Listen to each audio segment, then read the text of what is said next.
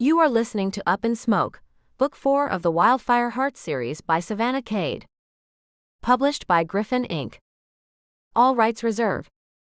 Please subscribe to this channel so you'll know when new books come out. It also lets me know that people are listening, so I can keep getting you more great audiobooks. Remember to like and comment on the videos too. This helps the channel keep bringing you more great content. Chapter 1. His breath was heavy in his ears, the sound rattling inside his face shield and through his SCBA gear. Luke moved by feel alone, unable to see through the heavy smoke, but he moved quickly. It was more than just his firefighter training that led him along the path. He knew this house, and the guilt of it weighed heavier on him than the oxygen tank and all the gear. Oily black smoke rolled down the hallway and was pouring out the windows when the trucks had pulled up. It was obvious the burn was bad at first glance. From inside, it was worse.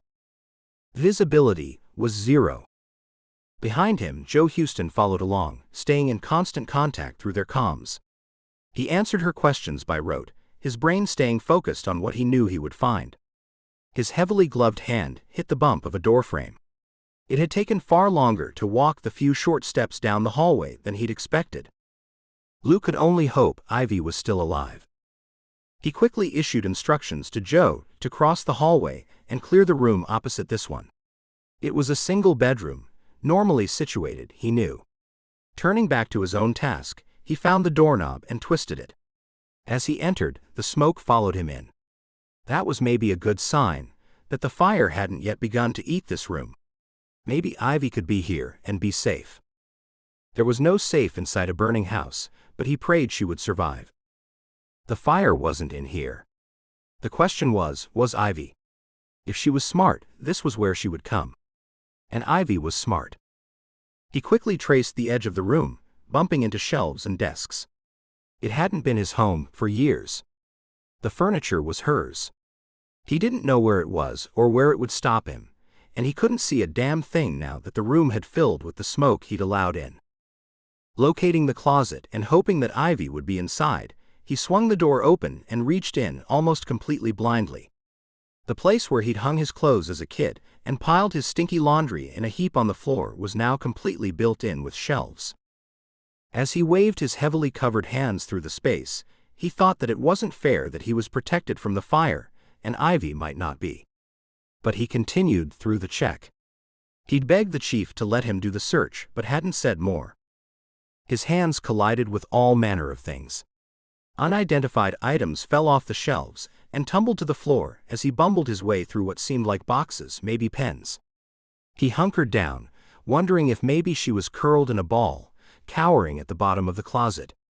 When people got caught in house fires, they hid, and they often passed out, unable to call out to firefighters to aid in their own rescue. But the shelving went all the way to the floor. Large boxes were stuffed into place, and there was no room for Ivy Dean. Quickly abandoning this search, he stood abruptly and returned to tracing the edges of the room. There was another door here. This is why he had chosen to come in here. At some point before even he had lived here, this once mid-sized second bedroom had been cut in half in an attempt to make two smaller rooms. In the worst possible design, a bedroom off of a bedroom, and Luke was willing to bet it had been someone's home job that wasn't up to code. He hadn't known it as a kid, and he hadn't been back in this house since then, but even from his memory it had been a shoddy build. His hands touched the wall, and sure enough, it still existed. With the heat and pressure, he could almost feel the cheap materials flex under his touch. If the fire touched it, it would burn fast and furious. He had to find Ivy. It was the only way to redeem himself. In recent years, the neighborhood was just starting to gentrify. The local librarian had definitely taken a chance buying this place. Luke continued to feel along the wall, whispering prayers in his native tongue as he went. As he finally felt the door and grabbed for the doorknob, he would have let out a sigh of relief if he weren't so well trained. It was the only thing keeping him upright now. He pushed open the door and wandered into the space as the voice came through his comm system. Joe Houston declared her room clear. There wasn't much more to do. He directed her to check the bathroom. Maybe Ivy was cowering in a cool tile tub. He could only hope. Actually, he hoped the neighbors were wrong and Ivy wasn't really home for this nightmare, despite the fact that all signs indicated she was. If she was here somewhere, and he couldn't live with himself if someone didn't find her and save her. Joe Houston probably shouldn't have been in here, looking for her best friend. But small towns were like that. It was nearly impossible to never run a rescue on someone you didn't already know, or maybe love. He'd seen it before, and it was brutal. The smoke followed him, black and oily. It supplanted the thin gray film that had already found its way in here. But maybe it had been safer to be in this room for a while. Luke felt his way around. If Ivy were here, she would probably be low to the ground. The librarian was savvy and would have done everything correctly to save herself. But would it be enough?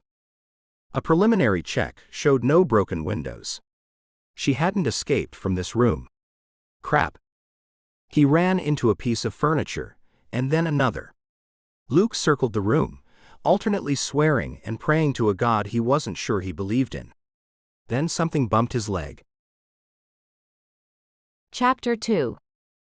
Ivy jolted awake at her first gulp of fresh air.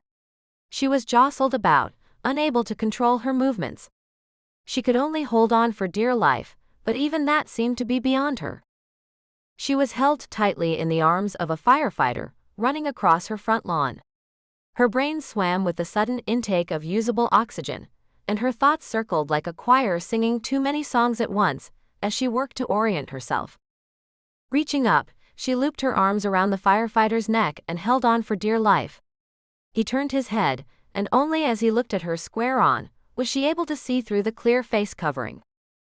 Luke Hernandez was quiet but competent on the job. Around town, he had a reputation for being a bit of a wild card. He didn't grin at her now, the way he did when he came into the library. Now there was no charm, only a disturbingly relieved expression that she was awake and looking at him. Had she almost died? Though his bold good looks and his disturbingly disarming smiles had always made her stomach twist, Ivy knew better than to read it as anything more than the slimmest of flatteries. Luke did that with every woman he met.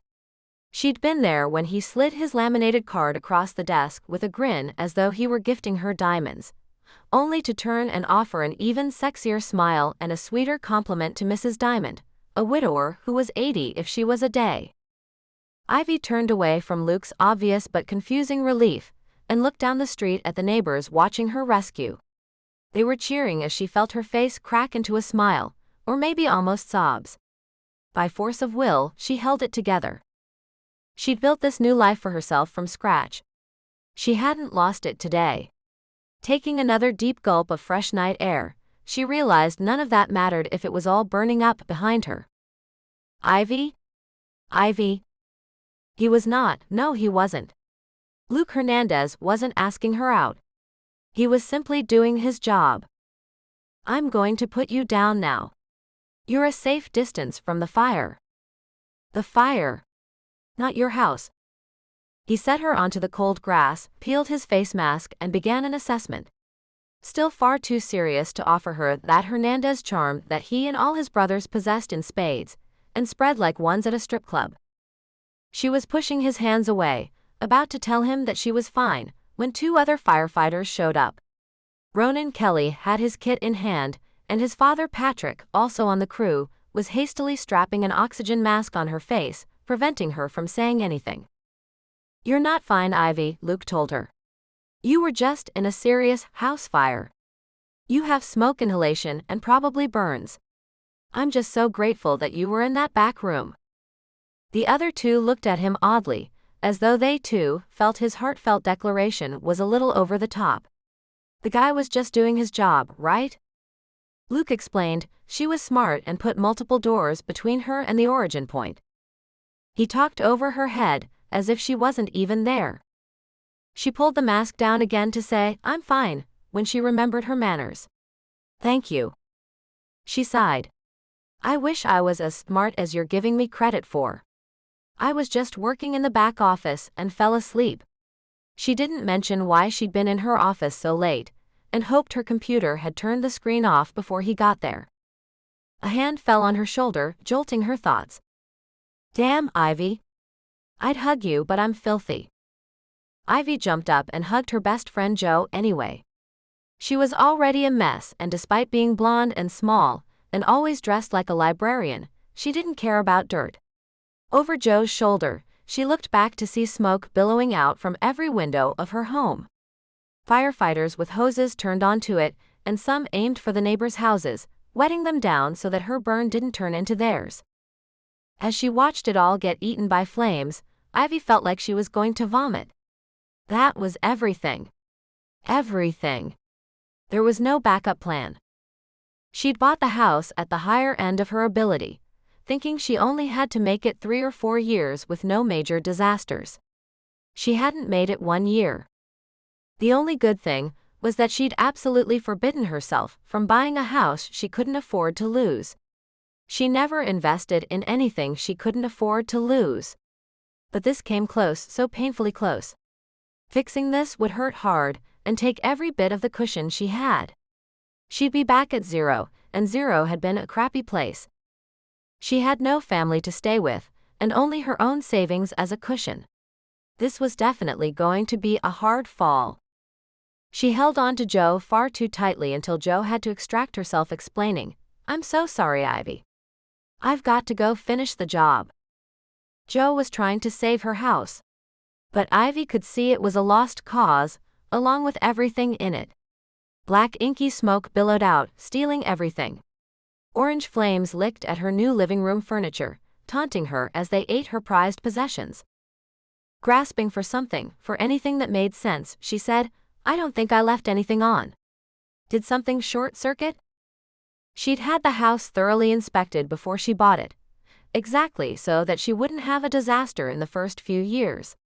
Had her inspector not been competent?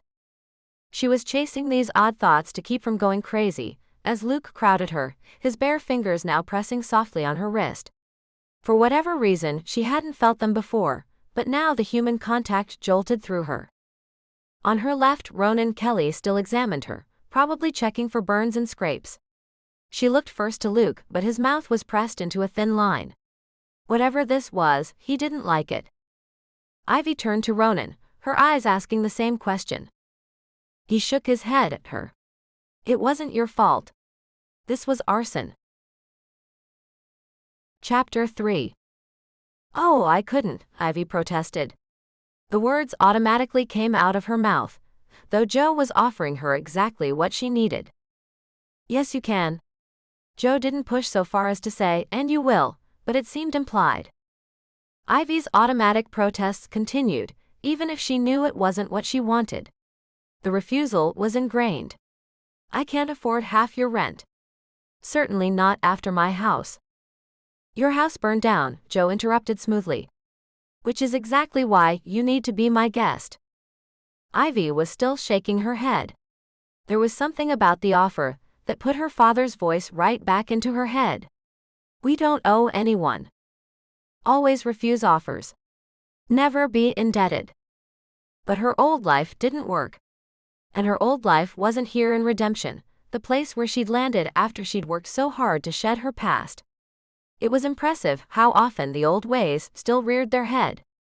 So many times she realized she was wearing the old mantle, and she had to once again take it off, though she had no idea when it had been put back on. It was simply always appearing. "There's no rent included," Joe told her as her friend moved her head back and forth, trying to catch Ivy's gaze. "I've been paying the rent on this place by myself for some time, so I don't need the help. I do have a trust fund." Joe grinned at the last one, though Ivy had no idea what that kind of safety net would feel like. Still, she opened her mouth one more time, the protest trying to come through. Ivy was up to her neck in trouble. Her homeowner's insurance would take her deductible, and that would chunk part of her savings. And the insurance wouldn't cover everything. Though it should cover a place for her to stay in the meantime, there were still so many other expenses. Food, clothes, and transportation sprang to mind. And she was confident that others would continue to surprise her randomly. Her brain faltered. Her car. How was her car? It had been in the garage, and she hadn't even thought to ask about it. Latching onto one idea, she told herself that if her car was okay, she could survive this hit. So her brain churned and her mouth opened to ask, to cling to one hope. She wasn't crying yet, but she would be. She was just still in shock right now. Jo waved a hand in front of her face, palm open, as if to say, just stop. What Jo actually said was, if this were me and my home had burned down, you would have offered me a place to stay. Wouldn't you? Ivy nodded. She knew where this was going, and she was already caught in the trap. And you wouldn't have charged me rent, would you? Jo pointed out. Ivy shook her head. She wouldn't have. Trying to think rationally, she walked through the reverse option. Had she given Jo a place to stay rent-free, she never would have considered that Jo would owe her in return. So this time, when she opened her mouth, she forced herself to say the words, "Thank you. It means everything." The relief on her friend's face at having won the argument was clear. But Jo was always about moving forward. Can you get one of your neighbors to bring you to the station? Now that the decision was made, Ivy's best friend was all tactical logistics. Ivy looked around and found herself nodding. She could make that happen. She had trained herself to accept small favors like a ride here or there, a paid-for lunch, a present. Birthday presents had been the hardest to accept, but she'd done it. In the early days, she wouldn't have been able to take the offer. Staying at Jo's apartment just seemed like such a big ask. But she hadn't asked, Jo had simply volunteered, and Ivy needed to learn to accept help. The firefighters would be leaving on their trucks once all the cleanup was done. Jo was still on shift until 8 in the morning. Maybe they'd let Ivy sleep at the station for a while. Maybe she could get into the library and stay there. Did she even have her keys? With a massive sigh, she realized she didn't. They were all on a hook, hanging just inside the kitchen. So neat, so organized, so inaccessible. Also, she smelled awful and desperately needed a shower. Her head almost fell back as she realized she didn't have any clean clothes. Everything was inside the house, since that was a normal place to store clothing, and everything in the house was possibly damaged beyond repair. At best, it was going to take several days to get in, and anything salvageable would need serious cleaning. A hand fell on her shoulder, heavily padded by thick gloves. Jo grabbed on and rattled her a little bit. I got you covered for everything. You can borrow anything in my closet too. Please don't worry about this. The last line indicated that Jo knew there was no way Ivy wouldn't worry. So she was only telling her not to worry about a place to stay and clothing to wear. For a moment, Ivy imagined herself heading into the library the next morning in Jo's clothing, as if she could show up in leggings and a sports bra, probably in a bright pink or orange. Would Jo's running shoes fit her? She almost laughed hysterically. But Jo's voice was calm and reassuring. Come to the station. We'll get you set. Ivy nodded, looking around. My car. Jo shook her head, and Ivy felt her heart fall as though this were the straw that would break her. But Jo's words were at least a little better than she expected. We won't know about it until the last of the fire is out and we do a final inspection. We'll open the garage and see. That was better than the car simply being gone. The keys are on the hook just inside the kitchen, Ivy told her, as though they might find her car was drivable and that Jo might deliver it. High hopes. When Jo turned back to the work, Ivy tried to step toward the house to get a better view of the damage. She had to know what was wrong before she could fix it. You can't go in. Luke Hernandez held his arm in front of her, the touch jolting even through all his padding. Still, she tried to move her way past his bulk. I'm not going to go inside. Was her voice really that raspy? Did her breath hurt just a little, or was she making it all up because she was traumatized? Ivy also tried to snap the words out, though she wasn't sure she'd really achieved it. She knew better than that. I just wanted to get close and... But you can't. He cut her off. It's too dangerous. But she needed to check. She needed to count what was salvageable and what wasn't. She couldn't plan and prepare if she didn't know. And she believed that if she could just get a handle on it, she could save herself from the overwhelming feeling that the fire had been cosmic. Luke had found her in the back room and praised her for getting to the safest place, but she hadn't done any such thing. She turned the odd little back room into her office because it had more windows, even though it moved through another room first. She'd been back there into the late hours and had fallen asleep at her little desk. Not because she was escaping the fire, but because it was her anniversary. Every year on her anniversary, she allowed herself to search for anything she could find. The rest of the year, she let them not even exist to her. Last night, she'd found a new baby and a wedding. They weren't easy to find, and she'd eventually fallen asleep across her open laptop. The firefighters had saved her from that room. There was at least smoke damage and maybe more. Maybe her computer was burned, but maybe when the firefighters went in today to inspect the damage, they would see what she'd been looking at. And how would she survive if they knew? Chapter 4. Did Ivy seem off to you? Luke asked to the open room and anyone who would listen. It was Ronan who answered. Dude, her house just went up in flames. Any one of us would be off, and we're firefighters. She's not. No. Luke shook his head. It was more than that. But Ronan dismissed him, once again suggesting that barely getting saved from a house fire was more than enough to account for it. Maybe he was wrong, Luke thought. He'd possibly just misread the whole thing. Lord knew he was more than a little off right now himself.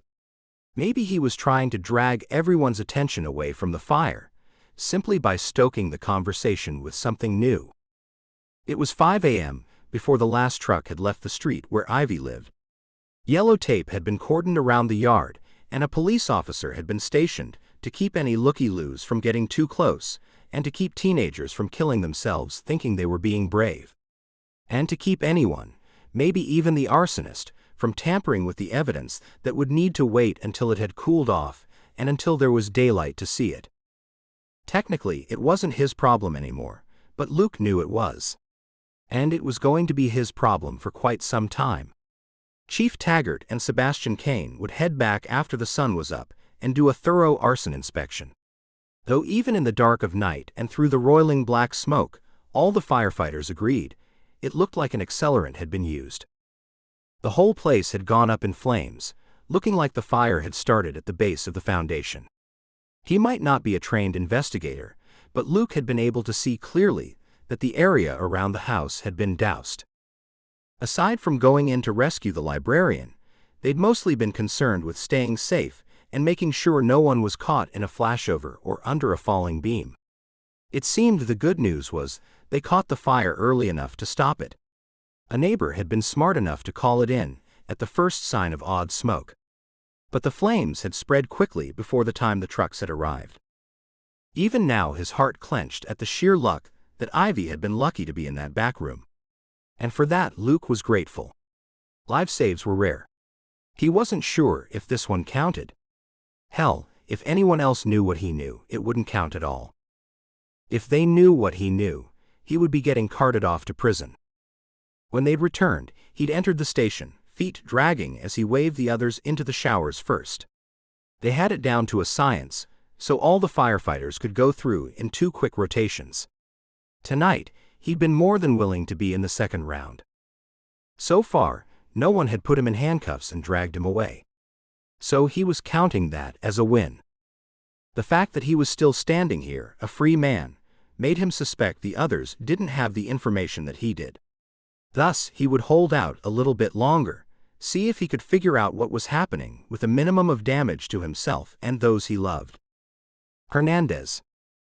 The voice came from over his shoulder and lightning quick, all of his blood froze. He hadn't fooled anyone, had he?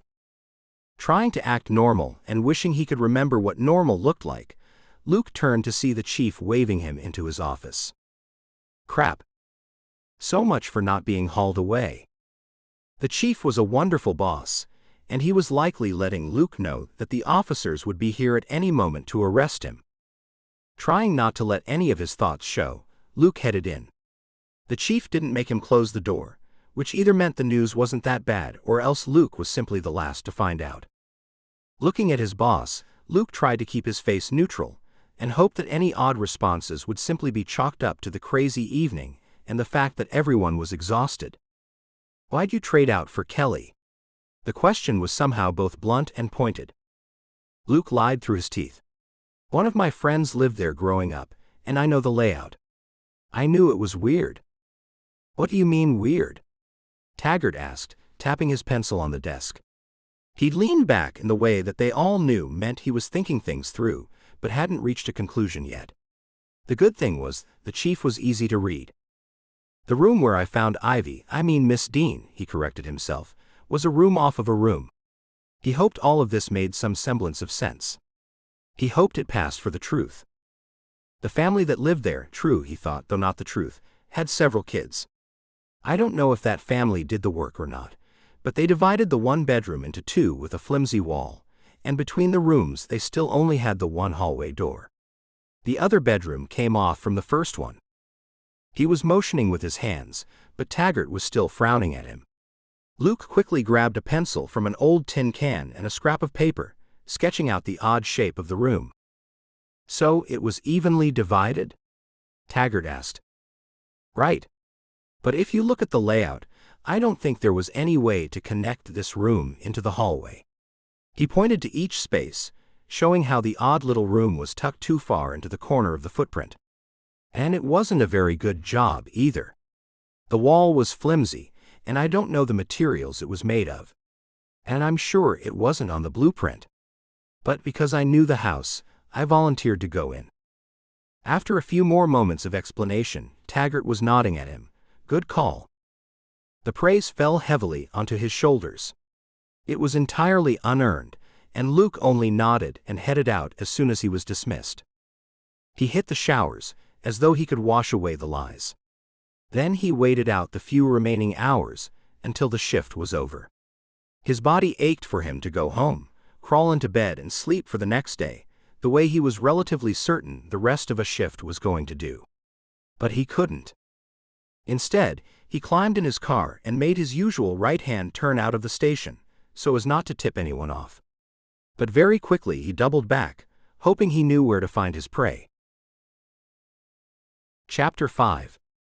Luke groaned and lifted his head as his phone buzzed loudly at him a second time. Not okay. Then again, he thought, none of it had been okay. He hadn't found what he'd been looking for, despite the fact that redemption was plenty small, and he shouldn't have had to try so hard. He'd fought the urge to follow a path that would take him past the old arson sites. It wouldn't do to be seen there, especially if Kane and Chief Taggart had caught on to the pattern. He could almost feel his heart breaking, thinking about watching his beloved childhood memories burn, one after another. How many more would it take before someone else saw where the path led? There were only a few options for how this could play out, and none of them were good. None of them were safe for Luke. He would either rot in prison or go down in flames himself. Unless he could get ahead of it. Today hadn't helped though. He'd certainly tried, but eventually he'd given up, come home, and tumbled face first into bed. While everyone else had been asleep since maybe 8:30 or 9, he'd now barely had a few hours. So as his phone buzzed at him with another text from Ronan, Luke cursed it and tried to decide what to do. Though Luke was only able to read it through fuzzy eyes, he made out the message.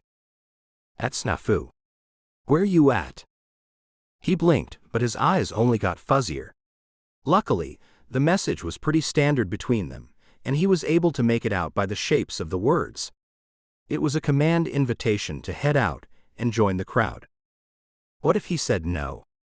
The problem was that he'd already screwed up in the middle of the night with the fire by telling his chief that he needed to be the one to go into the house. Then he'd screwed up further by lying to Taggart. If the chief figured out the connection, that would only look worse. But Luke hadn't been able to figure out any other way to save everyone. And he wasn't going to let Ivy Dean burn because of his own bad decisions. If he didn't show up tonight, it would look odd, and he couldn't afford any more abnormalities to his behavior. So he sat on the side of the bed, holding the phone between two hands, and forced himself to tap out a message. On my way. He needed a shower. He'd fallen straight into the bed without one. At least he'd had one at the station last night, but he needed another after the hard sleep he'd just powered through. Running the water cold, he tried to think through what he needed to do just to be normal. Normal was everything right now. It was his only cover. He needed to have 2 beers, probably enough to look reasonable, and hopefully not enough to knock him out tonight.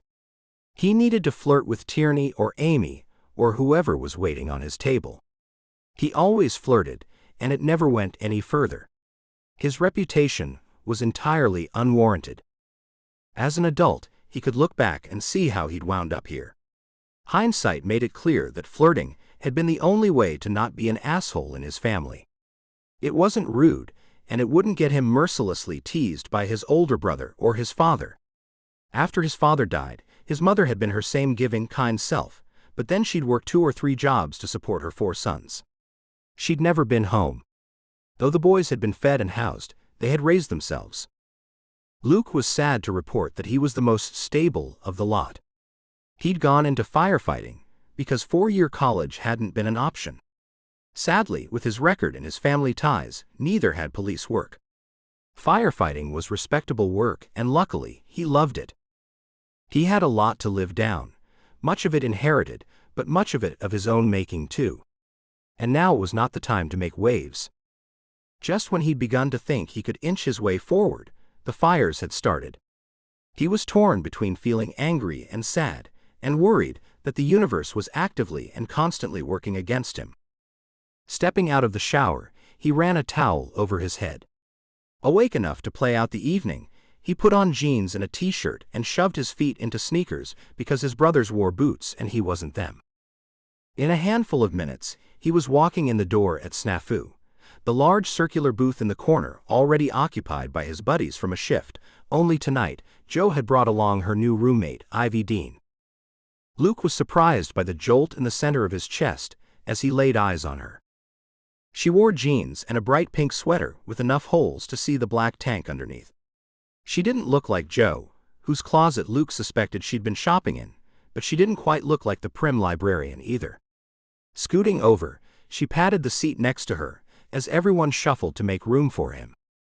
"Hi, Ivy," he said softly. "I hope you're doing okay." "I'm barely holding it together." She said it far too jovially for the stark admission the words offered. And she raised a huge mug in her slim fingers as she saluted him. "But thank you."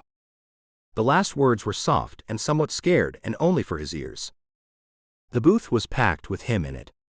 His thigh laid alongside hers, his shoulder touching the soft yarn of the sweater, and Ivy turned to him, a small smile on her lips. She might be alive today because of him. Was the smile one of gratitude, or was it maybe something more?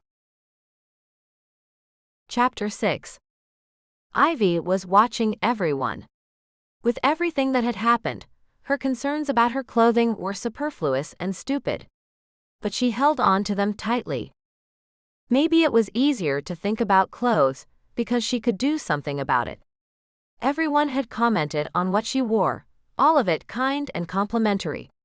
She'd showed up in Jo's tight jeans and bright pink sweater, not her usual colors. Had she been in redemption long enough that this wouldn't change what they thought of her? Had she established herself as smart but not interested? As hardworking but not a party girl? This clothing wasn't as unfamiliar to her as they might think it was. In fact, she'd pushed decency much further, many times. And she'd been so used to the skimpy clothing and the tight short skirts speaking for her that she wondered what this was saying now. So far, it hadn't caused a problem. What was causing a problem was Luke Hernandez. Why was her heart skipping a beat? And why was she drawn to him when he wasn't even flirting with her? That had to be the worst.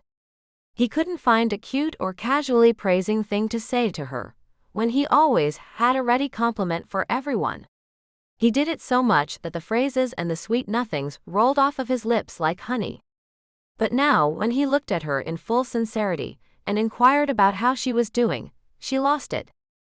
For the first time, his smile worked on her, the shy one, not the overly charming one. The simple movements, where he grabbed for her beer right before she would have knocked it over, lifted it up, and handed it back, spoke of attention. He'd carefully set it in front of her, his fingers lightly brushing hers as she reached to steady herself. "Sorry," she said, scrambling to say something to somber Luke. "Too much to drink?" She pointed to the glass. "This is my first beer." And it was quite obvious that it was barely halfway gone. It shouldn't have been enough to make her drunk. "Are you okay?" There it was again. The concern in his voice grabbed at her. And that was stupid, just stupid. It was worse than being charmed by his flirting. The concern wasn't even plausibly personal, it was his job. So she told herself to stuff it down. "I don't know.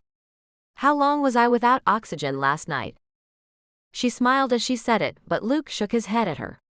"That's not funny." Perfect, she thought. She'd been chastised by the man who was charming to every single person in town. Apparently everyone except her. "I was worried about you." Oh hell. He shouldn't say that. She wasn't dealing with anything well enough to handle the onslaught that was a truly concerned-looking Luke Hernandez. She told herself he shouldn't have been worried. His job was to detach himself from the fires and the victims. At least that's what Joe told her. Joe had the advantage of still being relatively new in town. The guys, especially some of the ones who'd grown up around here, like the Hernandez boys, apparently knew pretty much every address. Dispatch had sometimes received calls that said, Ted's house over on the East End had a fire in the garage. And that had apparently been enough for the Redemption 911 operator to be able to send units to the right place. She and Joe had laughed about it. So she told herself that Luke knew everyone, and he knew he wasn't supposed to get personally involved in the cases. Interestingly enough, though Ivy had grown up in a small, tight-knit community, even use of the fire department would have been considered an obligation to pay back. "I'm fine," she told Luke, having a sudden moment where everything in her rebelled at the concern in his voice. She bit off the words, "I can take care of myself, and make my own decisions." But it was almost as though he heard them anyway, despite the fact that they had not come out of her mouth, not for some time. She'd quit saying it, and started doing it years ago, and it had cost her everything. That had all been her doing though. When she and Lily had gone out that last night, she'd known what it could set in motion. And though they'd rolled the dice before, and always come up lucky, that night they hadn't. She hadn't been prepared for the betrayal though. But at least when she left that place, she had been her own person. Now her house burning felt like karma that she wasn't sure if she deserved or not. Karma that she wasn't sure why it had come at her. Leaning closer to Luke, she ignored the way the scent of him made her breath catch. Surely that was just leftover smoke inhalation, right? Was it arson? Maybe she'd caught him unprepared for that question. Hell, she'd leaned in and whispered, maybe he'd expected the kind of come-on that he must surely get plenty of, the way he flirted. He nodded, and took another sip of his beer. He wasn't really drinking it, she noticed, and filed that thought away for later. Why my place? What did I do? It wasn't you. The words came too quickly, and too easily to be anything but the truth. She wondered how he could know that. Do I need to worry about bringing something to Joe's? Even though he told her it wasn't her fault, that didn't change anything. It didn't matter whether it was or wasn't. If something was after her, it was after her. He hesitated before he answered, and that spoke volumes. Chapter 7. Are you ready? Ivy took a deep breath, but she didn't move and neither did Luke. They stood on the front porch where she'd stopped, unable to take another step. Maybe she was close enough. To either side of her, she could see the black streaks that climbed the outside walls of the house. No bit of her cheap vinyl siding had been left unscathed. It would all have to be replaced. But in most places, the walls had held. Through the window, she could see the charred and black interior, furniture crumbled, curtains missing, rough edges lined with soot. What had once been her home was now ruined. Maybe they'd been right. The old thoughts about they entered her head unbidden but still there. Maybe she had been too prideful of what she'd accomplished. But when she'd walked away, she told herself that she didn't believe that anymore. And if she didn't believe it, she had to not believe it. This wasn't a punishment. "Are you ready?" Luke asked again. There was no change in his tone, just the repetition as though he hadn't even said it the first time. "Yes." She offered the one word with conviction, though it was conviction in tone only. She didn't feel it. It had been 3 days since the fire, and she still wasn't prepared to look at the damage. Luke had volunteered on his day off to walk her safely through, so she could make a plan. So that B shift wouldn't have to lose a firefighter to help her. As he opened the door, she looked at the hollowed-out black shell. Large patches of drywall were missing, and the studs she could now see were blackened and cracked. The ceiling was soot from corner to corner, and the smell was overwhelming. It must already be starting to mold. Luke's arms came around her before she even realized she was crumpling to the dirty floor and crying. There was nothing left. No way this could be salvaged. "It's okay," he told her. "It's okay." But it wasn't. Forcing her legs underneath her, Ivy stood of her own accord. With her voice having returned, she simultaneously thanked Luke and pushed him away. "May I?" She pointed toward the center of the room, and waited until he nodded. "That's why we had to wait so long to get you let in. But it's all been cleared. The floor is safe." She nodded resolutely, not looking at him as she stepped inside. She was being crushed. She couldn't breathe. And when she did, she inhaled the after effects of smoke, flame retardant, water, and a hint of something volatile. Stepping gingerly into the room, Ivy made her way past the wooden frames and shriveled synthetic tufts that had once been her prized chairs. Comfortable and fluffy, they'd looked like the ones she'd always wanted when she was a kid, and snuck the magazines out of the mail. Another loss. She moved quickly past the carcasses and into the kitchen. She didn't have much. She'd been brought up in a simple life, and once she was on her own, the small number of things she had still seemed a bit excessive to her. It wasn't that she was trying to make her life small, it was simply that she'd realized she didn't need all of the extras. So it hurt even more to lose what she had decided to keep. The kitchen was an odd mosh of death and life. Some of the cabinets retained their shiny glossy coating, while others were blackened. One charred door hung by the lower hinge, hinting that it would clatter to the floor at any moment. Turning away from what she couldn't bear to look at, she hoped Luke couldn't see her tears as she headed down the hallway. There was black around the doorframes, but she turned the handle to the odd little pair of rooms that she had cobbled into both a storage and an office space. But as she stepped inside, she gasped. "Amazing, isn't it?" Luke's voice startled her. He must be right behind her, but she'd been lost in her own grief. She stumbled back into the hard wall that was his chest. His hands came up to grab her shoulders and steady her, but in a moment she was back on her feet and walking across the carpet. The room was practically pristine. "We opened the windows and let it air out." He was following her inside, explaining despite the fact that she wasn't absorbing any of it. "You'll need to air it a little bit more. But a good carpet cleaner can take care of it." She almost laughed. Why should she get a good carpet cleaner service for what had never been a good carpet? It was old and beaten. When she'd bought the place, it was already faded. The combination of the little house being all that she could afford, and it already having a personality of its own, was enough for her. Ivy had promised herself she'd upgrade as she went along, but now she was going to have to fight just to get back to the status quo. Heading into the second room, she was stunned to find it much the same, pristine and almost clean. Her laptop still sat on the desk under the window. It was easy to see where she'd sat looking into the small backyard. When she looked out, she saw her hibiscus was still in bloom. Small wonders. But it wasn't, she reminded herself. The fire couldn't be a punishment for pride, or how would her garden still be so lovely? She almost laughed. It had likely gotten watered to hell and back the other night. Hitting a key on her computer, Ivy watched as the screen came to life. Nothing was missing in here, even the tech seemed intact. As the system filled in every icon and opened her documents, a huge sigh of relief fell out of her. Then her internet browser restored all the information she'd been searching when she'd fallen asleep in here. While she was glad her router hadn't burned, she wondered how many people had been through here and seen what she was searching. Her history was probably now part of the investigation. Turning around and ignoring those possible ramifications, she pushed past Luke and practically ran into the bedroom.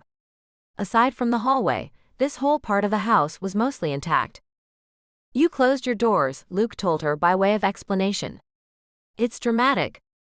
It prevents the spread of fire." But the outside? She'd seen the blackened streaks on every wall. So how could what was inside have survived? Someone put accelerant all around the outside of the house in a ring, right at the base, in the flower beds and everything. So the siding is a mess.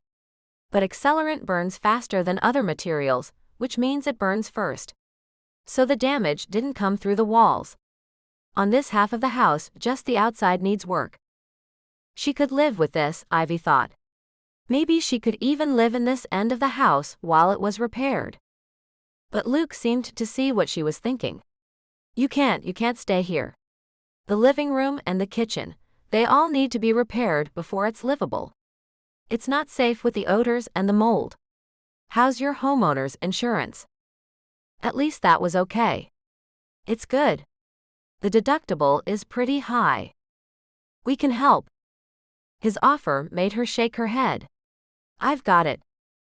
"Unless you went really high-end," he trailed off, letting her know that he didn't expect anyone in this neighborhood to have top-notch insurance. "It won't cover everything. But I'll help." For a moment she stared at him, wondering at the sincerity of the offer, and hating again the impulse to just say no. That she would need to do all of it herself. "I don't know." Ivy was proud of herself for finding at least a middle ground. "How would I ever repay you?" But Luke Hernandez only shook his head. "You don't need to repay me. You won't owe me anything. I need to help you fix this place up because I owe you." Chapter 8. Oh wow. He managed to hold in the comment that wanted to roll off his tongue. Luke had not been prepared for the woman who walked toward him. In jeans and a t-shirt, Ivy Dean strode across her own lawn wearing sneakers and a tool belt strapped expertly around her hips. It matched his own, only hers was brand spanking new. He wanted to ask, "Do you know how to use that thing?"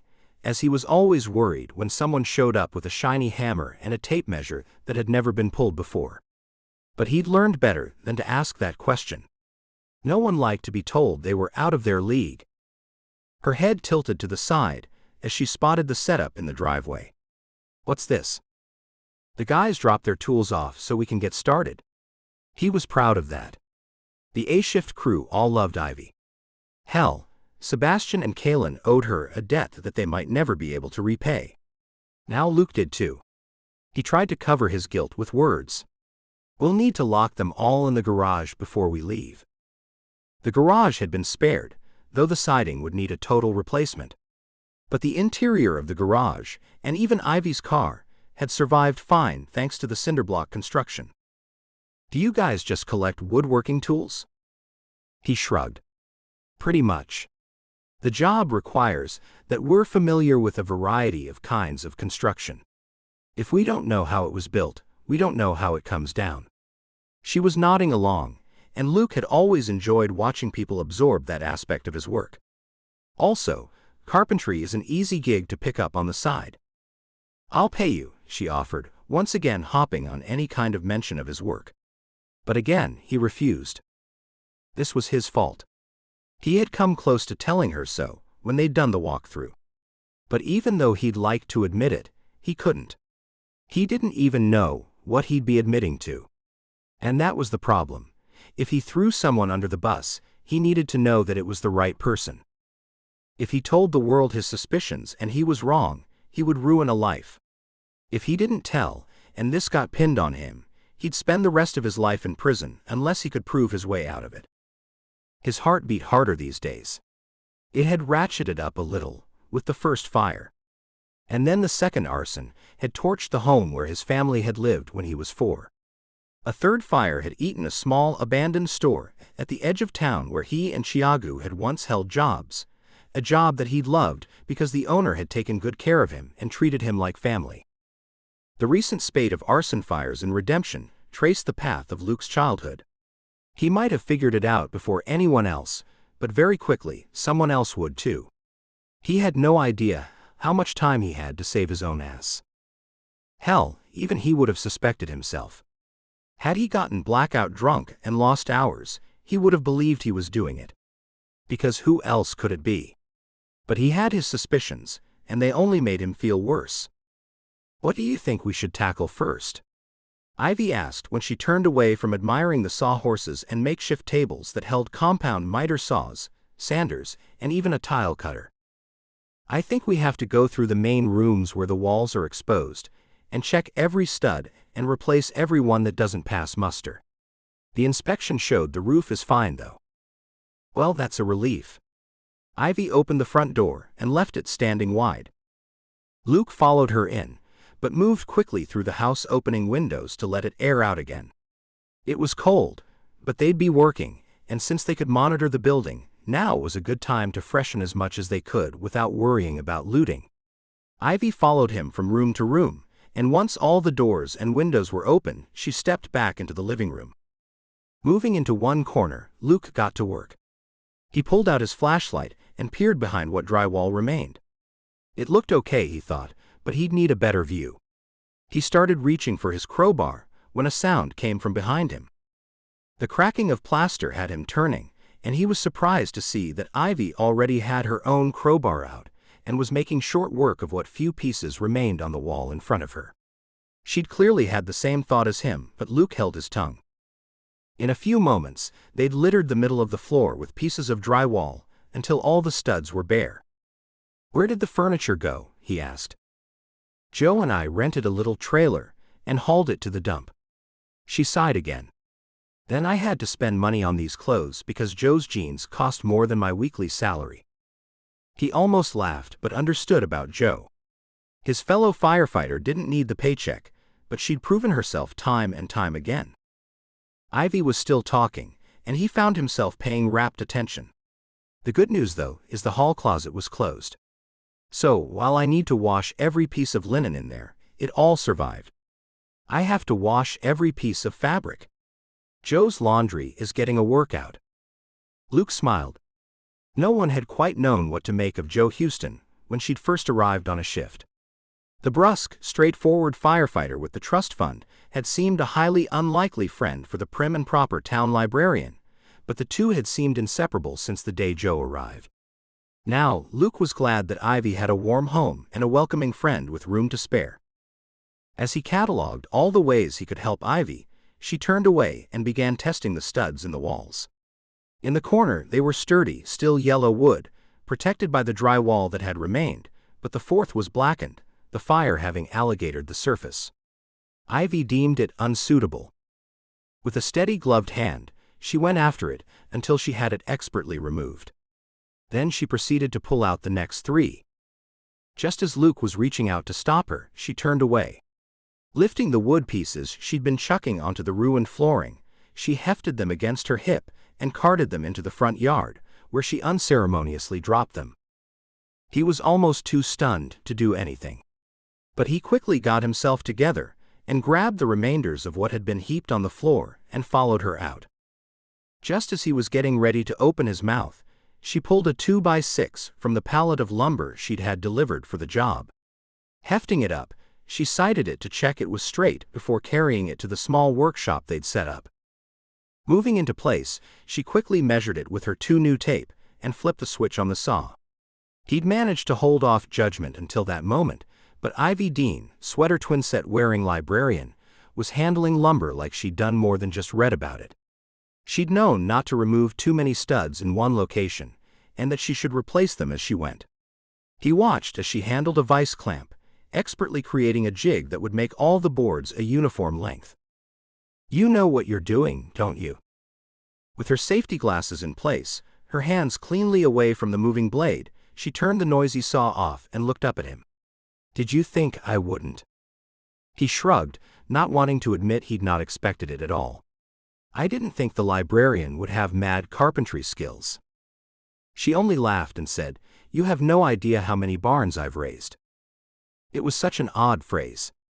One that he wouldn't use, despite the fact that he'd replaced countless numbers of walls and built far too many decks to remember. "When were you raising barns? And why did no one know about this?" But she brushed him off, as though she hadn't even said that. "Help me line this first one up." Luke followed her back inside. Her expertise and easy handling of the lumber told him this wasn't her first wall. So why wouldn't she talk about it?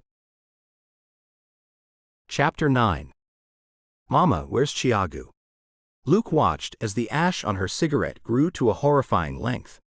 When he'd been a kid, her ability to grow ash and never drop it was a skill he admired. Now it petrified him. Whoever was following his childhood path and lighting it on fire wouldn't need to set his mother's home ablaze. She would do it herself, eventually. Taking another drag on the cigarette, she eyeballed him as if to say that was the stupidest question she'd ever heard. "I don't know where Chiagu is. He's an adult." Luke fought the urge to throw his head back and laugh.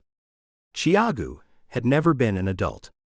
He was merely older these days. "Is he in prison, Mama?" "I don't think so." Didn't that just say it all? His mother loved her 4 sons. She'd shown it by working herself to the bone and making sure they had what they needed.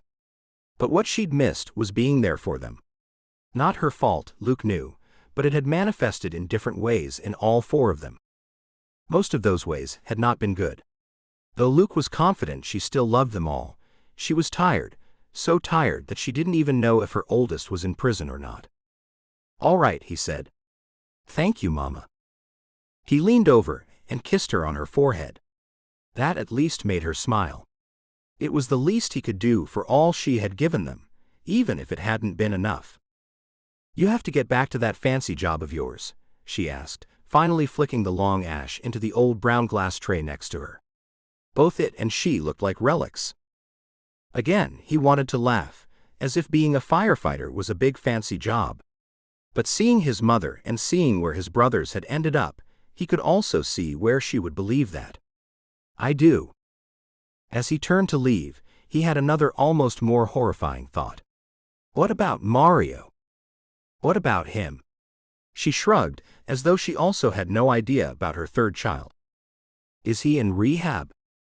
"Why would he be in rehab? He's doing great." She took another drag, and Luke's heart broke for her lungs and all the damage her smoking had already done. Again, though, he knew she was a victim of her circumstances. She'd given the boys enough to get out and make things better, even if she hadn't been able to do it for herself. Luke and Carlos had actually taken advantage of the possibilities. Luke didn't even know what she meant that Mario was doing great. For a brother who'd already been through rehab twice and had insisted all the way up until the moment he entered the facility each time that he was clean and had stayed sober, there was no trusting what he reported. Luke couldn't trust his mother either. He'd have to see it for himself. Another thought hit. What about J-Ho? You see him anymore? His mother looked at him like he'd gone off his rocker. Why are you asking about J-Ho? And why would I even see him? J-Ho and Chiagu had been inseparable as kids, and that was the problem. Luke Hernandez had never hidden the fact that she wasn't home. It wasn't unusual in their neighborhoods. So the neighbors had relied on each other to watch the kids, because they'd all worked their fingers to the bone, and none of the parents could afford real childcare. Luke realized now that meant the possible suspect pool of arsonists who could have followed Luke from home to home was larger than he might imagine. Chiagu had done time. If Luke told the chief to look into his oldest brother, Chiagu would likely go back in whether he'd done it or not. His mother would plausibly disown him for turning his brother in, no matter what the evidence showed. What if Luke turned the suspicion on Chiagu, and he was wrong? What if it was Mario? Mario concerned him. He hadn't seen his youngest brother in some time, and the last time he had seen him, Mario had been in one of those jovial good moods where everything was right. With the third Hernandez brother, that was suspicious. But with nothing to act on, Luke had asked his few pointed questions and was now forced to let it lie if he didn't want to turn in his family members on a horrid suspicion that he couldn't back up. Though at one point he'd wanted to be a police officer, Luke was now grateful that his own criminal record had made certain that it didn't work out. At the time, he had been furious with Mario for getting him caught, and then trying to blame it on Carlos. But now the thought of being in a job where he consistently had to put his own brothers up on the suspect list was something he was grateful he didn't have to do. This was hard enough. But if he didn't find out who the arsonist was soon enough, someone was going to die. Previously, the homes their firebug had set ablaze had been abandoned. It didn't pass Luke's notice that two of the places he had lived in had been in such bad repair that they'd been left to rot. The store where he'd worked might not have quite been rotting, but it had been sitting empty. Ivy's house, however, was an entirely different story. Not only was the home lived in, she'd been in it at the time, and according to the neighbors, it had been obvious she was home. That was going to go down as an attempted murder. The game had just become deadly. If he couldn't figure out who knew his own personal history and was lighting it on fire, those deaths would fall on Luke. It didn't matter if he set the fires himself or simply hadn't stopped it. Chiagu would be arrested as soon as they could find him, if Luke even hinted at the possibility. People in this town knew the Hernandez boys, knew what kinds of trouble they could cause. Luke had worked so hard to distance himself from a family that he couldn't untangle himself from. But as he thought about how to go about his investigation, an idea began to form. He wondered just how much he trusted her. Chapter 10. What do you mean? Ivy stopped, the paint roller still in her hands as she turned to look at Luke. Nothing. He covered too quickly. She was going to have to fire him. Could she fire someone she wasn't paying? That was super cryptic. And I don't keep secrets. She turned back to the wall, applying the paint, but stopped when his voice came again. What do you mean you don't keep secrets? You're one big secret. She was about to break into a sweat, and not because she was getting a workout, despite all the windows being open to the winter air. This was a cold sweat. She'd meant she didn't keep secrets now. But everything before she'd arrived in redemption was not up for discussion. She would show people her degree for a job interview, and that was the only thing she would say about it. She couldn't have people picking at her past. She'd worked too hard to get away from it. So she shifted the topic hard. You keep asking things that sound like you know more about my fire than you're letting on. I'm a firefighter. He took the bait. Or so she hoped. I know a lot about a lot of fires. It doesn't mean anything. But why would he say that last phrase if it didn't actually mean something? Before he could ask her something else, she tried again. You know, in a lot of cases, it's a firefighter who's the arsonist. That seemed to shut him up, but she was still so irritated. She'd come to redemption to escape everything in her past, the things she didn't want to remember, the heartaches and the lies that she wanted to leave behind. The first life she'd lived was not on her own terms, then she'd had a second life that she'd screwed up to hell and back. This one was her third life, and it was holding together just fine except for a house fire. To have Luke start picking at it was more than she could handle. She was also dealing with the fact that Luke had changed since he'd carried her out of her burning building. He had stopped flirting with her. And lo and behold, Ivy Dean was such a dumbass that she'd decided to fall for him now. She told herself she wasn't seeing the real Luke Hernandez. That it was just her heart overriding some stupid tripe about a good-looking man. Just because he was treating her differently now didn't mean he had feelings for her. She wondered if this was something other women learned in middle school. She'd been homeschooled and therefore not been exposed to these things. Why on earth would she like this man better when he wasn't flattering her and saying nice things than when he was? Ivy had prided herself for a long time on not letting her heart get involved. Somehow that one thing had followed her through all 3 lives she'd lived. Even at a young age, she'd known she wouldn't fall prey to becoming some man's wife, like her mother and older sisters had. She couldn't believe in a God that had given her this brain and this ambition, and wanted her to do nothing with it, besides bake pies and homeschool her 14 children. She had gotten an advanced degree in library science, maybe in part because she'd so loved having access to all the knowledge she'd been denied as a woman. Now there was nothing she couldn't look up, no textbook she couldn't borrow or research paper she couldn't find. So she told herself that she should be able to find out who'd set her home on fire. She had access to city records and more. But she had also told herself she had plenty to do, and that the investigators would figure it out and she didn't have to.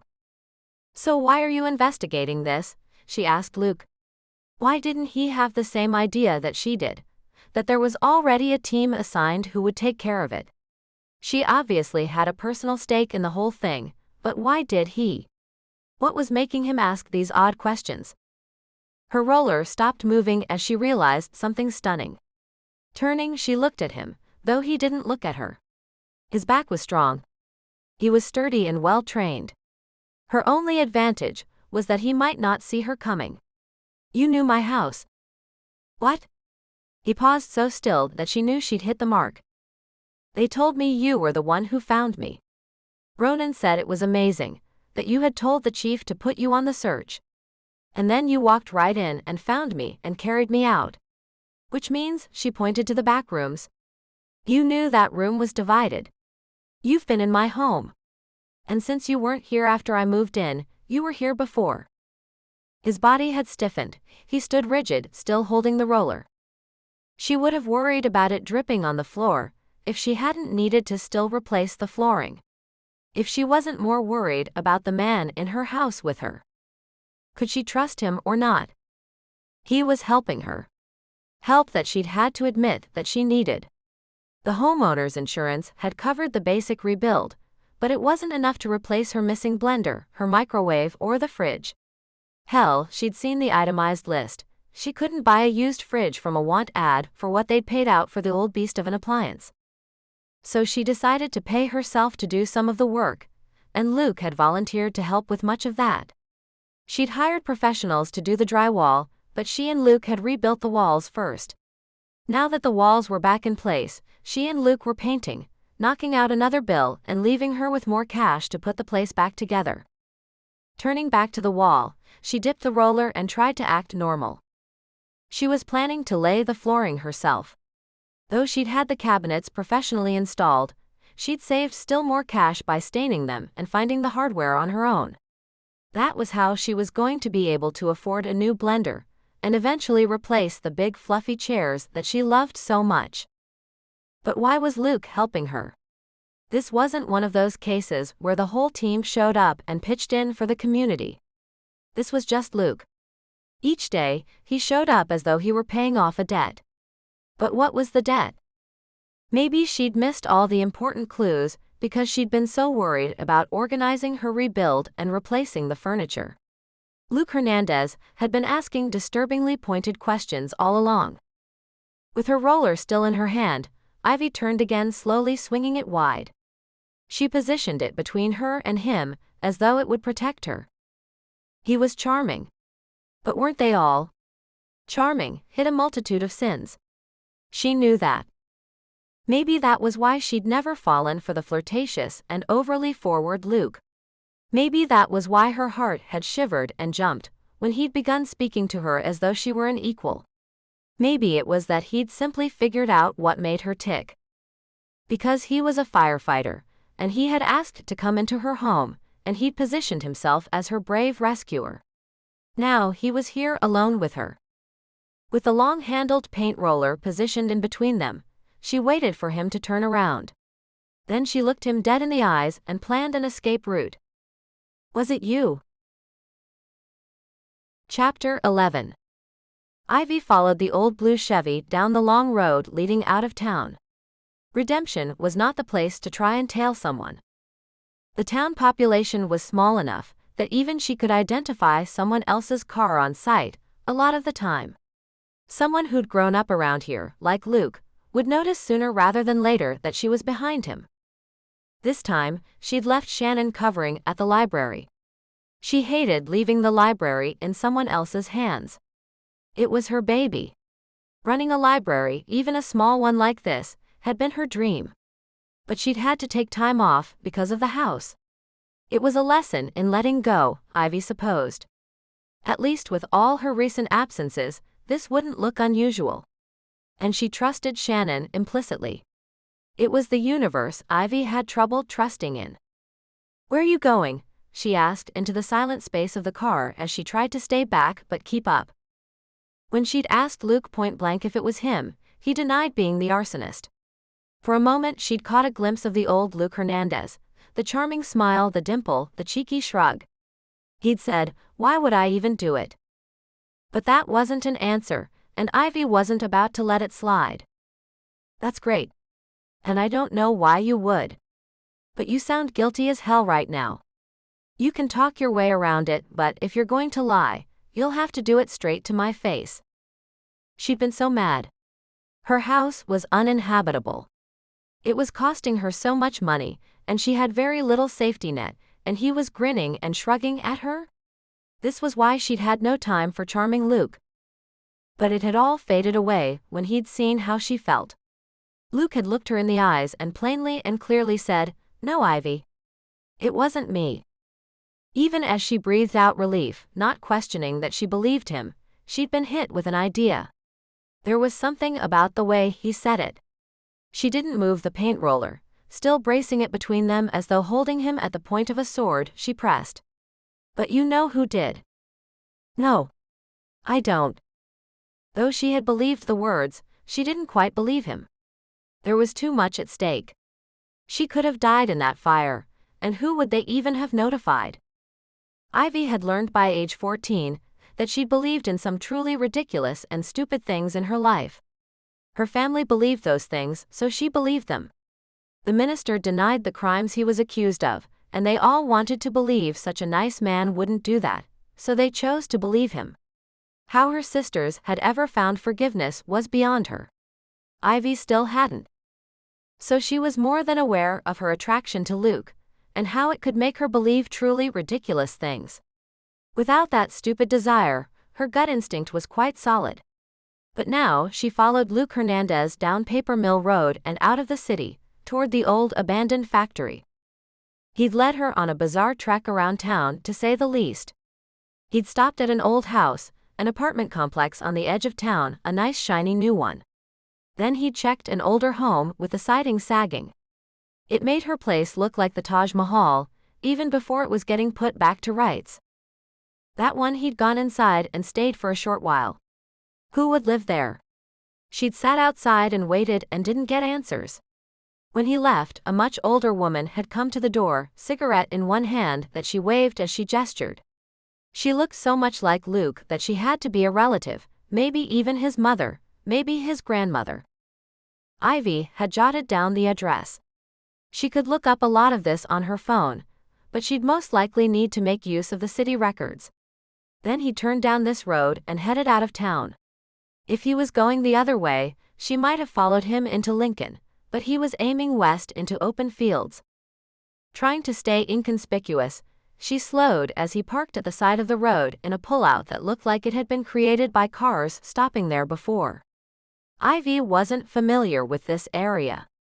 Whatever little shops had been out this way had closed long ago. The houses were farmsteads, few and far between. She passed old barns, rotting and falling down in the spaces between the properties. Ivy feared for the kids who might play there, and hoped their parents were keeping them out of harm's way. She tried to keep an even speed and look as though she belonged here. She didn't. She turned her head to look the other direction, as though Luke might not recognize her car, and not get a good look at her either. On a regular day, she would have waved at him, and maybe stopped and said hello. People out here did that kind of thing. It was the sense of community she'd loved about her childhood, without the terror of it. But not today. Turning her head away was maybe the dumbest thing she'd done. Luke had gone into her home when it was on fire. He'd saved her. He'd consoled her about not knowing if her car could be driven ever again, or if that too was something she might not have quite enough insurance money to cover. In the end, it had been Luke who'd had the joyous news of telling her the car had survived. He'd even talked her through how to take it into Lincoln, and which place could detail it well enough to get the smoke scent out. So, though she might have been looking the other way, her blonde hair and a ponytail would have been obvious. Her shell pink sweater set would have given her away on a good day. But even if he didn't see the person at all, Luke Hernandez likely recognized the car he'd spent 3 days calming her down about. A mile later, she turned around and told herself she'd drive past the parked car, go back into town, and mind her own damn business.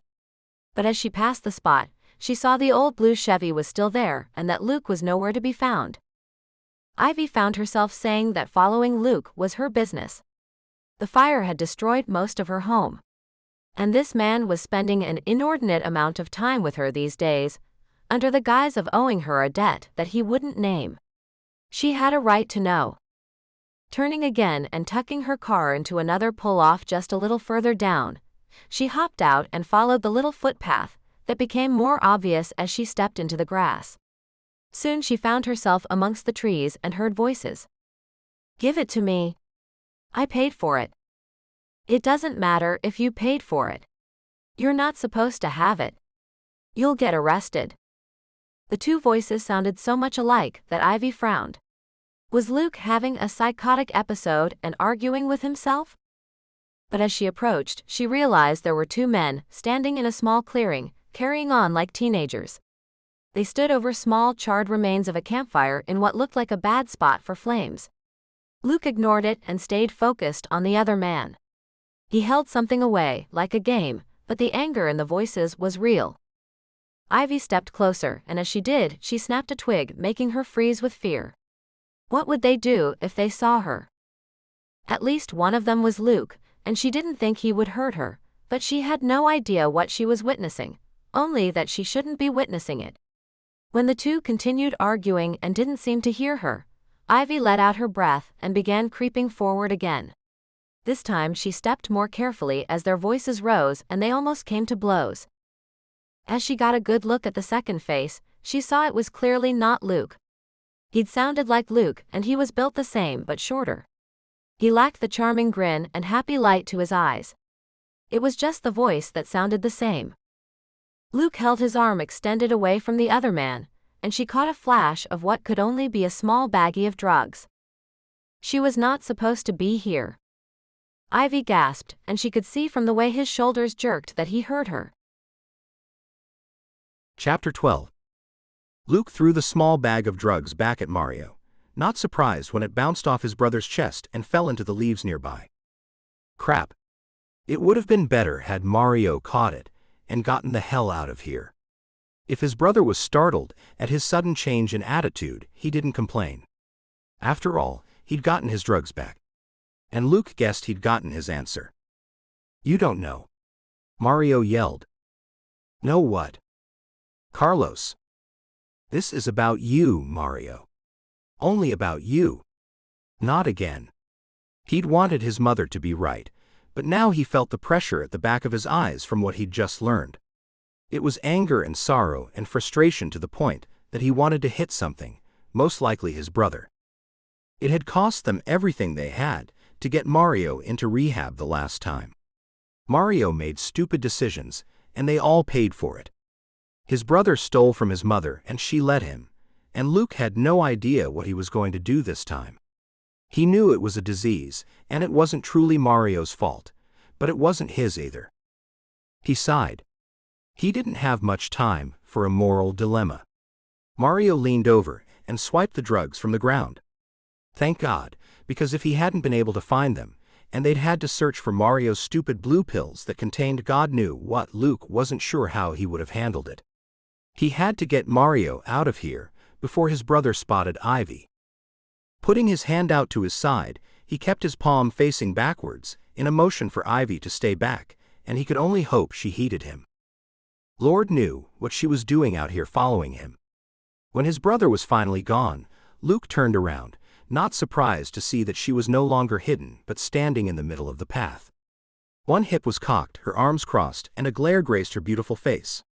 She was so mad, and she had no right to follow him, but every right to be upset about what she'd just seen. "What the hell are you even doing?" she asked, but before he could answer, she shook her head. "No, I don't care. I don't want to know. Don't come back to my house." She turned to walk away, and he didn't know why he did it. There was simply something so harsh about her telling him not to come back. Was it because he felt a deep need to pay off his debt to her, and this would stop him? The debt she didn't know that he owed, but he did. Was it simply because he wouldn't be able to see her again? There was something about Ivy Dean that drew him like a magnet, that hit him hard in the solar plexus. Everything was jumbled, and he had no idea why. But he reached out and grabbed her arm. "Wait a minute." Her eyes flared wide, in fear or anger he couldn't tell. With an expert move, she twisted his hand until he let go. He was smart enough to release his grip before she got hurt. Ivy Dean was not going to be held on to. "Ivy, we have to talk." "I don't know that we do." She turned away again. Out of habit or sheer need, he reached to grab her once more. But the sharp look she gave him told him that she would likely press charges for kidnapping if he even tried it. "Please?" It was the only thing he could think of. She spun to face him, but still managed to give no quarter. "You're dealing drugs now, too."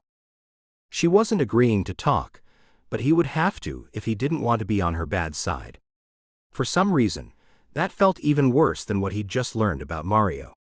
So he decided to tell her what he could. "No, that was my brother." As the words left his lips and he saw the reflection of his own pain in her eyes, he realized there was nothing to do but come clean. Whatever Ivy would imagine, like he'd suddenly become the local dealer, would be infinitely worse than the truth. As bad as the truth was, it was his best option. "He's been in rehab twice. It costs my mother and me, and my youngest brother Carlos everything to put him in." Her expression softened for just a moment, but hardened again, quickly. "So he's using again, and you're—" "What?" "Meeting him in the woods to discuss it." "No," Luke shook his head, his hand reaching up to cover his face. This got worse and worse. How could he untangle what she'd seen, and what had happened, and what he'd actually been intending to do when he drove out here? "How long did you follow me?" "All the way through town." "Why?" "You answer me first. What the hell are you doing in the middle of the woods, trading drugs with your brother?" Her tone was sharp enough to cut him deeply. Far deeper than she should have the power to do. Luke was breaking one of his cardinal rules: don't get involved. He didn't have the room in his life. His family was too screwed up to bring anyone decent into the fold. Ivy didn't deserve his feelings. "We weren't trading. I took it off of him. I suspected he was using again." "So why did you give it back?" "Because I heard you. And there you were, and I wasn't going to get into a fight with a drug addict who's beaten up his own mother in the past." He watched as her eyes flew wide. She'd been so sympathetic before. How had that shocked her? "He's unpredictable, and often violent over his next fix. I wasn't going to risk it with you standing there." Crap. That sounded like he was blaming her, and he wasn't. They'd learned to take responsibility for their own feelings and their problems when they'd all attended sessions with Mario's first stint in rehab. Well, Mario hadn't. But Luke had. It wasn't worth the fight. And he would get the drugs somewhere, eventually. "When I heard you, I just wanted him to leave." He could only hope that would be enough accountability. She was angry, and rightly so. "Why are you driving around town like that?" He gave her what he could. "I'm looking for the arsonist." There was a pause.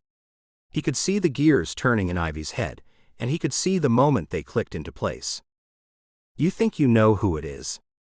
Did you lie to me?" "No."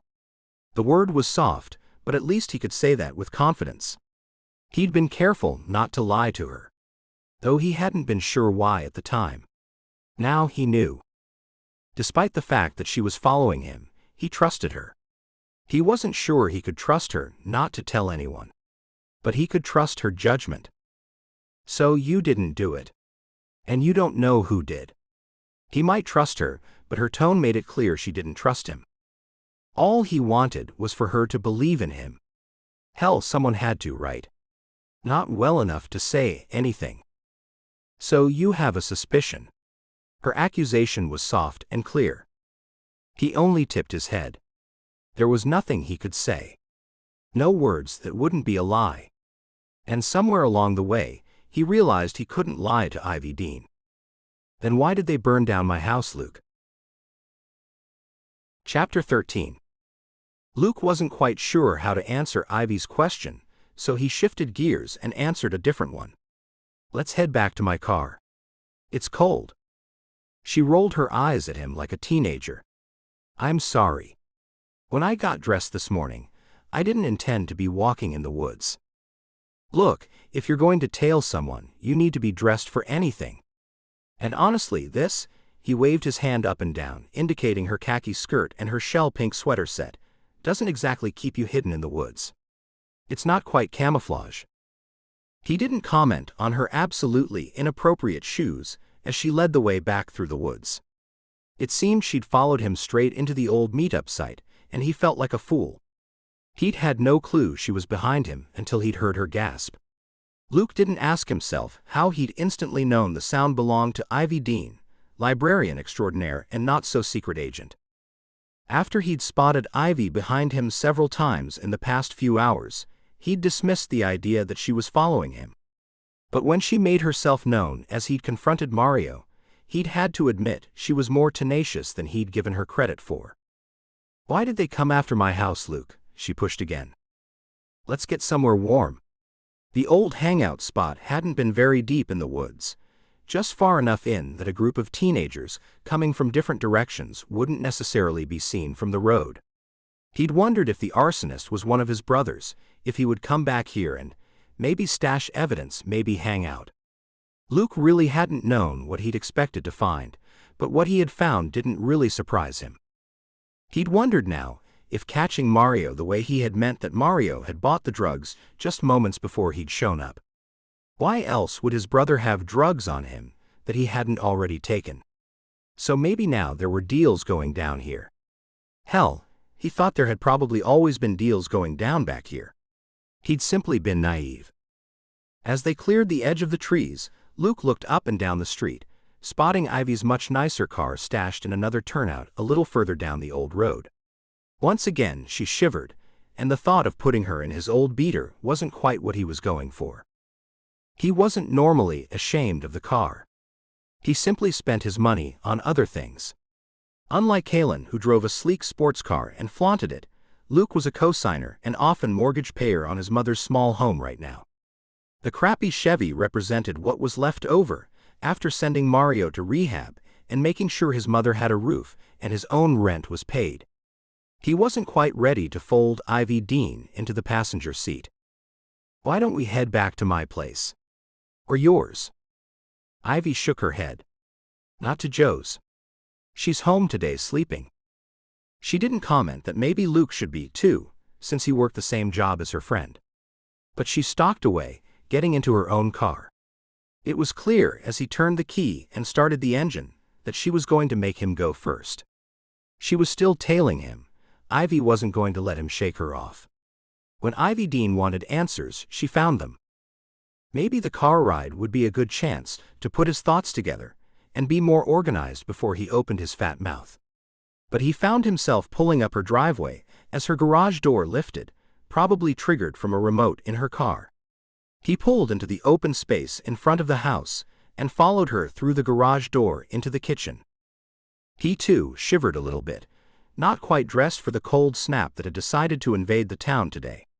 They'd had an ugly ice storm not that long ago. But the weather had kicked back and been relatively nice. That was about to be over. Ivy walked through the kitchen, obviously wanting him to follow. They'd painted this space an inviting muted peach. The living room was a soft shade of sunshine. Ivy liked color, and that wasn't something he would have guessed from the outfit she wore to work. As he stepped inside, The large empty space to his right let him know that she hadn't found a new refrigerator yet. The cabinet doors they had stained together were now hung. Ivy had been working even when he wasn't here. He got the impression that she merely slept at Joe's, then filled her hours at the library, earning her paycheck, and came back here and filled every spare minute with the task of putting her home back together. He was in an apartment, so he didn't have that kind of investment, but he admired her for hers. As much as he'd been amazed by her mad carpentry skills that she'd never quite let on beyond that barn-raising comment, he'd held his tongue. Now wasn't the time. She'd managed to hold on to her mad, all the way from the edge of town. She stalked into the middle of the living room, still an empty space that only made her anger bigger. There was no coffee table, no chairs, no TV, and he wondered if he could scrape together the cash to replace the model Joe had told him was lost in the fire. But Ivy wasn't thinking about furniture. She turned, arms crossed in the middle of the sunny space, and stared him down, her own expression as cold as the wind that was kicking up outside as the sun fell. "Why did someone try to burn down my house, Luke?" "Because it belonged to your old friends." It hit him that he'd lied to her about that. He told himself he wouldn't lie to her, but he'd been fudging the truth too much. It wasn't all for her own protection either, some of it was for his. "But it wasn't your friend's house, was it?" she demanded, moving side to side until he finally looked right at her. Shaking his head no, he watched as everything snapped together for her. "This was your house." Why did she have to be so damn smart? Even the chief hadn't caught on to it yet. Or if he had, he hadn't called Luke on it. So maybe it was that Ivy was smart and had an incredibly low tolerance for bull. He nodded. "The arsonist is targeting places that I know. He's after you." Ivy demanded answers where he didn't really have any. "He came after me because of you." "I don't think that's it." "Which part?" "That he's after you, or why he came after me." "None of it," Luke said. Seeing that she didn't believe him, he tried to explain. "I mean, the arsonist could be after me, as in, trying to kill me and make it look like an accident. Honestly, it could be that he's trying to frame me." He watched as her eyes flew wide. She clearly hadn't considered that possibility. Even though she'd seemed to put together that he was intricately connected to the series of fires around town. "Were all the fires in your homes?" He shook his head but said, "We moved a lot. So there are more houses to hit if they want to do that. That's what you're driving past when you loop the town." The way she said it told him this wasn't the first time she'd followed him around. "Crap. They took out a place where I held a summer job. But Chiagu worked there too." "Chiagu?" "My oldest brother. My brothers lived in the houses with me, and so did my mom. For a while so did my dad. But he left, so I don't think this is about him." "You don't think the arsonist is him, or you don't think they're targeting him?" Luke threw his head back and his arms out to his side. This was frustrating as all hell. "That's the problem. I don't know. I don't know any of it. My brother Chiagu is a damn mess. He's been in and out of prison." "For arson?" "No. And that's the problem. If it was for arson, I would have put the chief on him in a hot second. But my mother swears Chiagu is cleaning up his act. She's sworn this before, but Chiagu went right back to prison because he hadn't cleaned up his act at all. But if he has this time, and I'm the one who sends him back." The words trailed off as he paced his irritation out. There was no explaining the cluster that was his family. Ivy nodded, somehow understanding the subtle and deep damage that brothers could do to each other. "I don't know if one of my brothers is doing this. Or if somebody is targeting me, or one of my brothers, or if one of my brothers is targeting one of my other brothers just because he's mad." He sucked in a breath. "But you saw Mario. Mario has got problems. If he goes to prison, he's never going to get the treatment he needs." Ivy stared at him for a moment before Luke asked, "What?" Her expression didn't change. If Mario has drug problems, that's one thing. But if he's been setting fires, he goes to prison. Screw his drug problems. Not quite the what he'd been expecting. Somebody burned down my house, Luke, or they tried to, and they mostly accomplished it. And they tried to do it with me inside. So if this is your brother, I'm sending him to prison. If it's something else but it's because of you, I need to know. She did need to know. He just didn't have any answers for her. Once again, Luke held his hands out to his side, the pressure in his head obscuring anything he could have said. But then Ivy looked at him again, and he knew she wasn't going to let it go. Chapter 14. Can you help me? I don't want you following anyone or getting in any danger, but maybe you can look some things up. Oh my God. Ivy rolled her eyes at Luke. He didn't want her getting in the way, was what he meant. Luke had been explaining all the complicated possibilities that he had wondered about the arsonist. But to ask her that, as though she should or could just tuck herself into her books and stay safe, was ridiculous. She knew that being a librarian was her job. But it was different when the fire was on her doorstep. It had been an inescapable ring around her home. Had the RFD not shown up when they did, she wouldn't have survived. That was a sobering thought. But she was already up to her neck in it. She was getting ready to tell him in no uncertain terms that he couldn't just set her aside on her own case when her phone had buzzed. Pulling it out of her pocket, she huffed out a breath. You have got to be shitting me. She was swearing too much these days. Life number 2 was bleeding into life number 3. Luke backpedaled.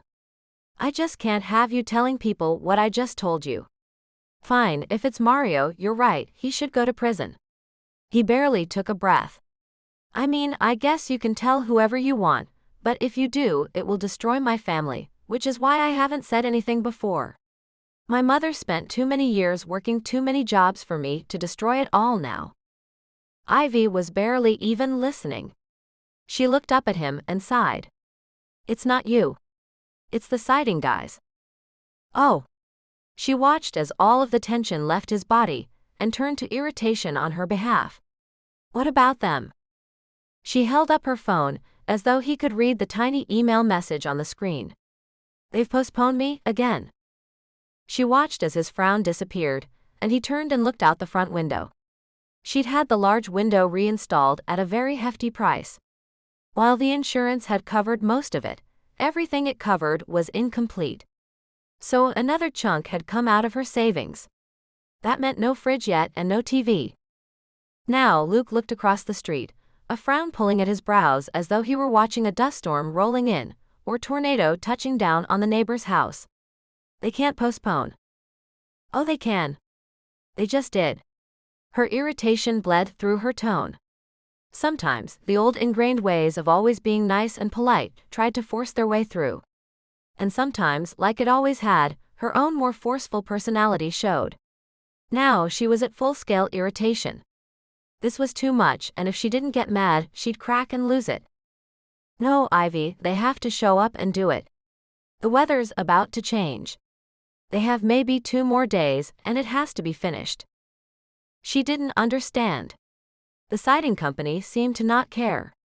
There wasn't one in Redemption, and they kept saying they couldn't come all the way out for the day without having other jobs finished first. But Luke was still talking. We're due for our first big snow. Ivy looked at him oddly. He'd said it as though looking at the sky gave him enough information to predict the rest of the week. But she tapped on her phone, checking the weather app she had. She seemed to be the only person in town who didn't feel the snow in their bones, or smell it coming on the wind. She figured around here most people had lived and died by the storms. If they didn't, their crops did. So it was genetically ingrained in the families to know when bad weather would come their way. She simply didn't have the touch, but hell, he was right. A big ice storm had come through a short while ago, but a warm snap had bounced back. Now winter was bearing down on Redemption, Nebraska. Hard. Is it bad to have my house without siding? He shook his head in a short, tight way that said, not only was it bad, it was very bad. I mean, you're wrapped, but the siding provides protection against water. It makes the water roll away from your home. His tone let her know that if the water came right now, she'd be in worse shape than she already was. And snow? More than a foot, and they probably won't come do the work. The job is pretty seasonal. Well, they aren't coming. What do I do? Her ribs felt like they were shrinking. Her jaw clenched involuntarily, the way it sometimes did if she suddenly had too much sugar. Her sinuses felt like there was powder in them, and she fought hard not to cry. How do I even file a claim for that? If the siding didn't get put up in time, and the house got more damage? Scrambling her way through all the options, she tried to think everything through. If she sustained damage from a storm, it would mean a second claim, a second deductible, and more to fix. She couldn't handle any more. It would be even longer before she could move back into her own home. Ivy didn't even realize she was shaking until Luke pulled the phone from her hand and looked for a moment for a place to set it down. But the room was empty. Her bookshelf and all her prized personal library had burned. The pictures of Ivy and Joe when they'd gone hiking last month had been burned to a crisp. So had the one she'd had taken the first day when she'd put the key in the lock and opened the Redemption Public Library for the first time in a year. She'd inserted her key and watched as one patron strode up to her and asked if she was opening the library. The picture had been taken at an upward angle, because her first patron had been a kid with his mother in tow. She'd asked him his name and if he wanted to take her picture. She could reprint those. But right now it was all gone. There were no bookshelves. No TV, no coffee table, not even a chair. She was shaking harder by the time Luke gave up and slipped her phone into his own back pocket. Reaching out, he enveloped her hands in his. His hands were large and warm, wrapping around hers. She wasn't sure if he was trying to comfort her, or if he was merely trying to hold her still. He reached up and wiped her cheek, the wetness smearing a tear that she hadn't even realized had fallen. When she was a kid, these big bad things didn't faze her, because she believed in her family. Though bad things happened, her family always stayed together. Only she'd realized together wasn't always the answer. So now she was alone. But that was wrong, Ivy told herself. She had Joe. She wouldn't be out on the street. She had friends. She could couch surf for a while if she had to, until she got a new apartment. She could afford an apartment even if all of her savings was gone. As Ivy walked herself through a worst-case scenario, Luke wiped her face one more time. Rough fingers brushing against her cheek as he whispered, "Don't worry. I'll take care of this." Her shoulders hunched up under her ears involuntarily, the tears kept coming. And she could only ask, how? Chapter 15. Yes. Ronan Kelly yelled as a cheer went up around Ivy's house. Ivy stood in her front yard, her jacket wrapped tightly around her, her fingers icy. Luke had been right, the weather had turned already. Though the snow hadn't arrived, it was a good 15 degrees colder today. The cheer wrapped around her house and filled her own chest as they all stood and watched Ronan tap the last corner piece into place. The siding was cheap vinyl, a snap-together kind, but it was what she could afford. And Luke was right. It did look good. It looked good right now because it was new, but it would weather and age quickly, not the kind that was built to last. Her house was now covered in a pale gray wood grain look. Not the bright white, higher-end kind the company was supposed to put on. But her house wouldn't suffer the damage, and the guys had saved her a ton of money. She felt Luke's arm wrap around her shoulder and pull her close. "We did it. You're safe from the storm now." The smile on his face was full of genuine pride, and Ivy didn't quite know how to respond. She leaned into him and whispered a soft, "Thank you." This was one of the things she'd loved growing up, communities taking care of each other. It was one of the reasons she'd chosen Redemption. When she'd settled down here, she'd known that a library that had been closed for almost a year was not her cup of tea, but a small town that needed a library that she could reopen had been. She'd dusted all the books. She'd loved the place. She'd hired several part-time employees and opened up a volunteer program from the high school.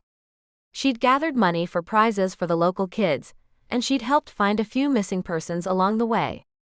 She'd made the effort to familiarize herself with the town and the people in it, and the records of their past relatively early on. Now the town had come back to help her. Luke had called the company that was supposed to do the work, and brooking no argument, he'd cancelled her order for a full refund. He'd picked her up at 7 that morning and taken her into Lincoln to pick out siding. It had all been so stressful that she had startled when he asked her what color she preferred.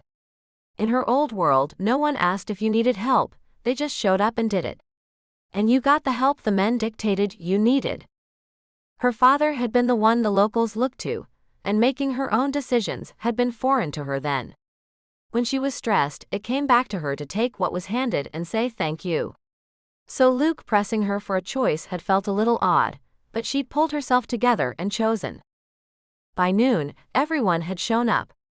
Ronan had volunteered the Kelly family work truck. The Kellys, as she'd learned from Luke, often did their own construction work. Ivy had even heard rumors that Patrick and the boys had built the house that Patrick and Mrs. Kelly now lived in. From the way things had gone today, she could believe it. A shift was off, and they were all at her house for at least part of the time. Some of B's shift had shown up too. Leslie and Anne were both here, and Joe had been waiting on the front step when Ivy and Luke returned with a truck bed full of pieces. Ivy dove in and put pieces into place. Her new work gloves were getting broken in, and the feeling of satisfaction replaced the panic of the day before.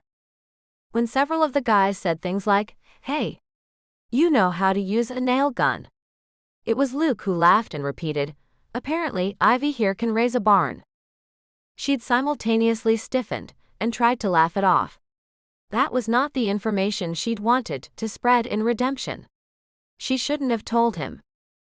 But the guys had laughed, and it passed without becoming a nose-first dive into her past. During the day, others had come and gone as they were able. Now, as the sun was starting to set, the team put the last piece into place. She even had new gutters and drains. They'd insisted on replacing some of the eaves, too. Ivy had to fight the urge to just cry with relief for most of the day. She kept her feelings at bay by telling very heartfelt thank yous and making sure her hands were never idle. Now her home was safe, even if the snow came tonight. Even if it came as cold, wet sleet, her house would be protected, and she'd been saved from further damage and more hassles and money. She still had her bedroom aired out, sheets washed and put back in place. Her entire closet still had to be washed, but she had a place to sleep and she'd already turned the heat back on. Joe stepped up next to her and nudged Ivy in the side with her elbow. "The way you're looking at this place, I can see you're thinking about staying here tonight." Ivy laughed. "I was. But you don't have a fridge," Joe told her, still looking at the house. "I know. And I think it's going to be a bit before I can save enough to order one." It didn't matter. Her home was livable again. Not great, not what it had been, but livable. "Ah, that would suck, living here without a fridge. So I guess you're lucky that that's not going to be the case." Joe grinned oddly as she turned and looked down the street. Ivy frowned as Joe spotted something, and then jumped up and down and waved her hands to get the truck's attention. Joe was even newer to town than Ivy, and she hadn't quite yet learned that everyone knew where everything was and where everyone lived. She didn't need to wave down whoever was coming. Patrick Kelly pulled up in the same truck they'd used that morning. Only this time, a huge hunk of silver was strapped into the bed. Clearly a refrigerator, it stood upright like a monolith. Old orange tie-downs anchored it in every direction to keep it from tipping. Joe frowned as Patrick rolled down the window to talk to her. "Seems like you could have laid it down and made it travel better." But Patrick laughed, and it was Ivy who explained, "You don't want to lay a fridge down, not for any amount of time. It might not work when you put it back upright." Joe turned and looked at her, wiggling her fingers as if to mock her knowledge. "It's a good thing both of you know that." Luke, on her other side, turned and looked a little surprised. Ivy shrugged at both of them. She had raised a lot of barns, she'd helped build more than one home, and she knew a thing or two about appliances. She'd been raised to repair instead of replace. As Leo Evans was fond of trying to get them all into more sustainable living, she'd always been happy to be able to say that she wasn't throwing things in the landfill. She now walked the few feet to where Patrick was hopping out. "What is this, Joe?" Patrick, the older firefighter, occasional captain and clear leader, turned and looked at her and said, "This here is what's known as a refrigerator, young lady." Joe snickered and Ivy rolled her eyes. "Did you buy me a fridge, Joe?" "I did." "Joe, I can't take a gift like?" "Shut up, Ivy." Everyone around her laughed as Joe turned around and made a snapping shut up motion with her fingers. "It's a gift and you will take it. It's not brand new, it's used, so you can get off your little high horse about the money." Patrick turned to Ivy and bowed. "We sold it to Joe, on the cheap. It's been in our garage since Ronan remodeled his place." Ivy understood, this was a family piece. It had belonged to Ronan and Saoirse, the name Patrick hadn't been able to say. She'd heard that Ronan gutted the house in the year after Shorse and his son Paddy had died. The family must have felt unable to dispose of it, but felt she was a good home for it. Tears pressed at the back of her eyes. God, she'd moved to Redemption, sight unseen, knowing no one.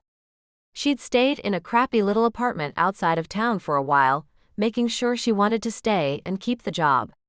Then she'd found the little house, establishing herself with a loan, and making her down payment on her own. But now she had friends bringing her fridges. The combination of the fire stealing everything, and the town people coming together to give as much back to her as possible, was more than her emotions could take. She was swinging wildly. It didn't help that the whole time she'd had to keep her mouth shut. She was still undecided about what she would do with the painful knowledge about Luke's brothers and the fires. "I'm going to stay with you tonight," Joe announced. Ivy almost asked if Leo would mind, but she knew that if Joe had offered to stay, she'd already told her new boyfriend. And neither of them was one to get in the way or override the other's decisions. Ivy admired that. She didn't intend to marry, but she might one day want a partnership like Joe had. Leo loved Joe just the way she was. Joe, of course, was tall, athletic, and beautiful, and managed to move to town and snag one of the hottest guys around within just a month. Ivy, on the other hand, had had no such luck. Not that she'd wanted it. Beside her, Joe was grinning. "We're going to order a pizza. And we're going to run to the store for some ice cream. And we're going to put it in that nice new fridge." "It won't get cold that fast," Ivy told her. "Oh no," Aiden said, "it's probably still cold. Dad used it as the garage fridge. Don't worry, he needed to move it because he got a big freezer. It's barely been unplugged for an hour. It should be chugging right along in time for y'all to have your ice cream tonight." He'd smiled at the two women, and slowly the firefighters and the locals who'd come to help out their neighbor stepped up and wished her good luck. They gathered up their supplies as the night began to settle in around them. The days were short, but Luke was right, and he'd managed to get it done for her. She watched as he joined the small crew doing the heavy lifting on the fridge. Did she now owe him her silence? Was he trying to buy it? He couldn't understand that she'd been silent for far, far too long before, and she would never do it again. If he was trying to manipulate her, he would have a shock in store. She hated thinking that way of the man who'd been nothing but kind to her. Of the man she was starting to feel she was truly seeing for the first time. But she wasn't able to shake the old fears. The fridge was slid into place, the guys handling it carefully, and not scratching the new gray tiles she and Luke had laid last week. When it was in place and chugging softly, they all told her congratulations and that they loved the work she'd done. Then they'd gathered in the front yard in the dark to say their goodbyes. The Kellys took their empty truck and backed down the driveway. Even Luke left. Joe grabbed her hand, tugging her to the front door. But as Ivy followed along, her cold fingers twined in her best friend's, she turned and looked down the dark street, an uneasy feeling nagging at her. Chapter 16. Luke didn't make the conscious decision to turn the wheel, he just found himself headed toward her house. He hadn't seen Ivy in 2 days. He'd worked a full shift. Helped put out a car fire, checked the wiring in an attic because it smelled funny, and saved a full-blown house fire from happening, and he'd helped pull a puppy out of the river. That had been a rousing shift. That there'd been no sign of the arsonist helped. The night they'd celebrated getting her siding up, he'd left Ivy with Joe. The next morning, both he and Joe had showed up early for a shift. Joe had been brighter and cheerier than he'd expected, given the slumber party and ice cream from the night before. It made him feel better that Ivy had done okay her first night back in her own home. But he hadn't asked his fellow firefighter about the woman he was thinking of far too much. That morning he'd gone home and slept off as much of the long shift as he could. When he'd finally woken up, the daylight was fading, but he'd still driven around town, checking out his own past here in Redemption to see if he could find something. Maybe he could catch a spark before it became a flame. And if he was very lucky, maybe see who started it and stop the whole process before it got too ugly. But he'd had no luck. His mother hadn't even been home. By the time he'd knocked on her door, it was fully dark. Though he wondered where she might be at this hour, it wasn't his place to ask. He drove a little more of his regular route, thinking it was time to mix it up, or people would get suspicious of him. With the snow beginning to fall, just as predicted, he wasn't able to see anything. Would their arsonists slack off with the winter coming on? Some did. He both hoped this one did and that he didn't, that he would mess up soon and they would all sleep easier once it was over. Only Luke had a sinking feeling that he wouldn't sleep easier even after the guy was caught. The chief had speculated about who it might be. He and Sebastian Kane had even reached out for a profile, but so far no one had had any answers. So here he was, far too late at night, turning up on Ivy Dean's doorstep unannounced. Even as he told himself it was inappropriate to be there, he climbed the front steps and knocked and waited. As he looked down and tried to see if any of the black char remained ground into the cement, or if she'd managed to clean it all off, he heard the shuffling sounds on the other side of the door. Looking up, he saw the shadow behind the peephole, and thought maybe it wasn't wise of her to be a target.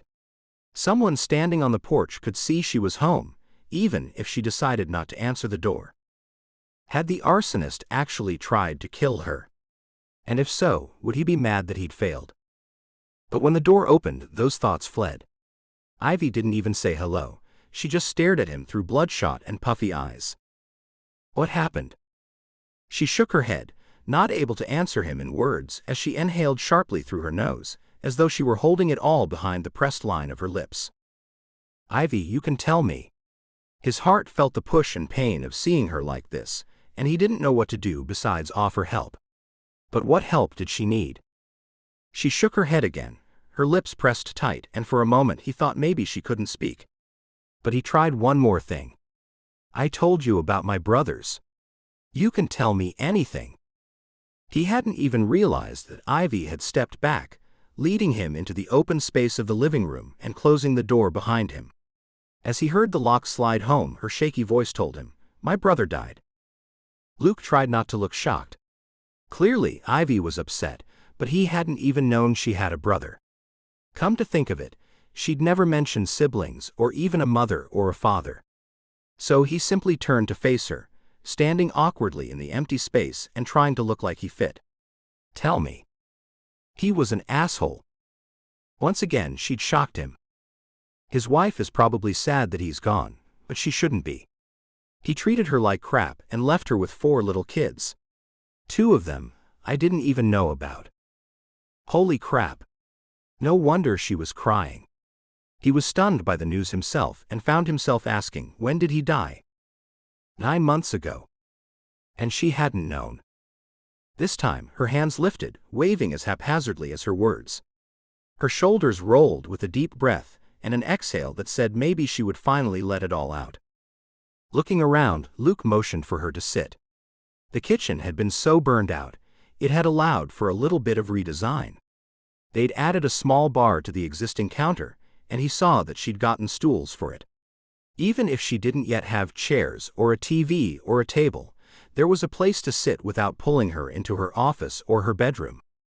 It pushed at him again, that he wanted to get those things for her, to fill in the house and replace the things that he still felt partly guilty for her losing. But this was the only option, so he pulled out one of her own bar stools and motioned her toward it. Then he went to the new silver fridge and found 2 bottles of hard lemonade. Alcohol. He hadn't expected that either. He opened one very empty drawer to find 3 knives, a cutting board, and the bottle opener he needed. He wondered if he knew Ivy Dean at all. But now wasn't the time to question that.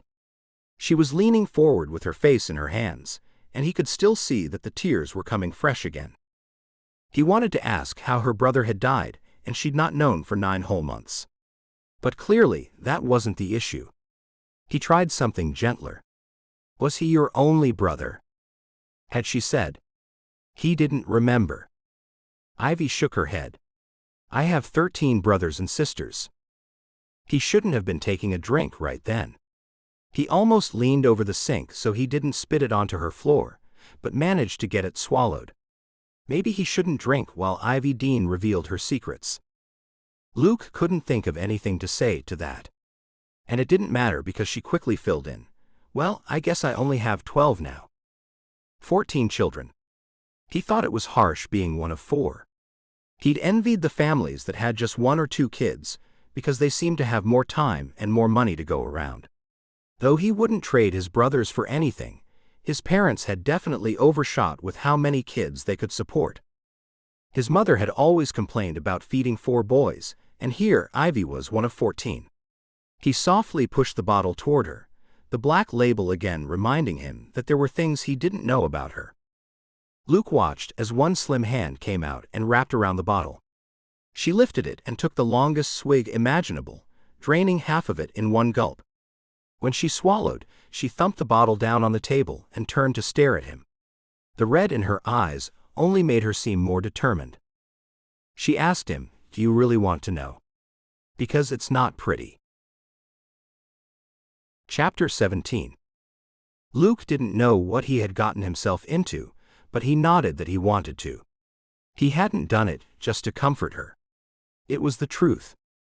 If there was more to Ivy Dean than met the eye, and it was clear that was the case, then he did want to know. I grew up in the middle of nowhere, Iowa. She took a breath. And another sip, as though that in and of itself might be enough. It was the only non-shocking thing she'd said so far. He almost prompted, with 13 brothers and sisters, but she continued. It was a very religious community, on the outskirts of a very small town. At the time, I just thought we were godlier than everyone else. Oh hell, he thought. She turned ever so slightly, her eyes completing the arc to catch him and maybe to assess his expression. Was she deciding whether to tell him what came next?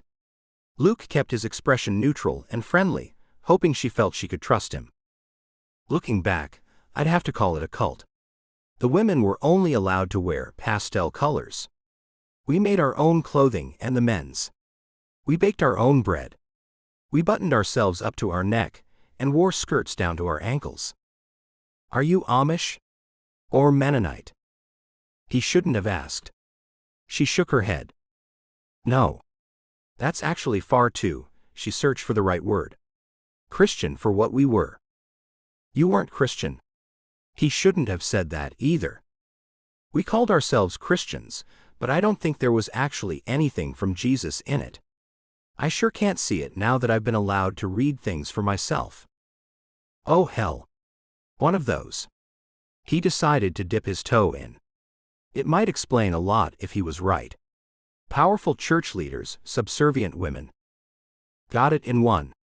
Ivy smiled and tipped her drink at him, as though he'd won a party game rather than a glimpse into her crappy childhood. Girls didn't get educated past the 4th grade. The boys did. Some of them were even allowed to go away to college. But the women were just there to serve. She waved her hand, as if to indicate everything. We were supposed to be modest, so that the men didn't want us. And when the men did want us, we were supposed to take care of it. We existed only to cook and clean. I was raised to be somebody else's servant, and not my own person. So many things snapped into place for Luke in that moment. The cute khaki skirts that hit just below the knee and on wild and crazy days just above. The sweater sets. Even the library made more sense. A woman like Ivy, denied knowledge, would certainly become ravenous. Is there more? The laugh that bubbled out of her started cute and sweet. But it quickly turned sour, then bitter and harsh. Alder, my oldest brother, the one who passed away this year. Luke nodded again. It seemed that was all he could do. He was a real asshole. As the oldest male, he was the heir apparent to my father. My father was a church elder, thus very well respected in the community, so he wielded a lot of power with his opinion. One of the leaders up there with the minister? This time it was Ivy who nodded, though she couldn't make eye contact with him. The one others tried to be like. The one that the other men listened to, and the woman obeyed. As the oldest son, Alder could do no wrong. His wife, Julie, I don't know. I think maybe she was just the meekest, most agreeable woman they could find. She was just good and pretty. Luke watched as Ivy's eyes darted to the side and tears formed. Was there something about Julie in particular that made her sad? Or was it just that these were the woman's most important attributes? They had had 2 kids. She paused, sucked in a breath, and tried again. When that didn't work and the words still didn't come, Ivy shot down half of what remained of the hard cider. Luke was beginning to get worried. Did she have any food in her system? Hell, did she even have any food in the house? He didn't want to stand up and leave her even to walk a few feet and look in the fridge. So he softly mimicked her motion, taking a much smaller drink of his own in case he needed to drive later, and sitting next to her. I left. Obviously, she told him, sitting so still that he wouldn't believe she was talking if he didn't hear her. And every year, on the anniversary, I look them up. Try to figure out what's new. They're hard to find. Nobody has social media profiles. They don't make the news very often. Unless, she gulped, they die and get an obituary. But once a year, I stay up all night searching everything I can. Luke put it together before she said it. That's why I wasn't in my bed on the night of the fire. That was the anniversary. That was why she'd fallen asleep in the small back room with her computer. So I got interrupted this year. I had to put the house back together. She waved her hand around again, only this time she almost hit him. She was definitely getting drunk. It's not the anniversary anymore, but I hadn't finished, so I tried again, and this time I went through by each name, not just the family. I found Alder's obituary. I knew from a previous search a couple years ago that he had 2 kids, but they've had 2 more sons. Luke wanted to ask how her brother had died, but he didn't dare. Ivy went in an entirely different direction, and he let her. Clearly, most of it was too painful. We got a new assistant minister when I was about 12. She took another deep breath, and Luke hated the pain that flashed in her eyes. He sexually abused my little sisters, Peony, Violet, and Rose. Lily and I were older. And by sheer luck of the draw, her voice cracked, he wasn't interested in us. Luke's chest felt like it was caving in. Ivy had carried all of this for so long. As far as he knew, she hadn't even told Joe. You found out. She nodded slowly and carefully. We all did. Honestly, a few of us had our suspicions about the little girls, but it was Peony who told us one night. She was a few years older than the others, but he'd gotten her too. She said she didn't think it was right that they weren't married. Ivy's voice pitched up suddenly. I don't know how she figured out that that was the kind of thing that married people should do. Because my parents sure as hell didn't educate us on any of that. Small swears now.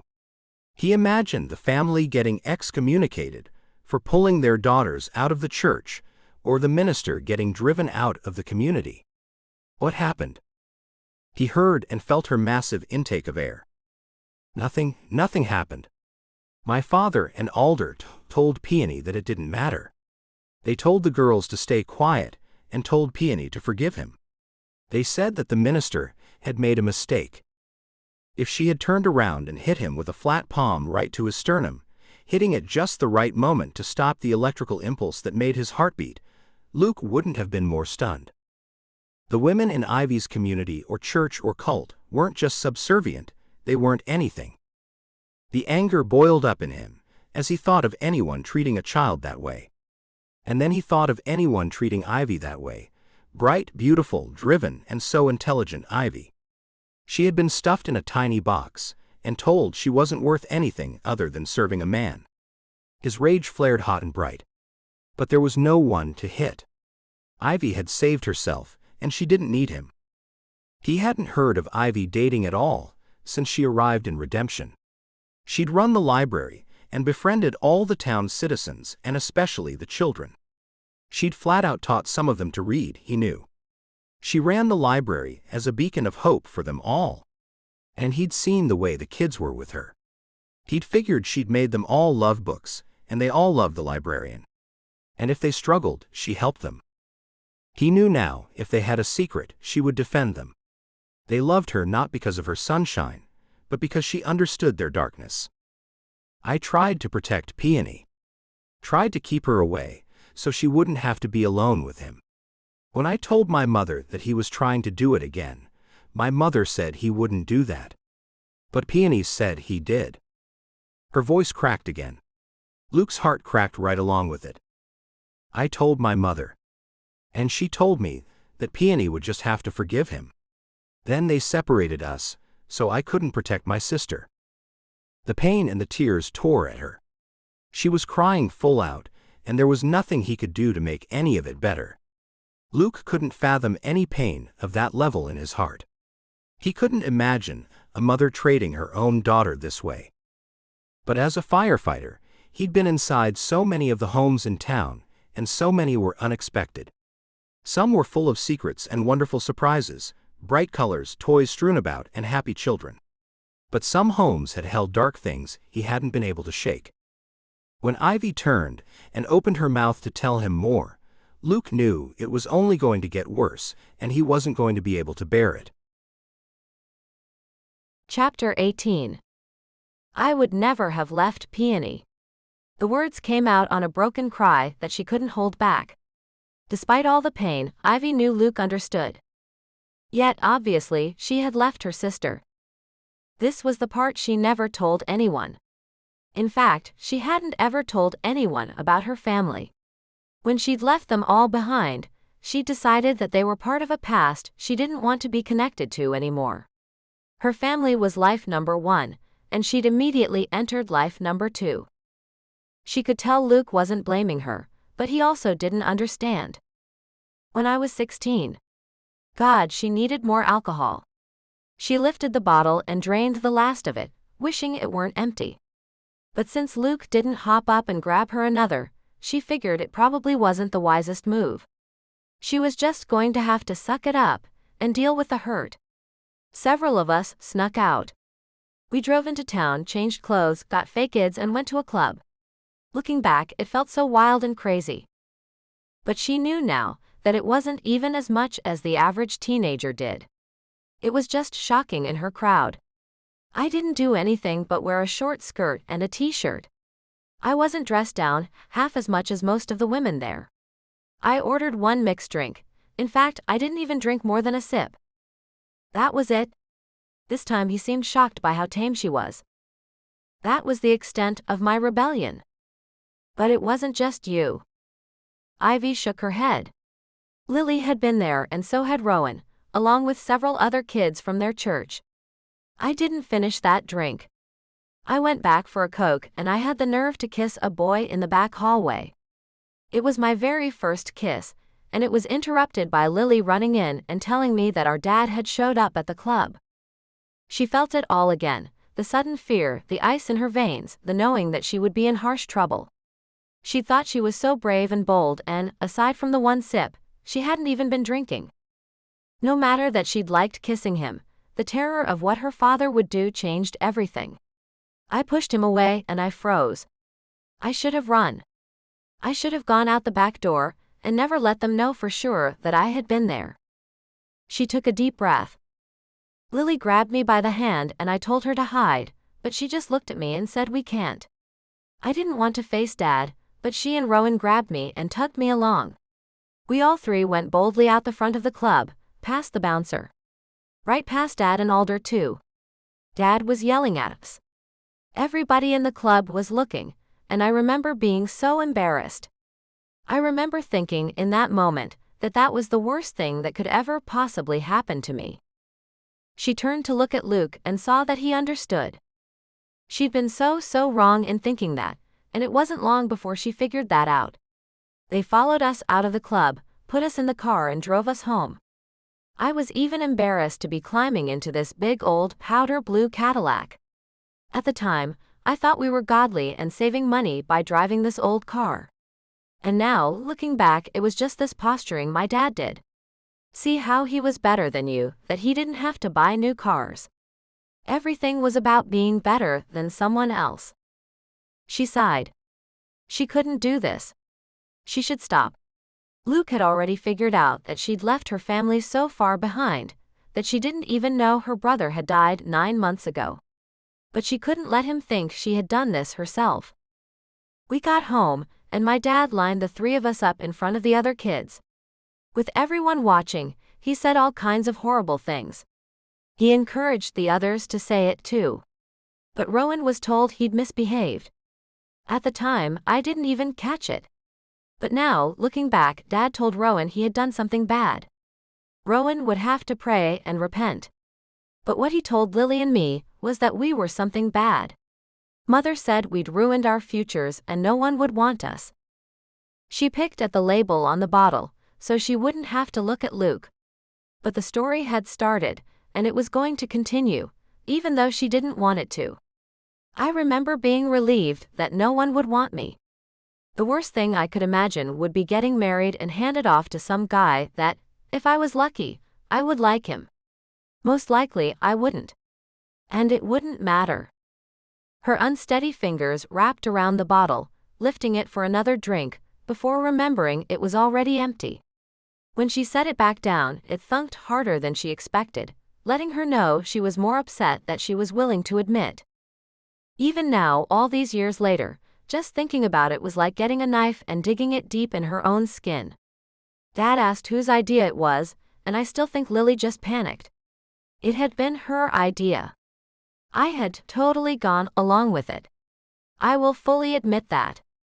I thought it was a fantastic idea, but I was not the one who originally suggested that we head out and catch the bus and buy clothes and hit a club. At first we were all silent, but Dad pulled his hand back. She saw Luke flinch now, the way she had fought so hard not to that night. Lily said it was me. Luke's eyes flew wide and his whole body jerked. Did your brother stand up for you?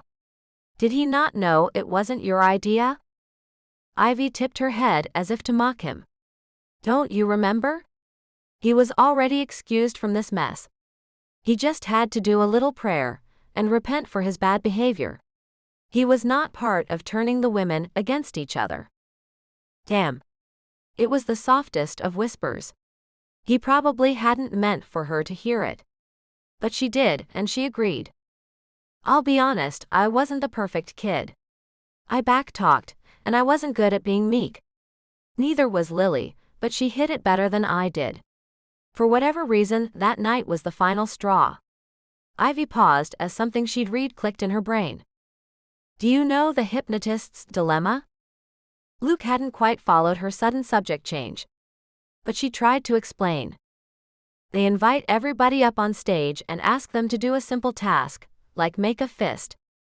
Then the hypnotist comes along and pushes on each fist, and one by one, he sends people off the stage, telling them they don't qualify. He chooses people randomly. The idea being that even the person you thought was going to make the cut didn't make it. And if you want to stay, you have to fall in line. She took a breath. Looking back, I wonder if maybe my father wasn't employing the same strategy. Kick out one of the kids and show the others that no one is safe. Obedience is necessary. I'll bet it was very effective at keeping them in line after I was gone. Luke blinked and said the words that were in her head. But you don't know because you weren't there. She nodded. I was fully kicked out of the house and the family by midnight. I wasn't allowed to say goodbye to my brothers and sisters. No one was allowed to contact me. He told them while I was gathering my things that they were to think of me as dead, for surely the good Ivy that should have resided inside me had died, or I wouldn't have behaved this way. Another sigh. Another wish for something that would ease the pain. Ivy could have used a hit of something good to take the sting out of this story. My mother cried. She refused to hug me, even when my father wasn't watching. She didn't say anything to me, just turned her back. Holy hell. This time, Luke didn't even try to hide it. At the time, Ivy had told herself she was strong. Lord knew, in her family, they'd all taken enough knocks that they were tough. But looking back, no 16-year-old should ever have had to deal with that. Luke's voice was soft. It makes more sense now the way you reacted to what I told you about my brothers. But I need you to understand that, as bad of things as my family has done, we would never do that to each other. And that's why I can't tell the chief about my suspicions, not until I know more. Ivy nodded. But her nod was one of agreement. Her agreement meant that she understood that Luke felt he couldn't turn suspicion on his brother. Ivy wasn't sure she felt the same way. Chapter 19. Ivy woke the next morning, somehow both refreshed and utterly drained. She had been up way too late, but that didn't matter. She had a job to do, and she wanted to be good at it. So she was here and she would give her best, even if that wasn't as good as her best on other days. As she unlocked the doors to the library and opened the space, she was thinking of the job. Sometimes it was the job she loved and looked forward to, but right now it was the way she earned money. Ivy was thinking of money to replenish her savings, money to buy another coffee table, replace her big fluffy armchairs, and get a TV. Though she'd managed a new dinner table, she still needed chairs for it, and even so, the library was still a bastion of hope for others, if not for her. Within a few minutes, she had several patrons inside. Good morning, Mr. Jensen.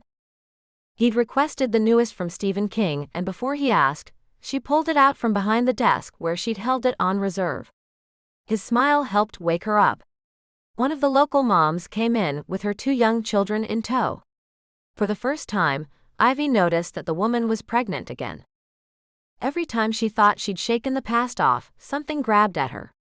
That many children, in that short of a time period? It gave Ivy the shudders, but she hid it.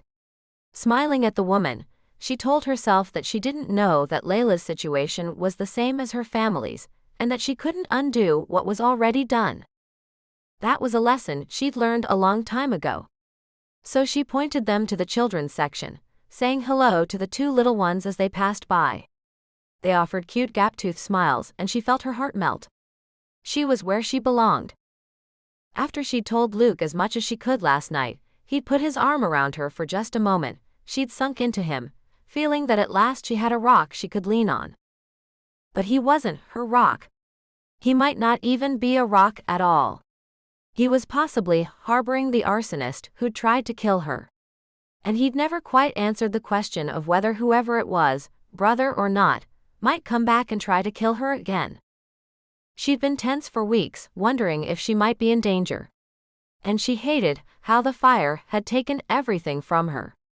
Ivy had to remind herself it hadn't gotten everything, and the arsonist hadn't gotten her. She'd vowed the night she left home that she was the sole owner of everything she had, her belongings, her reputation, her feelings. Leaning on Luke felt both wonderful and unsteady, as though she were handing over some of her precious control. She knew it was okay to do it.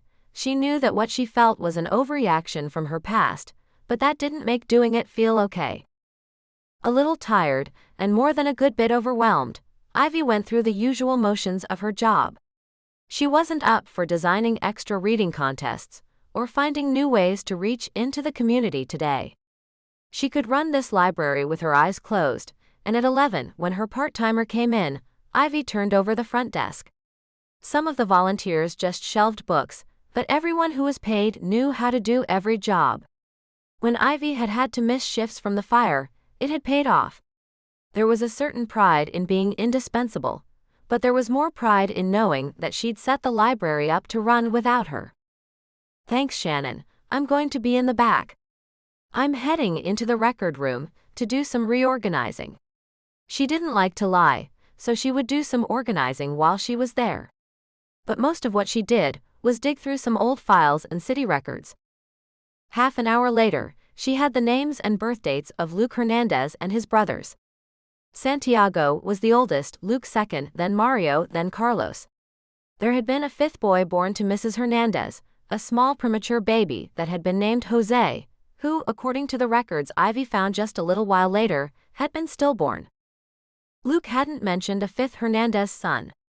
Had he not known about his little brother? Or was it one of those things the family just didn't talk about? This was that odd kind of knowledge that she couldn't unknow. She'd found it through researching him, and so she couldn't quite ask him about it either, not without admitting that she'd been digging into his family's past. Tiago had a string of arrest records, mostly petty things. He'd shoplifted, gotten into bar fights, and he'd once stolen a car. At one point, one of the townspeople had pressed charges for him breaking in and stealing about $10,000 from the man's home. Tiago had served some time for that one, but had been released for good behavior. It seemed he was always getting released for good behavior a few years ago. Ivy sat back, her pencil clattering to the notepaper. She hadn't wanted to take notes on her phone. It was linked to the internet. And she knew from her own searches on her family that so many things that people thought were private could be uploaded from any connected device. For example, the minister who'd assaulted her little sisters was eventually jailed. One of the other families in the church had decided that their daughters weren't, in fact, worthless, and had pressed charges. The minister had been convicted mostly based on the testimony of the children and text messages he'd sent someone about what he was doing. For Ivy, reading everything about the story of the other family had been both cathartic and deeply painful. She'd found more than one newspaper article where they'd spoken up about how their group, they'd named no names, had kicked them out for turning on the beloved minister. At least he was gone, and hopefully her own sisters were now safe. Ivy also had to remind herself that children grew. And her younger sister was older than she remembered. Older than she'd been herself when that minister had come to town. Ivy also had two younger siblings that she'd never met. It turned out her mother had been pregnant the night her father had kicked her out. Had her mother felt trapped and unable to protect Ivy because she'd had another baby on the way? Or had she simply believed as her husband did?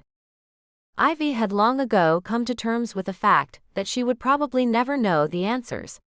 She didn't crave them anymore, but it sure would have been nice to get them someday. And it would be nice to know more about Luke's brothers. In fact, she needed to know. Tiago didn't strike her as an arsonist. Despite the chain of arrests, none of them were for fire. None were for things like animal torture or assaults or the other things that arsonists and serial killers tended to start with. Her fire had clearly been premeditated, not reactionary or spur of the moment in any way. In each case, there was accelerant at the scene. In the three she could find out about, the accelerant was different. One had been gasoline.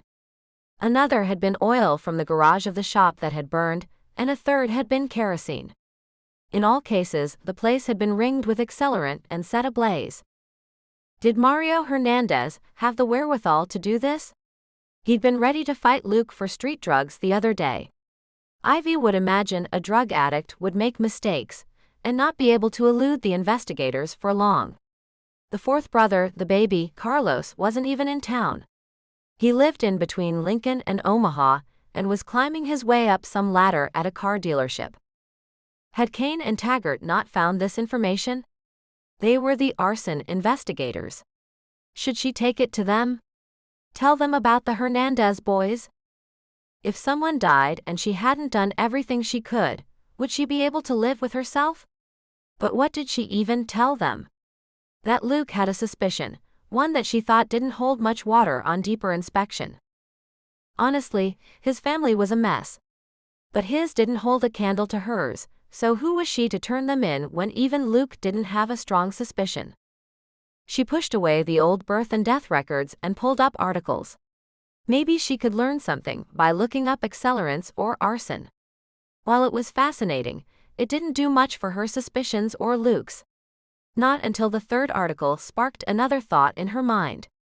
The problem with arsonists was they knew how to set fires and not get caught. Her heart caught as she thought of Luke. As the writer pointed out, who knew how to set fires better than a fireman? Chapter 20. Luke let his spoon drop, splatting into his bowl of cereal and sending milk everywhere. He used to have a schedule. He used to have a life that he thought fairly well of. But now, everything was up in the air. It was growing dark, but he'd just woken up. He was eating cereal at the end of the day. Though he was hungry, he'd only stared at it and let it go soggy. He was due at the station at 8 a.m. the following morning. The way the chief liked to run things was that everyone was at worst on time. Luke was usually early. Would he be able to get back to sleep? He didn't know. B shift would have gotten off this morning. They might be out at Snafu, drinking this evening. Maybe he could join them, just for social contact. He got dressed, figuring he could weave his way to the bar by way of his usual circuit around town. He still wanted to check all his old haunts and hope that his timing was simply miraculous and that he caught a spark before it became a problem. His stomach was growling because he hadn't even finished his stupid cereal, but he climbed the front steps and knocked on the door of the tiny house. His mother was in tonight, and he stayed for a few minutes, unable to watch the ash from her cigarette grow to an enormous length. He couldn't avoid thinking about the damage she was doing to her lungs. But it couldn't be any worse than the damage from the cheap wine that she drank constantly, or the cheap food that she put into her body. He told her he loved her, hugged her, and headed out the door.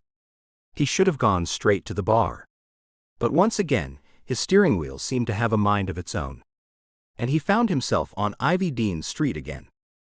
He'd decided the night before that he was going to get her a TV.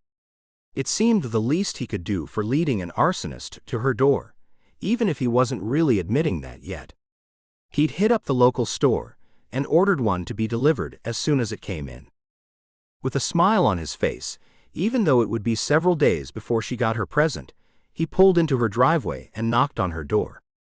She was still in her work clothes, soft, slim, pale green pants and a matching silk shell. The neck on it was high, the button in the back a little pearl. The short sleeves fluttered around her arms.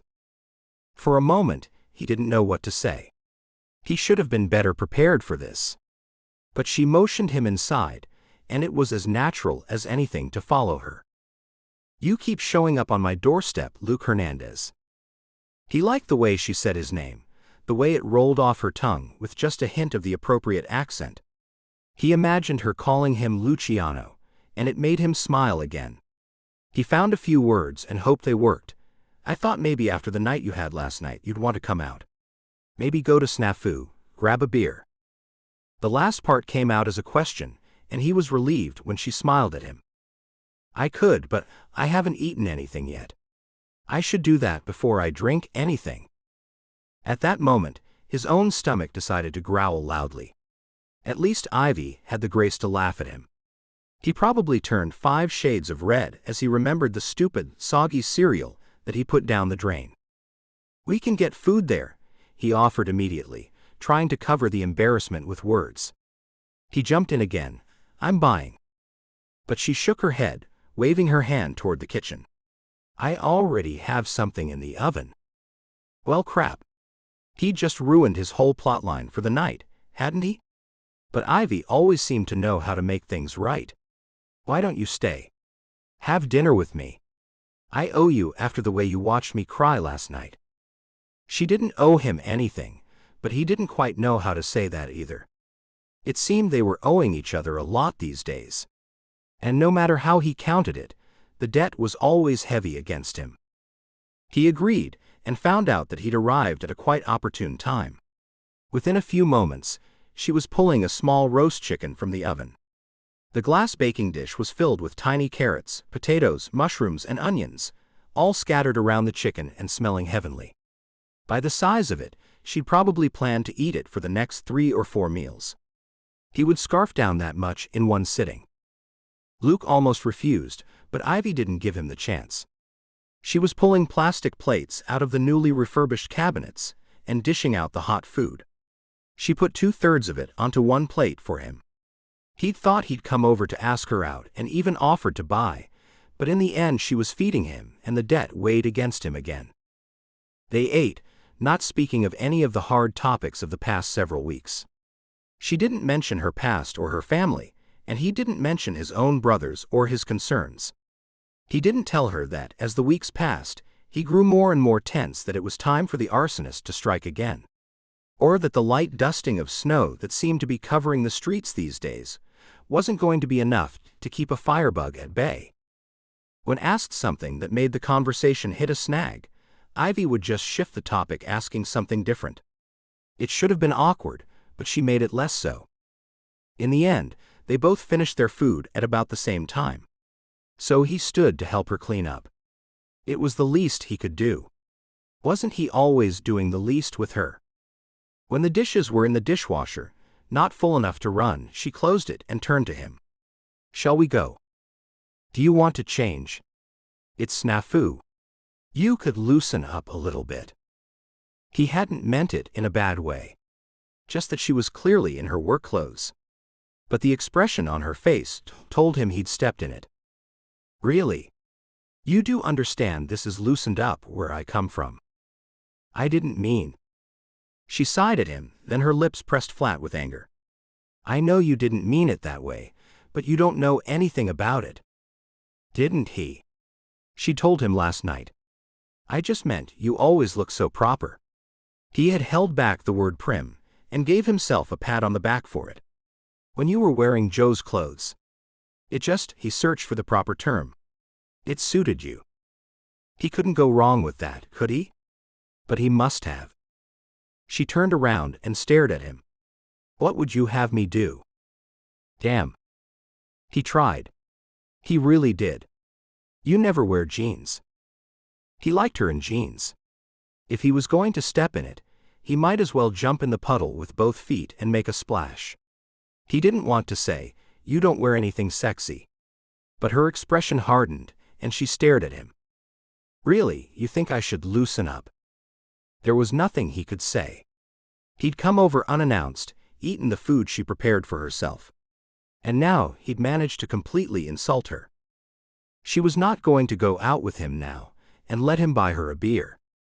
But even as he was thinking his way through all of that, she said, "Have you ever done coke off a hooker's ass, Luke?" "Because I have." He knew there was no way to hide his expression.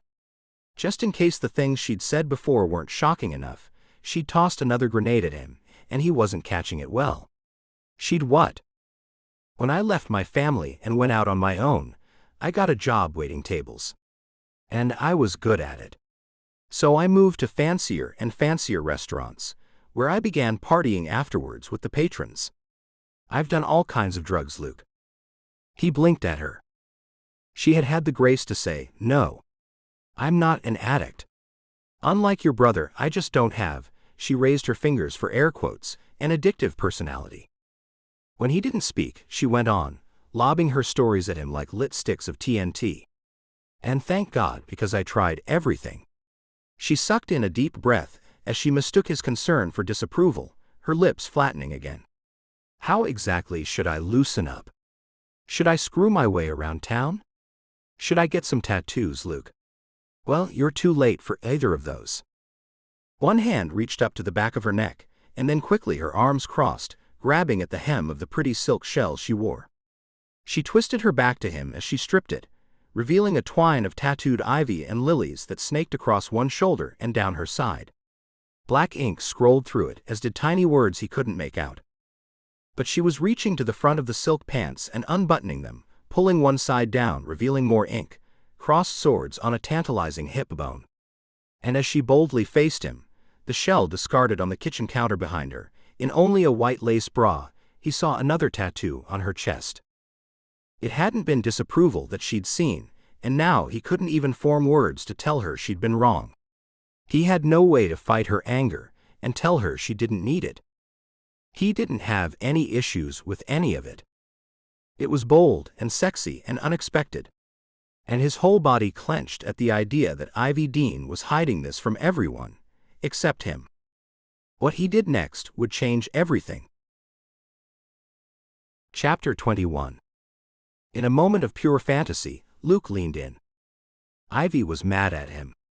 She might be standing there in her bra, demanding that he see her tattoos and understand that she wasn't the prim, buttoned-up librarian she might appear.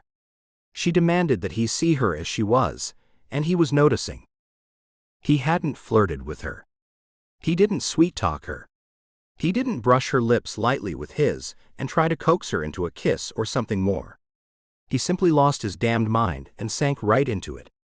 Into her. The kiss was fierce and demanding from the first touch. She didn't quite trust him, he knew. He'd almost gotten her killed. He didn't quite trust her either. She had the tools to destroy his family with a few well-placed rumors. But he wanted her. Her fingers were wound tightly into his hair, holding his head so she could ravage his mouth. Luke was more than willing to be her victim. His hands gripped the new tile countertops, his mind flipping through scenes of him finding her expertly using the tile saw, laying each piece and then grouting the whole thing with a pastry bag. The woman knew what she was doing, and his fingers clenched against her handiwork before reaching to her hip and clutching her hard enough to leave marks. Luke couldn't regret it. His mouth sought hers, his tongue battled for dominance, and he loved every second. When he stopped to draw a breath, she expertly maneuvered him, swapping their places and pressing him backward against the counter. Her mouth traced his jawline as his head tipped back in ecstasy. If anyone had told him he'd be getting ravaged by Ivy Dean, he would have had fantasies that didn't even begin to rival reality. No longer holding her in place, Luke's hands slid up from her hips. He didn't have to hold on to her. Ivy wanted to be here, or at least she needed to be. That one gentle, reverent touch hadn't been enough. His hand reached into her hair, holding her head back as his mouth traced her neck, her collarbone. He wasn't normally such a beast. But Ivy was giving as good as she got. He was going to have fingernail marks down his back tomorrow, and he not only didn't care, he loved it. The sweet suction of his mouth on her was thwarted. Ivy wasn't playing nice. It occurred to him for the first time that they weren't playing at all. Neither of them was going to come to their senses and call this off. His muscles had been on fire with need, but he entered flashover, everything igniting at once. Any thoughts were incinerated. He was operating on pure need. He could smell her. He couldn't think. He wanted her. He needed her. He couldn't resist. Pushing her to walk a few steps backward, he had her against the edge of the new dining room table. A sturdy butcher block piece, it held her easily as he lifted her to the edge and then pushed her backward. She spoke his name, a sound somewhere between begging and demand. If he'd ever had the ability to resist her, it was gone now. There was only now. Only her. Only this. When they finished, he collapsed forward onto his elbows and tried not to crush her as his lungs fought for air, and he gasped repeatedly as he fought to both return to reality and to never come back. Slowly, he felt her melting away underneath him, her own senses likely returning as her head rolled to the side, almost as if she could fall asleep right here in his arms, still laid out on her own dining room table. But as his head slowly lifted and he looked her in the eyes, Luke knew there was nothing he could say. He had to get out of here. Chapter 22. Ivy woke up in her bed, and immediately her hands went to her head. She was wearing her pajamas, sleeping alone in her home, and her alarm was going off. She could try to believe that this was any normal morning. But it wasn't. Reaching out, she slapped at the alarm clock as memories of the night before flooded back in. When was the last time she'd even had sex? She tried to remember. It had been in life number 2. Life number 2 had been tight jeans, low-cut tight tops, friends who actually turned tricks for a living. They'd been high-end call girls, and Ivy had enjoyed the occasional limo, with a Hollywood star funding everything. She'd been to after-parties galore and partaken of plenty of hedonistic pleasures. But one night at the restaurant, she'd waited on a group of librarians coming from a conference. They'd been ecstatic about their trip, and happy to see each other again, and told her all about it. When she'd asked about their jobs, they had encouraged her. Like magicians, they pulled out their phones, referencing everything, giving her tips for things she hadn't considered. They told her what degrees to get, what the best schools were, and linked her to loan sources that would help fund someone like her through the high cost. Ivy had spent 6 more months after that waiting tables. No more hookers and blow for Ivy Dean. Every penny went into savings. That fall, she entered New York University's Library Sciences program. Life number 3 had begun.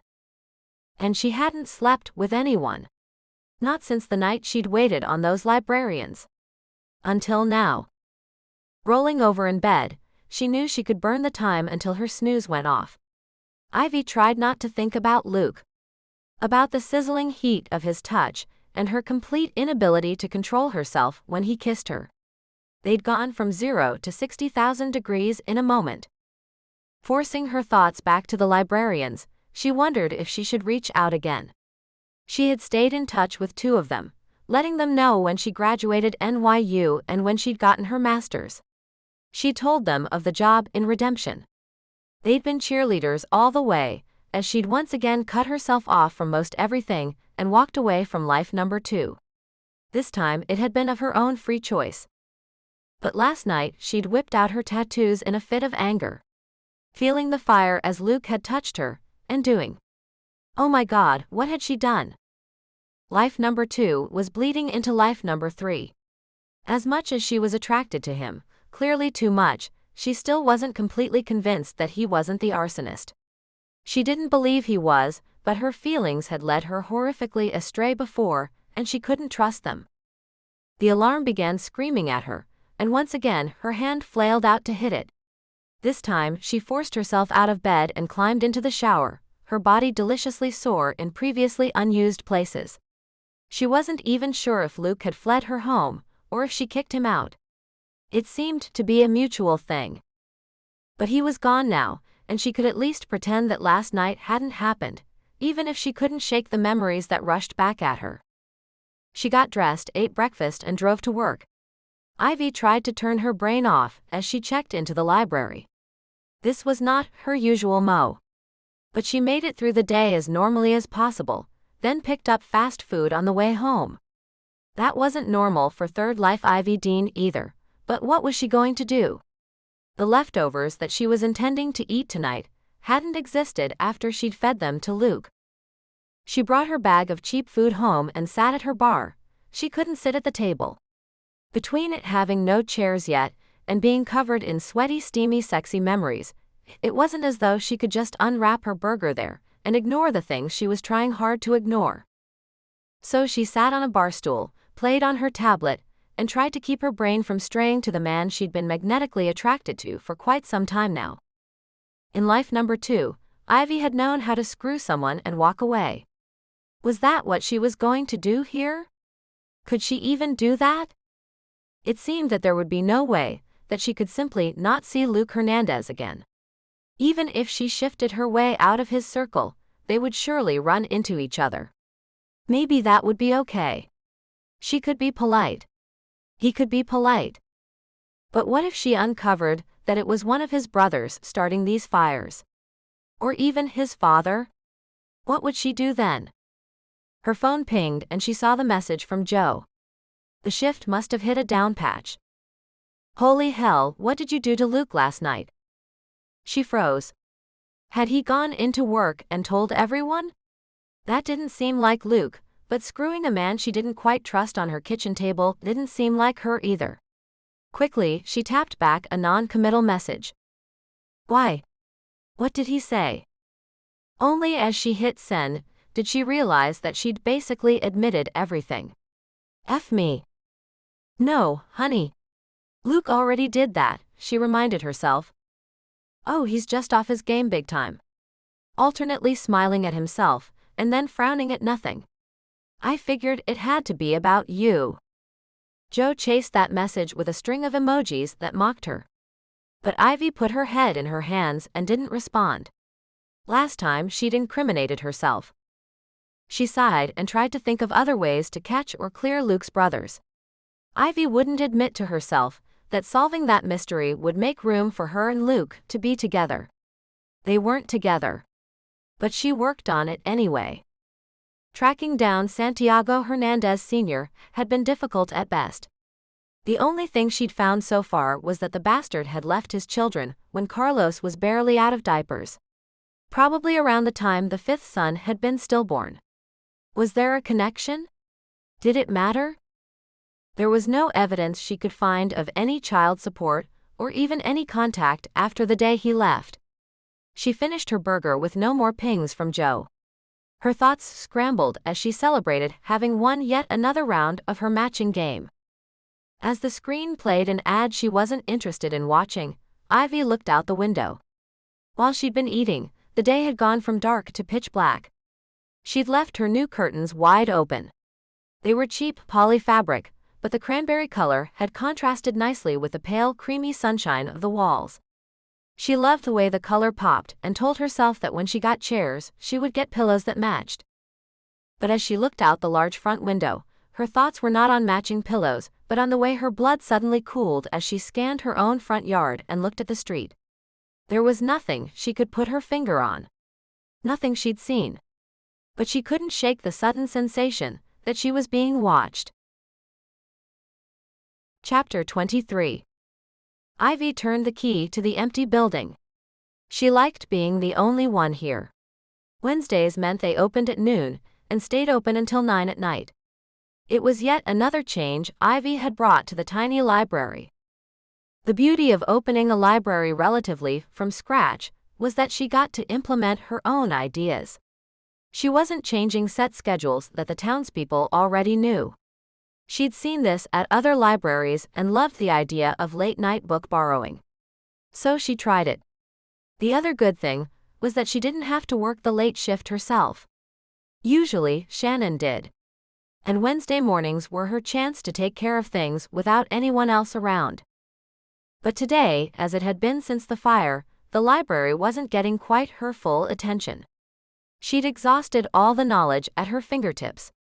But she was now one of the magicians she'd aspired to be, and when she ran out of material, she turned to people. For a moment, her heart clenched as she'd immediately thought about picking up the phone and calling Marina Bolero. The detective had been a friend, helpful, smart, kind, and caring. Exactly the kind of officer you wanted in a small town. And she was gone. Murdered while solving a case, Marina had given her life to keep people safe. Though Ivy knew many of the other officers, she wasn't sure who she could trust to give her the kind of information that she needed without turning it back around to the Hernandez family or maybe even Chief Taggart. Was she making a mistake? Though she told herself she hadn't decided not to tell the chief, she also hadn't told him, and that was a decision too. It had been several weeks since her own fire, and she could tell Luke was getting antsy about the arsonist striking again. That in turn made her antsy about it. She'd almost died. And she was concerned the next person wouldn't be so lucky. Still, she hadn't quite brought herself to hand over all of her information to Sebastian Kane and Chief Taggart to fully run the investigation. So she pulled out her phone and called an older number. "Ivy," the voice answered, clearly glad to be hearing from her. She should have called for a better reason, she thought. But she hadn't, and she needed him now. "I hope I haven't caught you at a bad time." Former Detective Orlando Tavares was now on the road with his fiancée, Chloe Goodman. They worked together as part of the privately funded Missing Persons Investigation Unit. Nebraska's own Reiner Institute funded them and touted their incredible success rate. "Don't worry about it." Ivy noticed that he didn't say it's not a bad time. Then again, they hunted missing children, so maybe there was never a good time. She didn't know how they dealt with what they saw, but somehow they did. Ivy had helped them with cases on several occasions. When they had missing kids local to the area, she pulled records and fed them information and answered questions the best she could. She liked the work and felt that she was doing her part to reunite children with their families. Though she hadn't thought of it as building up points, it was definitely time to cash in her chips. I need some help with some background information, and I've exhausted all my resources. She could hear in the background as Chloe's voice asked, "Is that Ivy Dean?" He must have nodded or motioned yes, because Ivy immediately heard, "Hi Ivy," from the background, and she told him to tell Chloe that she said hi too. "We have an arsonist in town." There wasn't time to beat around the bush. "We heard. How can we help?" She explained about the particular places the arsonist was hitting, and her theories about the Hernandez family, and about Luke's own suspicions. "Can you pull records without alerting anyone?" "You haven't turned this over to Taggart?" he asked. This was the crappy part, where she couldn't even point her moral compass in one direction or another. One of Luke's brothers is in need of rehab again. Another, if accused, could easily be found guilty whether he is or not. With his record, he'll just go down for it. Then, if we put him away and we're wrong, the arsonist is free to strike again. In fact, Luke is very concerned that his brother isn't the right guy. Honestly, I think he's concerned the brother is into something illegal, but if it's not the arson, Luke doesn't want to touch it, and he doesn't want to be the trigger for it. He's really concerned about what happens if we get it wrong. "Okay, gotcha," Tavares readily agreed, making Ivy feel that maybe her own reasoning wasn't quite so crazy. She fed him everything she had to get them started, and then set him and Chloe loose to dig up police and federal records. Only a few moments after hanging up with Orlando and Chloe, her phone rang. "Hello, Miss Dean. I'm here at the front door." "I'll be right there, Mr. Jensen." She made her way quickly around the counter, weaving her way through the short hallways, not wanting to leave the older man standing and waiting too long. She unbolted the door and glanced around quickly. The library faced the main street, and several cars passed by, meaning at least a few people in Redemption now knew that Mr. Jensen was here. She had told the elderly man that she wanted to interview him for an oral town history, which was actually a plan that Ivy had, so it was a fudge, not a lie. As a child she had been taught that lies were bad, then it was demonstrated lies that suited her parents or the elders were fine. It had taken her a while to develop her own code. As an adult, she'd found many good reasons not to tell the truth. Some to save her own skin, but many out of kindness to others. In this case, it was to protect Luke's family. She knew the older man had so much useful information about the town, and she would use this interview in that process. So she now had no issues telling him he was here as part of her project, and no trouble saying that to anyone who might have seen him come in during closed hours. Motioning him to sit down in one of the big comfy chairs at the center study table, she told him, "You're my first interview for this project. And I'm honestly not sure which way the project is going to go. I do know I wanted to do a few things. I want to really capture the memories of those who grew up here over the decades, and I want it to include things that we can't find in the books and records." He was nodding along, seeming pleased to be part of the work. She hoped he never found out that she was also milking him for information. But if his stories helped her locate the arsonist, he might like getting that credit. The man appreciated being appreciated. It took them a good hour to get through the basics of when he was born and who was in town then. She took copious notes and asked clarifying questions. Then she asked about prominent families in town. She started with the Bolero family, then the Millers, thinking maybe she could throw the Hernandezes into the mix and he wouldn't notice. "Okay." She smiled, hoping he couldn't read her ulterior motives. "You've told me about the prominent families. What about the notorious ones?" Sure enough, 2 families later, he said, "The Hernandez boys." Though there were several families named Hernandez, Mr. Jensen was talking about Luke's family. But she was confused by the names. "There's no Diego in the family." "Oh, the Santiago Hernandez I'm talking about is the father of the last batch. His brother was Diego, and his other brothers were Carlos and Pedro." No wonder she'd been confused. Several of the names had been recycled in the current generation. But she didn't even have to probe. He volunteered what she needed and Ivy gave a silent cheer.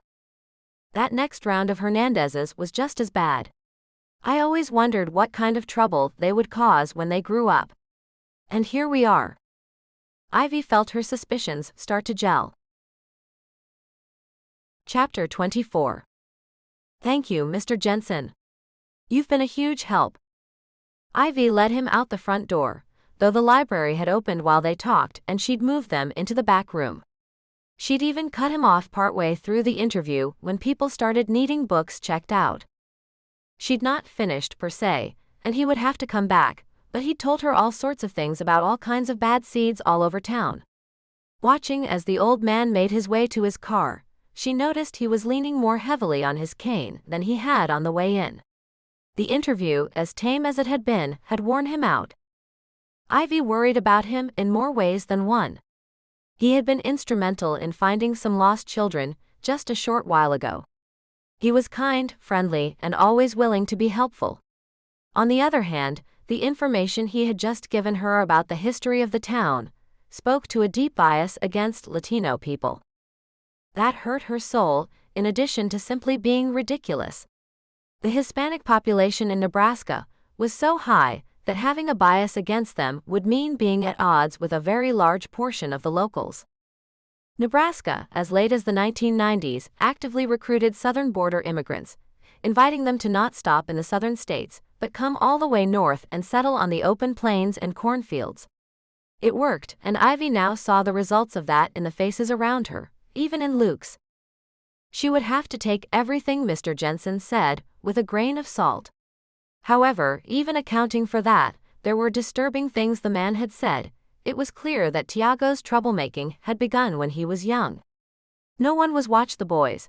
They'd basically raised themselves, which made her all the more impressed by Luke's success. Carlos too. It seemed he had only managed to get himself straight by leaving town.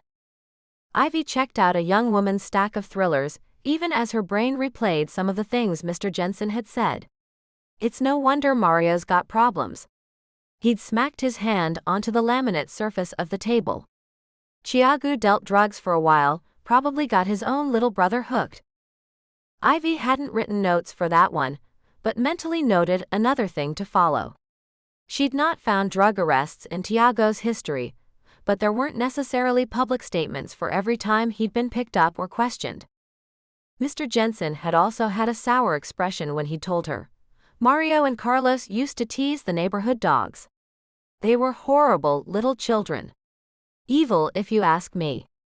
There were rumors that somebody had found Mario having cut open a squirrel to see what was inside it. I don't think it died of natural causes. Ivy hadn't been able to hide the way her whole body had pulled back with the revulsion. Mr. Jensen had nodded at her as if to say, see, he was right. Those Hernandez boys were terrible. That Luke kid ran with a rough crowd, stolen cars, lots of weed. He'd emphasized the last word, and she wondered if he would call it the devil's lettuce or something more ridiculous. She wondered what he'd say if she told him about all the drugs she'd done. Weed had been the least of them. That Luke never got caught, Jensen had said, and there was something in his tone that made Ivy wonder. But the older man followed it up with, I never was quite sure if it was because he wasn't really doing any of it, maybe just hanging out with the wrong people. Or if he was so slick that he always weaseled out of it and left his friends holding the bag for what he'd done. Ivy nodded along, knowing that people spoke more when you agreed with them.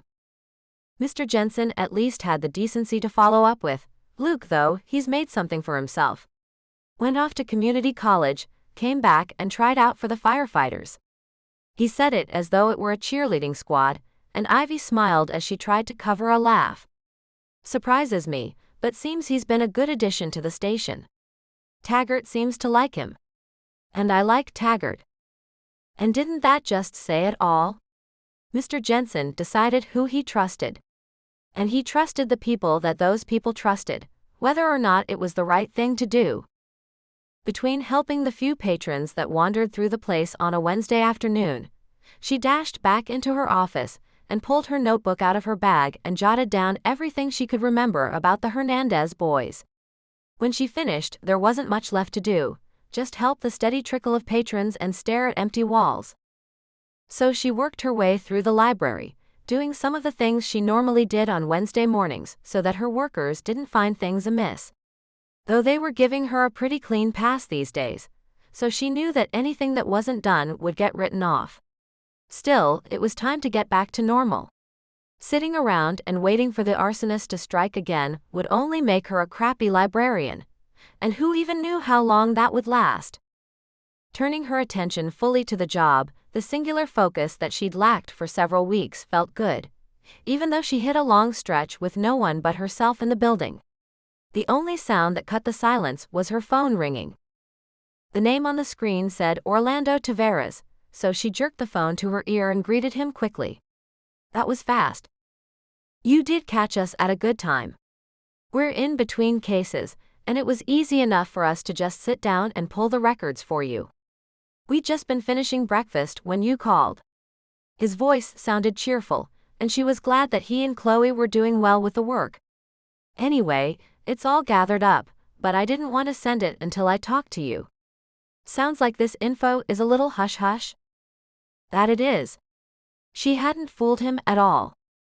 So where do you want me to send it?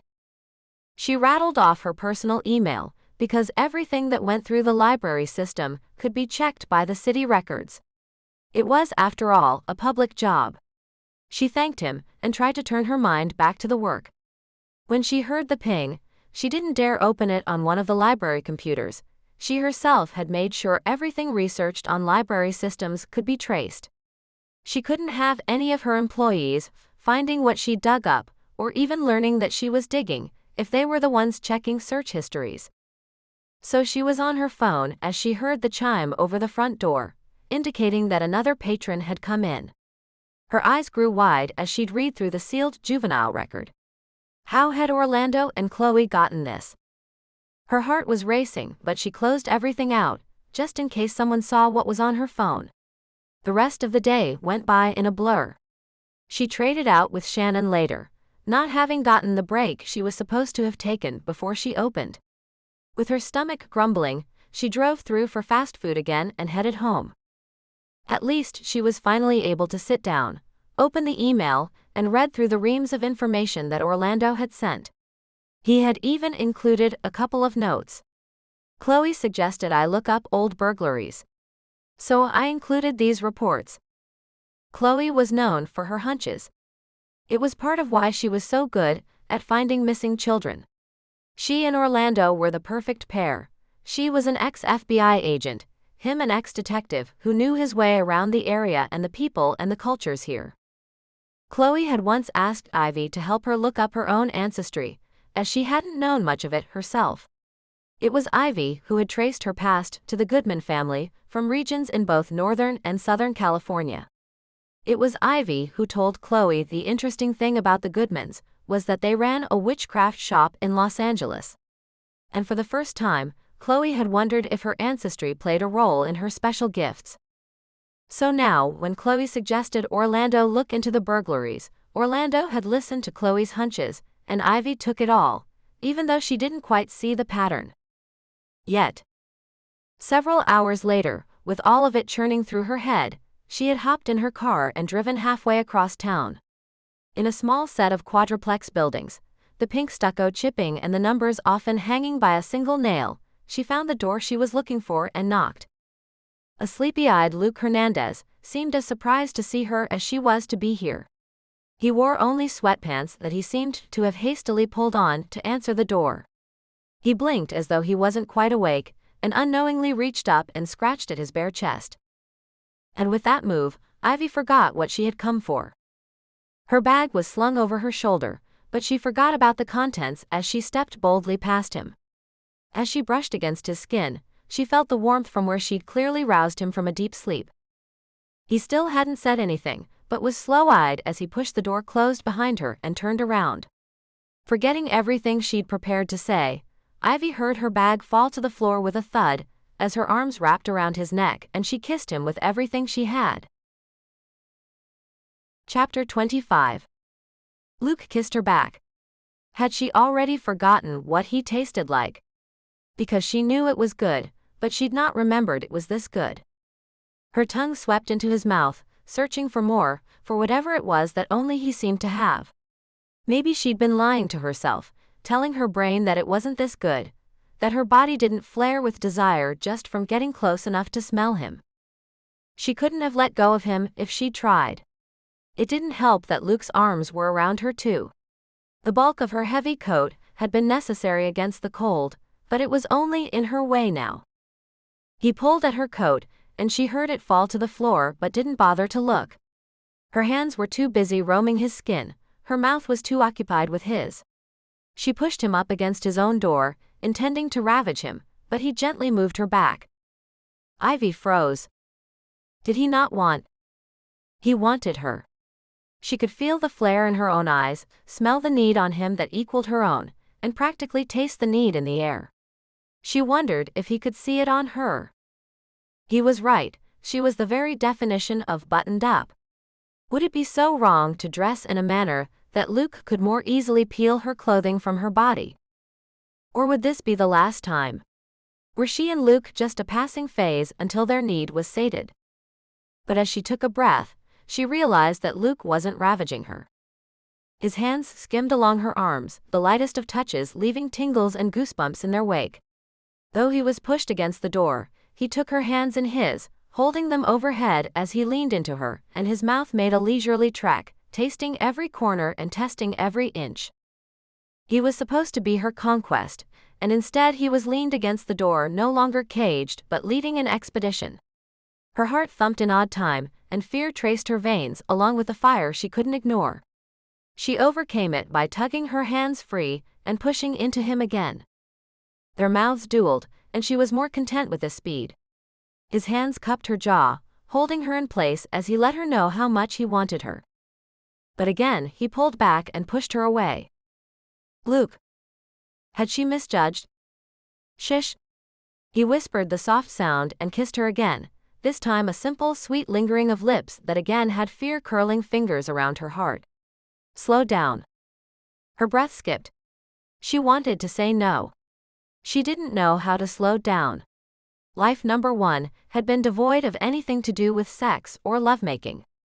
She hadn't even seen it on TV, and aside from her first kiss in that club, which she now realized wasn't even worth a spark, she'd had no experience. Life number two had been about exploring everything denied to her. But there had been nothing slow or sweet or hotly seductive about it. Her eyes opened and found his. He was asking her to trust him. Half of her knew she couldn't. She couldn't trust anyone. The other half of her begged for it. I don't know. The words weren't even loud enough for her to hear, but Luke didn't seem fazed by it at all. You can. Come on. He reached downward, and before she knew what was happening, he'd scooped her behind her legs, lifting her from the floor and carrying her, romance movie style, through the small space. She laughed at the absurdity of it, then froze. She'd broken the mood. She'd ruined. But Luke was laughing at her too, and none of the heat had left his eyes. Expertly maneuvering her through the doorway and into the dark back room, he set her softly and gently on the bed. He'd figured it out. He'd figured her out. She'd had plenty of sex, but she'd never done this. I've got you. His whispered words flowed like rivers over her exposed skin. His fingers touched her knee and slid up her leg. She moved by feel, the apartment still mostly dark and the room nearing pitch black. His mouth traced her lips. Then as she moved to kiss him back, he skipped away, tracing her jaw up to her ear. But then as he kissed her and seemed to know exactly how to pull her under, she closed her eyes and felt his touch. She grabbed for him, reaching to hold on as her world rocked. She didn't need anyone, and it was petrifying to let him be in charge. But the way he touched her made it worth giving up her control. His hand played with her hair, and he kissed her as though they were sitting on the couch and watching TV. Soft, casual kisses that belied the storm he was brewing under her skin. Luke. Shish. What if he? Ivy. Later she breathed him in, still wrapped, warm and sweaty and sated, around him, until she began to come to her senses. What the hell had she just done? Chapter 26. Luke stared at the ceiling. He was sure as hell awake now. It had taken quite some time to be sure he wasn't dreaming. He'd been dead asleep between shifts, not sure he'd heard the knocking on his door at first.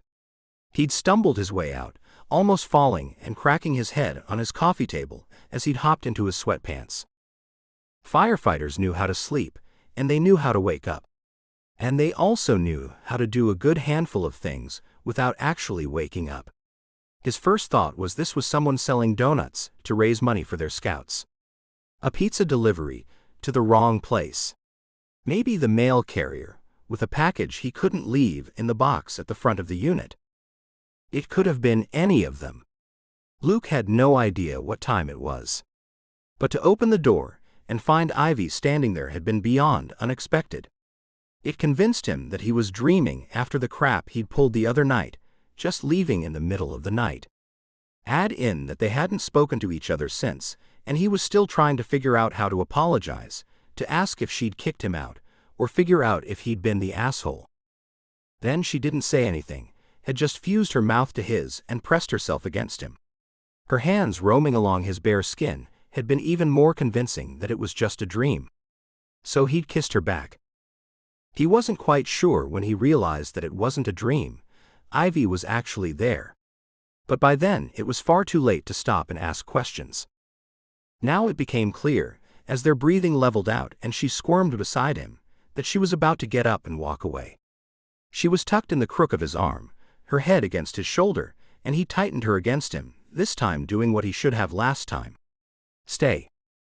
Her fingers clenched against his side, but at least she stopped acting as if she was about to roll over and say something about a good time, but she couldn't. Luke, I know you won't believe me, but I didn't come over here for this. He chuckled, unable to fight the rumble that started low in his chest. She could have fooled him.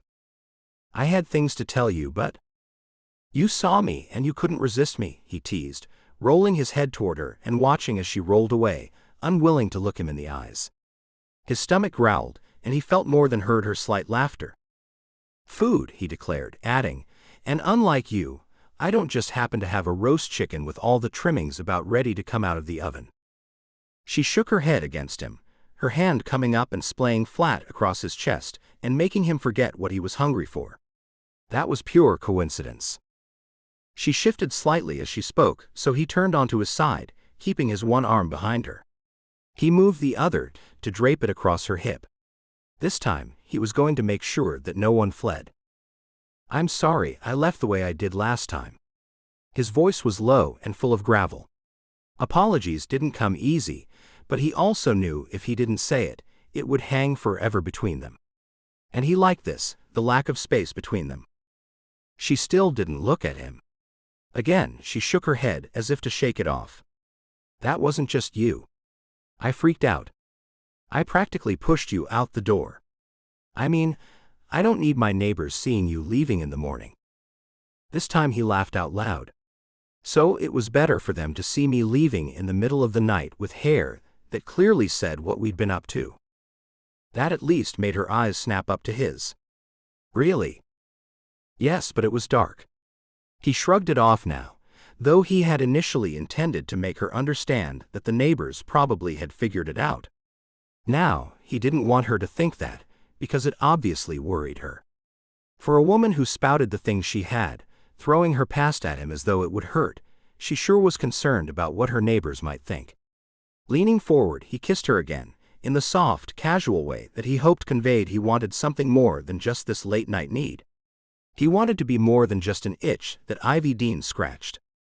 She kissed him back and leaned in, her simple touch making him want her again. He felt the change when she pulled back. There are things that I have to tell you. He nodded, understanding she meant the things that were in the bag that she brought with her. Important information. I have things I need to tell you too. She nodded softly, as though waiting for him to tell her. I want more than this sneaking around. I want more than getting kicked out at 2 a.m. with my t-shirt on inside out. It wasn't 2 a.m., she protested. You know what I mean. I was hoping you would go out on an actual date with me. His heart pounded. How long had it been since he'd done anything other than hook up? How long had it been since he'd been with the same person more than once? He laid there in bed, as the silence stretched out as he waited for Ivy to answer. Chapter 27. I feel like I'm being watched. Luke tried not to let the shock show at her words. Ivy sat at his old cheap table, in an old cheap chair that looked like it had been stolen from his mother's first home. Ivy's place, even burned out, had been in better shape than this. They sat in front of bowls of cereal. She'd not really turned him down, but she'd not agreed to a date either, saying only, I don't know. With everything going on between us, I'm not sure it's the right thing to do. Now he was hung up on that idea. Though he was listening to her, at the same time, he was trying to figure out how to get her to say yes. But this, it grabbed all of his attention. What do you mean? She pushed the small, half-eaten bowl of cereal away. He kept this place warm, and right now, he was enjoying the benefits of that, as she sat there in only her underwear and one of his t-shirts. She was wearing his clothes, eating his cereal, in his crappy apartment in the middle of the night. They should be dating. But again, her words pulled him back to the present with fear. I haven't seen anything I can put my finger on. It's just a feeling I've been having. And I don't know if it's some stupid paranoia because my house burned down, or if I'm actually sensing something and I just can't articulate it. She was looking down at the tabletop, as though ashamed of her own concerns. Reaching over, he put his finger under her chin, a simple gesture that he hadn't done for simple reasons in a long time. He flirted when he could. He took it further when the offer was on the table, his moves always calculated to make sure that the person he was with wanted to be with him. And if she did, Luke went all in. Then he walked away when it was over. But nothing here was calculated. He simply reached out and touched her. He'd wanted to see her eyes. Being with Ivy was like nothing he'd experienced. If he'd been choosing who to sleep with, it never would have been the town librarian. Never a woman he'd respected the way he did her. Not someone he admired for the way she had managed to come into a town and find a place at the heart of it.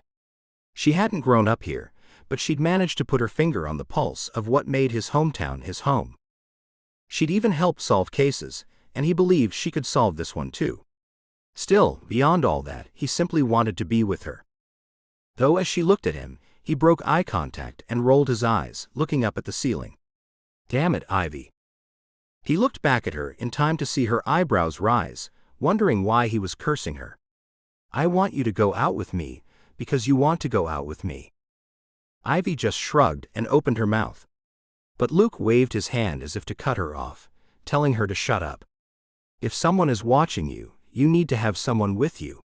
You need to have someone who's constantly stopping by. So that whoever is trying to get to you sees that you're not alone, that they could be dropped in on at any moment. Ideally, it's someone who stays overnight and someone with some power, like an FBI agent or a police officer. He hated saying that part, but Ivy caught on and grinned at him. Or a firefighter. Half of his mouth pulled up in a smile. It wouldn't hurt. And I sure as hell don't want you shacking up with someone else. So we what? She asked. We go out, get seen together publicly. We become boyfriend and girlfriend?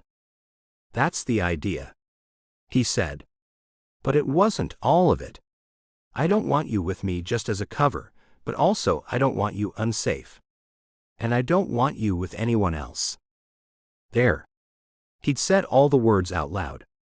Let her untangle them. His frustration was that they were all true. Any of them happening would preclude some of the others. He was looking at the tabletop, studying the grain that had been painted on, when her fingers fisted into the front of his t-shirt, pulling him upward. He barely managed to look up in time to catch that Ivy was coming toward him. Her kiss was fierce and strong. He was grateful his cheap table was tiny, and she'd easily been able to close the gap. Her lips tasted of sugar from the cereal, and her mouth tasted of a heaven he hadn't quite known existed. All right, she said, releasing his shirt. Let's do this. But he was protesting again. He needed Ivy to want him, not just safety. She tipped her head at him, as though to chastise him. Let's be honest, it's the perfect excuse to do what I want to do anyway. His heart soared. After all, the woman wore twinsets and hid those sexy tattoos from the world. She made choices based on appearance. But if she wanted to be seen with him, he could live with that. He slid heavily back down into the seat with a thunk, the jolt almost sloshing the milk out of her cereal bowl. Then she frowned at him. I take that back. I don't know if you're going to want to be seen publicly with me after I tell you what I learned. Chapter 28. Carlos and I were both at my mother's that night. Luke pointed to one of the papers that was spread out on his table before him. Some were prints that Ivy had made of police reports and charges and court documents that Orlando Taveras had sent her. Others were handwritten notes. The yellow pages held crisp blue pen in neat cursive strokes that spoke of her homeschooled background. Ivy pulled the page over closer to her and made a mark in the upper corner. She'd made little notes on each T, M, and C for each of his brothers. She crossed C off of the report for the fire that had started the night Luke remembered. He had to wonder if she might have had an L up there too, if she might have needed to rule him out. Or at some point along the way, had she actually done it? It seemed odd to be sleeping with her, to be asking her out, and to not be entirely confident that she knew he wasn't their arsonist. Am I off your list? You are now, she told him with a cute smirk, and he didn't ask when now had occurred. Orlando said that Chloe told him to pull burglaries, and it took me a while to figure out how it helped, but look. Ivy pushed one of the reports toward him. Quickly scanning it, Luke read about another arrest for yet another petty theft. Jesus, Chiagu, Luke said it out loud even though he hadn't meant to. All his misery at his oldest brother's inability to get his life together, or even just stop committing crimes, seeped into the two words. He hadn't even known about this most recent arrest. Hopefully there weren't more. He wondered if his mother did, but forced his attention back to the table and the way he and Ivy were trying to rule out suspects. What does this have to do with the arson? Because it puts your brother in a holding cell for 24 hours around the time of this fire being set. Ivy pointed to the report for the fire at one of the abandoned houses. They sorted through the other documents and quickly crossed all three Hernandez brothers off of their list of suspects. Luke felt his heart settle inside his chest. Thank you. For what? This is my fire too now. I mean, I'm happy to help, but please understand that this. She waved her hand at the table and all the notes that surely represented hours of her own precious time. It wasn't entirely for you. He was looking down. Though he'd known that, it was still hard to meet her eyes. He shook his head as though shaking her off. It doesn't matter why you did it. I've been afraid it was one of my brothers all this time. And I'll sleep so much easier now. Finally seeming to understand, she slid her fingers over his and held on. It was Luke who turned his palm upright and laced his fingers through hers. He looked at the two hands together, his large and rough, hers slim-fingered, dainty with neat nails. A hand that spoke of a life of refinement, a life she built for herself from absolutely nothing. Even Luke had always known that if he lost everything, he could crash with one of his brothers. He could go back to his mother and beg a room. It would suck, but a roof would exist over his head and food would be on the table, even if he had nothing.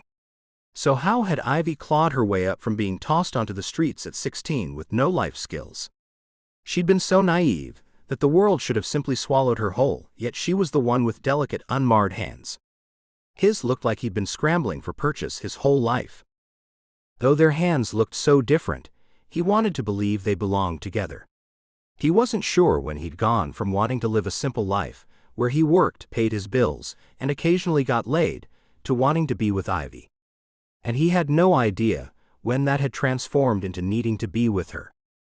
He only knew that it had happened. Thank you. He had to say it again. Her smile was soft and sympathetic. This time, when he looked her in the eyes, he expected a smile. But Ivy was on to the next task, and he'd better keep up. Her expression fell. The problem now is that we don't have a suspect at all. He looked at her, still worried about these supposed-to-be sealed juvenile records. I don't know how Orlando got his hands on those. Ivy didn't either. I remember Carlos and Mario getting picked up by the police as kids, but my mom handled it. She pretty much kept me and Thiago away from it. If I remember correctly, the lawyer got it pled down or something. Ivy wasn't working from memory. Easily putting her finger on the document she wanted, she plucked it from the pile and read it. It looks like he got it down to a misdemeanor. Then her eyebrows rose. This was originally a Class D felony, Luke. She was pointing to a spot on the page. But Luke didn't look. That sounded bad. I remember Mario confessed and went to therapy for it. For all that he was pleased that his brothers weren't arsonists, the search had brought out new information about their pasts that bothered him. Mario had killed an animal as a kid. Those horrifying acts indicated bigger problems. Thiago had been arrested recently, something Luke hadn't known about. He would have to ask his mother. Was she keeping up with her children? Or had she simply decided they were all adults and could make their own bad decisions? He didn't have answers. When the silence settled in, he noticed that Ivy's own expression had fallen too. I don't know what to do about that. She shrugged. But what do we do about not having a suspect? If it's not one of your brothers, then who is it? The fires are too close to your family history to be a coincidence. He didn't know. He'd been thinking about this for several months, and he had a few names to toss out. Like with his brothers, calling these guys under investigation would mean upending their lives. It would possibly end an uneasy truce between his past and his present. Maybe he should have moved out of redemption like Carlos had. He was understanding his little brother better now. Their mother had hated it that Carlos left town, even though he was barely over an hour away, but Luke was thinking that maybe the youngest was the smartest. He'd always been a little too clever. Except if Luke had left, he wouldn't have met Ivy. She asked him her next question, clearly not having the same existential crisis that he was. So the question is, who else followed that same path? Is it an old friend? Is it someone after one of your brothers?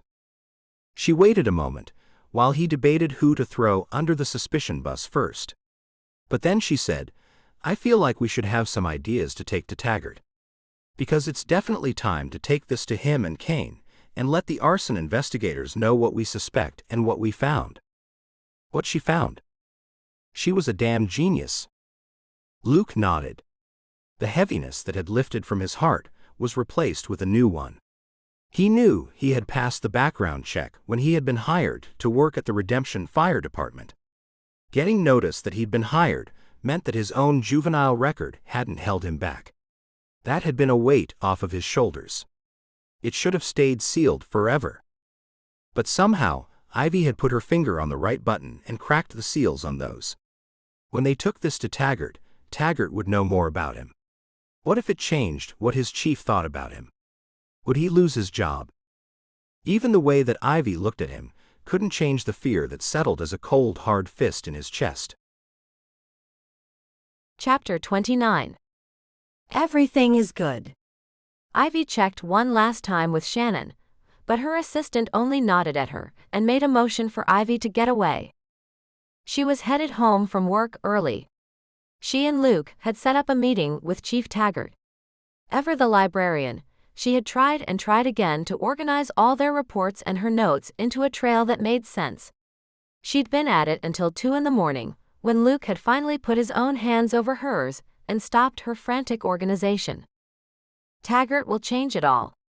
Just take it to him in a big pile. It will be okay. He'd almost laughed at her, but she'd still been concerned. Maybe he was okay with this, but she'd read all the reports. There was damning information in there about Luke. A good number of reports of him getting rounded up with his friends. He'd been questioned about stolen cars, drugs, even home burglaries. But nothing had ever stuck. He'd seemed smart enough to clean up his act by the time he turned 18. Neither she nor Orlando had found any records on him after that birthday. She'd asked him, Why do your records end 6 months before your 18th birthday? Did you just know you couldn't afford a record as an adult? She wondered if he would answer. It was such a personal question, and the only reason she didn't have a record was because she hadn't been caught. No one arrested the Hollywood stars, nor the half-dressed women tagging along and screwing them. Carlos and I were in a car accident. She felt her eyebrows rise. His expression said the memory was not a good one. But when he kept talking, she didn't stop him. Her own curiosity outweighed the need to comfort him. Carlos was driving, underage mind you, and he ran us right into this telephone pole. At the time, it seemed like he did it on purpose. What? No, Luke was shaking his head. You know how memories get messed up with accidents. But he nailed it square on. Wrapped the car around the pole, us both in the front seat. He took a deep breath and continued. It was an old car, there was no airbag, and he was slumped over the steering wheel. I thought he was dead. Luke didn't look at her. He didn't look at anything, just stared into the middle distance. I tried to wake him. I now know not to move an injured person, but I shook him. He didn't move. Nothing. But a police officer came by. This time, when he took a breath, he lifted his eyes to hers. That officer had hauled us in so many times that I don't remember. We were horrible to him, awful. Cussing him out, Carlos liked to insult the man's wife. Oh hell. Ivy consoled herself that she knew the end of the story already, and that Carlos was still alive. He took one look at us, and even though the engine was smoking, and the whole car was about to blow up, he told me we were going to be okay. Then he carefully talked me through everything, managed to get my door open as he called in the accident. He put me on the grass, and climbed in the passenger seat and saved Carlos himself. When they put my brother in the ambulance and we still didn't know if he would make it, Officer Beasley put me in the front seat of his patrol car. I'd never been in the front before. He laughed a small self-deprecating sound, and drove me to the hospital. Then he waited with me on those stupid orange plastic chairs that are so damn uncomfortable. Even when my mother showed up, Officer Beasley stuck around. He bought us snacks and he waited until we knew Carlos would make it. And he never once said a damn thing about how awful we'd been to him. Ivy breathed out her own relief. That's a good story. I went into the station the next week. I waited an hour for him to be free, and I apologized to him for everything. Then I asked him how to become a cop.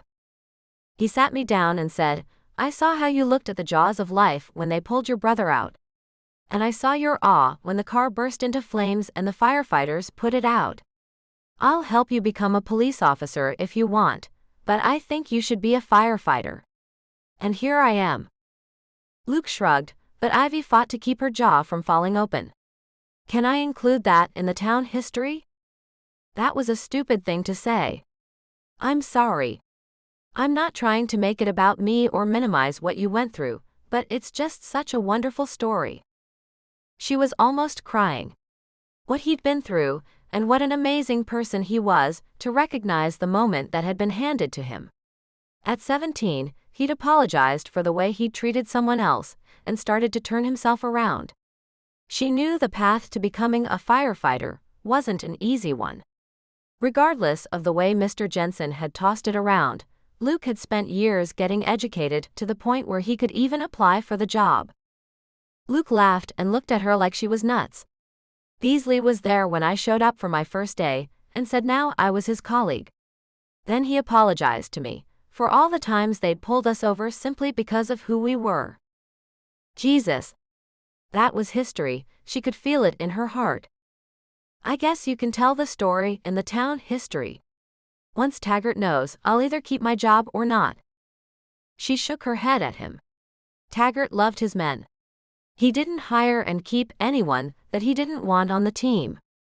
Jo had been new just a few months ago, but her presence had illustrated some unsavory facts about another firefighter. The chief had removed him, not Jo. Ivy had high hopes that, despite Luke's concerns about revealing his own ugly past, the chief would understand the man he had become, and not the kid that he was. Hell, if she was judged by life number 2, things would be very different for her today. Lord knew she hadn't put all of her drug use and crazy partying on her NYU application. Just the GED that she had gotten, and the work that she'd done. Luke would be the same. They'd gone to bed and she'd fallen asleep in Luke's arms for the first time, even if it was just for 4 hours by that point. So now she was running on fumes, but she still had things to do. She pulled up in front of her house to see a large package on her doorstep. Was it wrong to be so suspicious? She'd received deliveries for a while as she ordered replacement items, but she wasn't expecting anything today. She'd carefully parsed out every penny and ordered what she absolutely needed until she ran out of what she felt free to spend. So finding the box with large letters on the sides and the clear logo of a TV company made her wonder. A printed note was taped to the front of it. Reaching out, she gingerly plucked it from the tape. Deliver to Ivy Dean. That was followed by her address and information about the TV that was in fact in the box. It was large but not huge. More money had gone into quality than width. Beneath all that was an additional sentence that it was paid for by Luke Hernandez. She rolled her eyes at no one, and still standing on her front porch grabbed her phone and called him. "Hey," he answered with a smile she could hear. "You about ready to head over?" She didn't even address his question. "Luke, why are you buying me a very expensive TV?" Then the thought occurred to her. Is it because we're sleeping together? No. The word was drawn out, multisyllabic, and he sounded truly offended by her suggestion. While it made her feel better that that hadn't been his reasoning, she felt worse now. She needed to apologize. But honestly, she'd known too many women who weren't officially sex workers. They'd simply worked out arrangements. Though they had no single man who could be referred to as a sugar daddy. Their rent was paid 1 month by one man. Loaded credit cards appeared in their hands. Lavish gifts were bestowed. For all that she had done, Ivy had never quite been willing to exchange sex for favors or money. Luke, I don't need you to. Obviously, you don't. He interrupted, his tone abrupt and maybe a little angry. I want to say it was just a gift, but... His voice lowered. Honestly, I feel guilty that you lost everything. So just let me get you the damn TV. She would have fought him on it, if not for the tone of defeat in his voice, if not for the anger that came through that she knew wasn't really directed at her. I'm sorry, she said, though whether she was sorry for her improper conclusions or for the fact that she would never have taken the TV until he browbeat her into it, she didn't know. Maybe it was all of the above. She held out what little olive branch she could. Why don't you come back with me after our meeting? Help me set it up. There was a long pause that worried her, but then he said, I'd like that. It wouldn't hurt her to have anyone watching see him arrive on her doorstep and stay for a while. Okay, I've got to hang up and get this behemoth inside. Are you heading over here soon? Yeah, I just came home to change. They said goodbyes, and she decided to change out of her heels before she brought the TV in. She thought about how she wouldn't have changed clothes after work had this happened last week. She was happy in her twin sets and her skirts. But Luke had gotten her to thinking. She wasn't so much happy with the clothing itself as she was with the way it made people perceive her. And maybe she didn't need to be perceived as utterly proper and untouchable. So she put on the pair of jeans that Joe had gifted her, leaving the twin set sweaters in place. It was cold and she wasn't quite ready for a full makeover. She'd done 2 of those already in her life. But maybe she could just add new pieces without worrying about the town of redemption knowing that she was trustworthy, that she wasn't making poor choices, that they could ask her their questions and put their secrets in her hands. She zipped the jeans and added a cute pair of boots, then declared herself done. But as she headed back out to the porch to bring the TV inside, the hair on her neck rose. For a moment she struggled with the box, holding the door open with her foot, trying to lift the awkward weight, and ultimately just sliding it over the threshold. When she got the TV inside, her nerves didn't settle. Ivy realized she wasn't simply concerned about her new belonging getting stolen. The sensation of being watched was still there, even though she'd stepped in and locked the door behind her. Scanning the street and her yard, she checked for unusual cars or movements coming from the stand of trees between two of the houses. She was just 2 houses down from a little strip of woods that led into the greenway that connected the town. Despite her checks, she didn't see anyone. Even her neighbors weren't out. And she was left with the eerie feeling that the birds being silent meant something. But was she simply paranoid, or was there really something out there? Chapter 30. I called Shannon. Jo told Ivy with a smirk on her face as she stood on the front porch where she'd knocked just as Ivy was getting ready to leave for work. There's nothing you can do about it. That was the problem with small towns. Everyone knew everyone else. Ivy had told Jo about her schedule, about how much she liked her assistant Shannon Delian. Jo also knew exactly who that was and how to get in contact with her, and when to knock on the door to catch Ivy before she left. What exactly are we doing? Ivy asked. You and I are going to the new spa that opened up. We are having hot rock treatments, facials, and massages. We are supporting the local business. She added the last one with a self-satisfied grin. Jo knew Ivy believed in supporting the locals. And the spa had opened up recently, trying to bring in business from Redemption and the surrounding areas. Ivy had to admit that it sounded wonderful, but she didn't have the funds for something like that. Or she did, but they were already earmarked as savings for replacing her big fluffy armchairs. Jo seemed to understand that the two of them, especially right now, were playing the roles of rich man, poor man. I've got it covered. Jo just reached out and grabbed her hand for a moment. It's my treat to you. You've seemed tense these last few weeks. She wasn't wrong.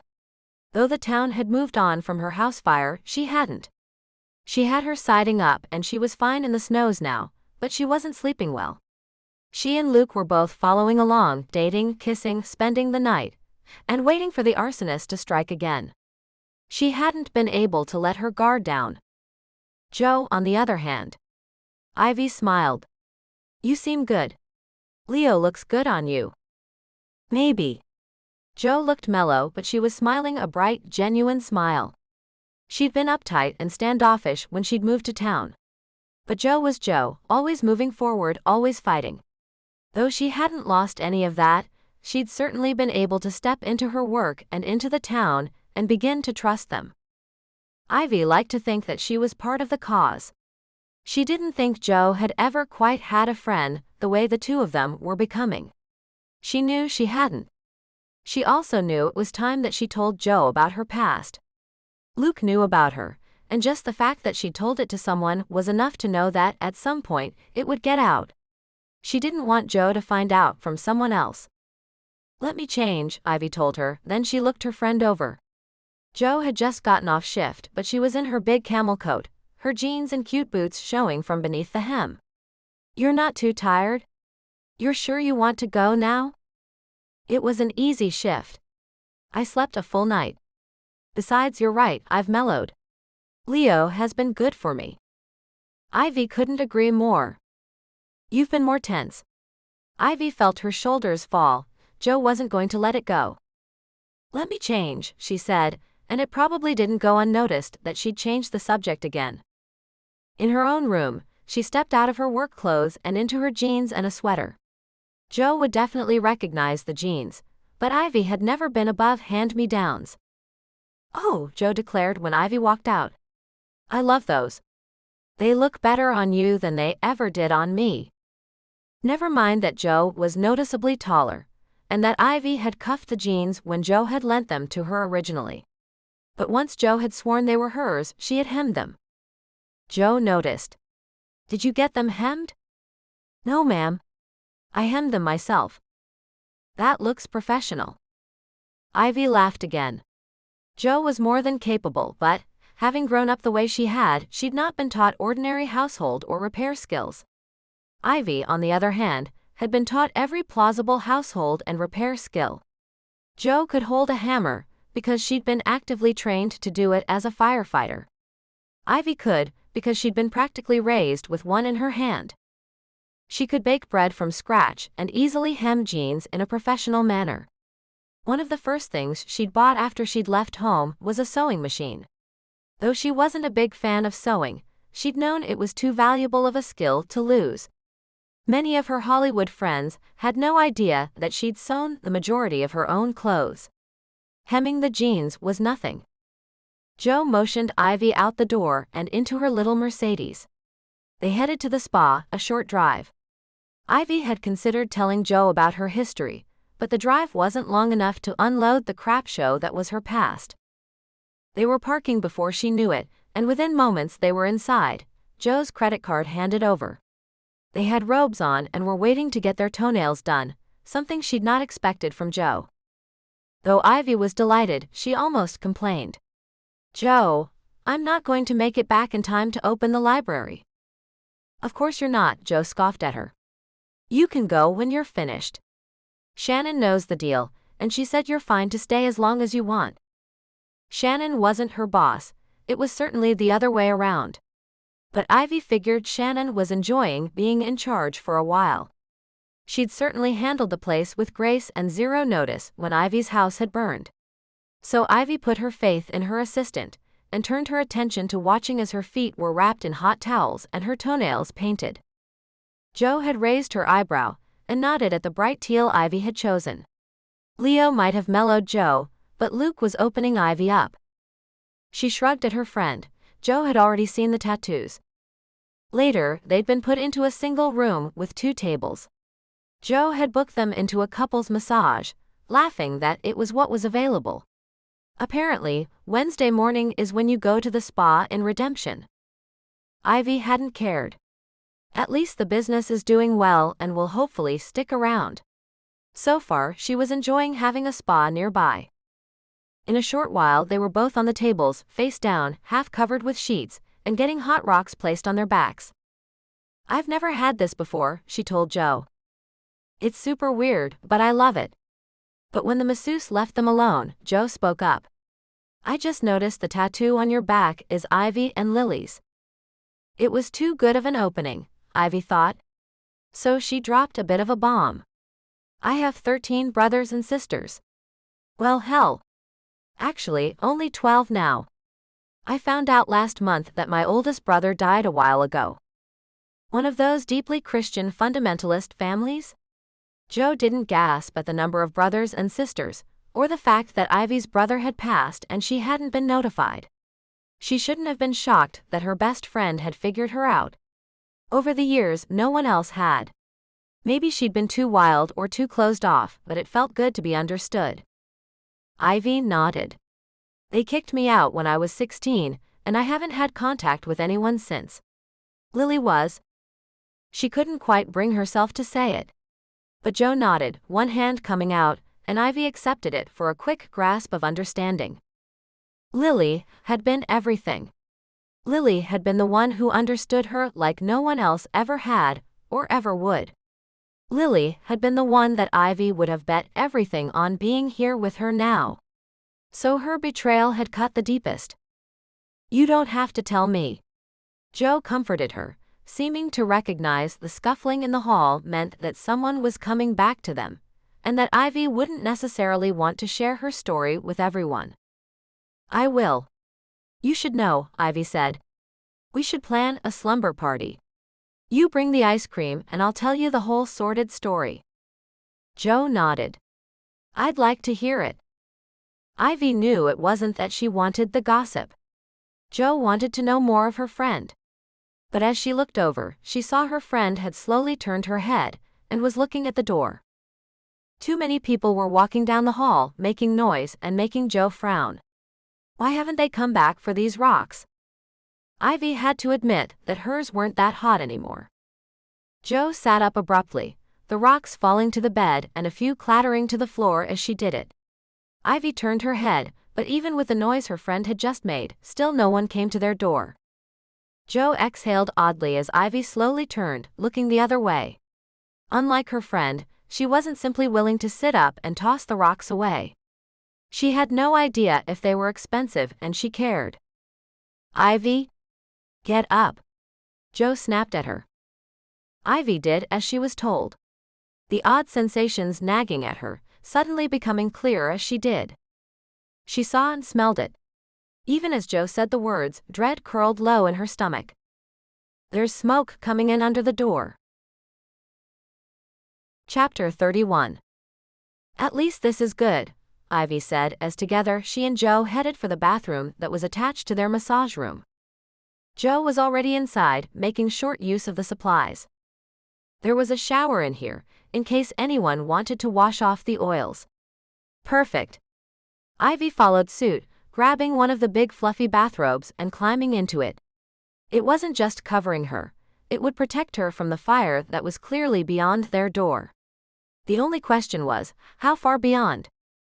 Joe turned on the water and shoved Ivy in first, ever the firefighter. Sweet Jesus! Ivy yelled. It was freezing. But Joe was quick to point out that she'd be thankful for the cold in just a few minutes. Grabbing another large bath towel, Joe shoved it over Ivy's head and let the water soak it too. You'll breathe through that one, Joe told her as they switched places, Ivy now dripping onto the floor. As she glanced out into the main room, she saw the smoke still curling in from the hallway. With another towel in hand, she stole a little of the water from Joe before heading out and stuffing it under the door. There were no windows back here. Of course not. You wouldn't want anyone peeking in on your massage, but now the only way out was through the fire. Joe stepped out, now just as cold and soaked as Ivy. Then she immediately ducked back in, and Ivy heard the shower turn on again. Joe emerged a moment later with a stack of wet towels. Ivy pointed into the corner. Shoes. There wasn't enough time to get fully dressed, but they shoved their feet into what they'd been wearing on the way over. Ivy was suddenly grateful for sneakers with thick soles. There wasn't time for socks. Joe grabbed her and hauled the two of them to one side of the door. Reaching out, she pulled the knob and opened the door. Smoke thick and oily whooshed into the space, and Joe tugged them both down to the floor while she waited a beat to let the room adjust to the intrusion. Ivy understood. One of the nights that she and Luke had been curled up on the couch watching TV, she'd asked him all kinds of questions about firefighting. Just out of curiosity, or maybe because an arsonist had torched her home. He told her, anytime you open an airspace, you invite the fire. Joe was staying out of the way now.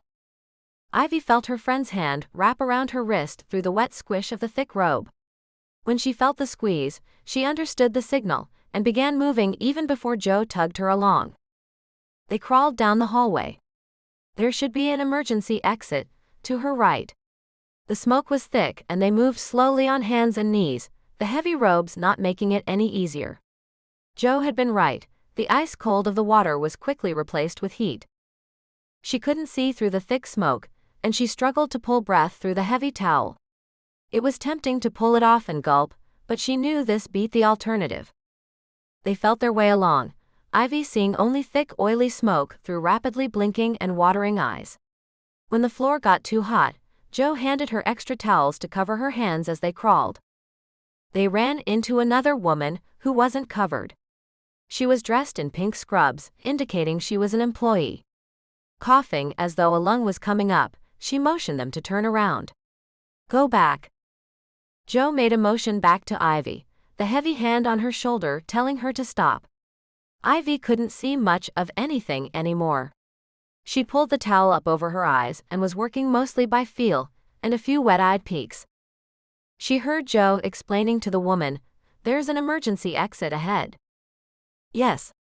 It's blocked. The woman argued back with another epic cough. I'm going to go check it out. I'm a firefighter. Joe said it with such conviction that Ivy almost laughed at the big fluffy wet beast that was her dearest friend. But there wasn't enough air to laugh. Joe pushed the remainder of the still wet towels she was carrying at Ivy. Wrap her up. Stay here. And with that, Ivy was alone with the new woman. Ivy motioned with one of the towels, putting it up over the woman's face and wrapping it around her neck like a scarf. She held up another towel, the last one, and hollered above the sound of roaring static. For your hands. She watched as the woman went at the towel with gusto. Pulling the first towel down to get one tooth firmly into the fabric, she ripped it clean down the middle, making two smaller towels that she then wrapped around each hand. Ivy wished she had that kind of strength. By the time she got the woman situated, wrapped up as best she could, Joe was back. Crawling in on her hands and knees, she motioned them to get moving the way they'd come. It's blocked. The door itself has already caught. For the first time, as the three of them turned and headed toward the front door, Ivy felt an ice-cold fear snake around her heart. No one had said it, but it was clear to her this fire had been deliberately set. It had been set and she had been inside. Was it a coincidence? She didn't have time to consider that. Her first, in fact, her only job right now was to save herself and the others who were in here with her. Joe banged on closed doors as she went, but only one of them opened.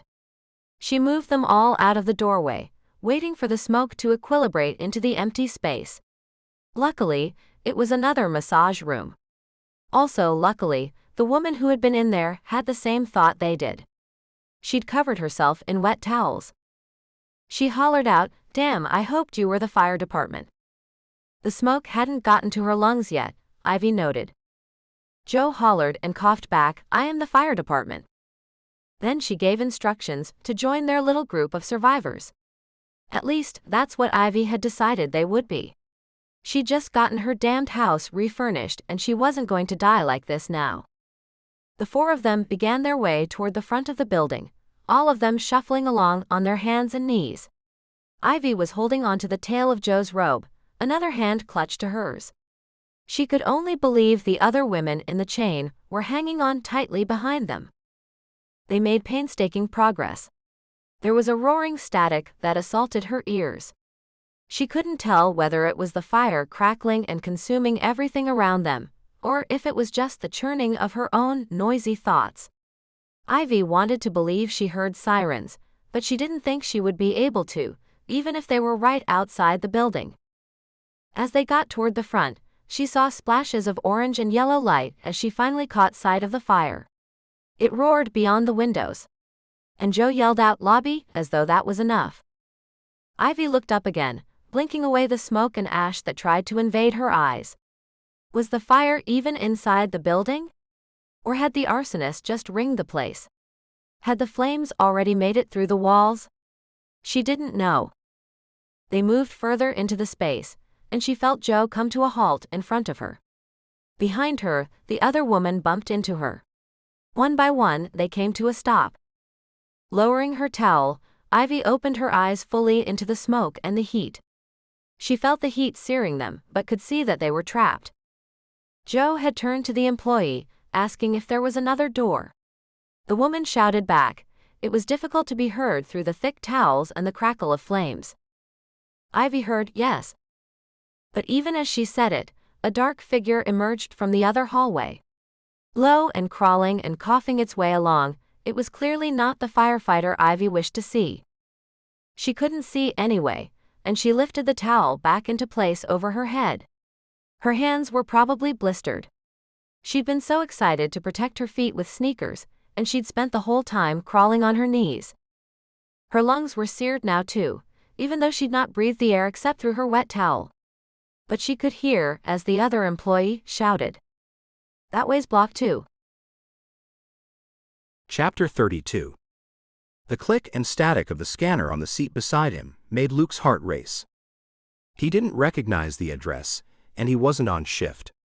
But his fears about the arsonist targeting him or one of his brothers had more than offset the relief of figuring out the criminal wasn't a family member. He'd been listening in to dispatch whenever he was alone. Even Ivy didn't know he was doing it. For the first time, he'd caught a full blaze fire. He'd been on his way to get his oil changed, but he pulled a quick U-turn and headed toward the other side of town. The trucks were already there when he pulled up in front of the small spa. Luke watched as Ann stepped down from the driver's seat of the first rig, and the small red pickup that was the chief's pulled up nose to nose with the truck. Ignoring the trucks for a moment, he found his view blocked by the chief's truck, so he stepped out of the car but stayed back. Taggart saw him but hardly paid notice. Luke and Ivy had handed over everything they had to the local arson team. The chief could hardly be surprised to see him here. Moving across the front lawn, he thought he saw flames on all sides of the building. Flames burned differently, depending on what they encountered inside the house, whether the air was on, and what kind of ventilation it had, so he couldn't say it was arson just from the glance. But he was thinking that it was. The mulch beds burned hot, and a line of fire tracked along the driveway right next to the house. It licked at the brand new siding, making his stomach churn with the reminders of Ivy's house going up much the same way. This fire already had so many odd substances, all burning wildly, that his heart clenched as he could no longer deny what was happening. The building was ringed in accelerant. His only consolation was that this time, the chief knew all about his brothers, knew that they'd been cleared, and had been investigating anyone associated with the Hernandez family who might have been following their path. Still, Luke was afraid something about him might have put a target on this house. But he didn't recognize the location, even now that he was here. He was about to volunteer as a medic if anyone came out. He could do that without being in his turnout gear. But even as he thought of it, 2 ambulances cut down the street, sirens wailing for the other cars to get out of the way. It looked like whoever had called it in had given clear information. He watched as the team began their search, checking out the building and trying to find places to vent or see if it was safe to enter and search. From across the lawn, he saw a woman frantically waving her hands over her head. "I think they were open today. I think there are people inside." Craning his head, Luke saw what the firefighters would have already spotted: cars parked in the lot behind the building. He nodded to the woman, then headed quickly over to talk to her. He could do this, even if he wasn't on shift. "I'm a firefighter, ma'am. Off duty right now, but I can relay any information the team needs." She was nodding gratefully at him as he said, "I assure you, they are checking for people inside right now, and their next move will likely be to go in. See where they are dousing the front? That's where they'll go in." She sighed with relief and was clutching his arm to thank him when he saw the small silver Mercedes parked in the back. He only knew one car like that in town. It was possible it wasn't her, but... Luke barely motioned to the woman before he bolted across the lawn. This time he cut through the firefighter's workspace between the truck and the house, and he didn't care. Taggart was frowning as he got there. "I think Joe's inside." Even as he said the words, he hated that he was grateful that Ivy would be at the library by now. Taggart's eyes snapped to his and Luke added, "I saw her car in the back." "Good."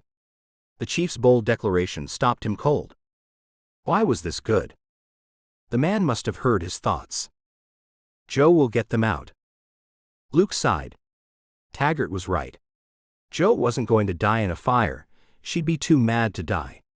And she sure as hell wouldn't die in a fire at a damn spa. What was she even doing here, unless she too had seen it and run inside to help? He watched as the firefighters took too long to inspect the place. When it was him, he always felt as though he were working as fast as humanly possible. From this perspective, B shift almost looked like they were dicking around. But he knew it was always better to go in safe than to go in fast and make things worse. The team did their job and quickly decided that the front lobby was the way to go. He heard them shouting to each other that all the other exits were blocked, and this was the biggest section of openings, doors and windows, on the building. The chief sent him to question everybody standing around watching, but in a few moments he'd ascertained that so far no one had seen anyone come out. The spa was in a little house that had been converted for the business. The area had once been a row of small starter homes and had recently been gentrified to businesses. The lawyer next door and his assistant were out on their lawn watching the blaze, as were the employees and patrons of the medical supply shop next door. As they watched, the hose line advanced forward, and Luke itched to get his hands on and help douse the fire. But he wasn't dressed for it, and he'd only be in the way. As soon as the fire was out by the door, he watched as the guys got the key in hand, a large battering ram that opened any door. They hollered to anyone inside to stay back. With 3 swift hits, the door flew open and the firefighters immediately fell back. No flames reached out for them. But even from where he stood, Luke could hear the shouts of the excited people inside. His heart had been beating double time, and now it slowed a little bit. They were alive. There was a breath of waiting time, then the firefighters rushed in. One by one, they brought out the people. Some had white towels wrapped around their hands, all had them over their faces. The last two were in white fluffy robes, clearly doused. Smart, Luke thought.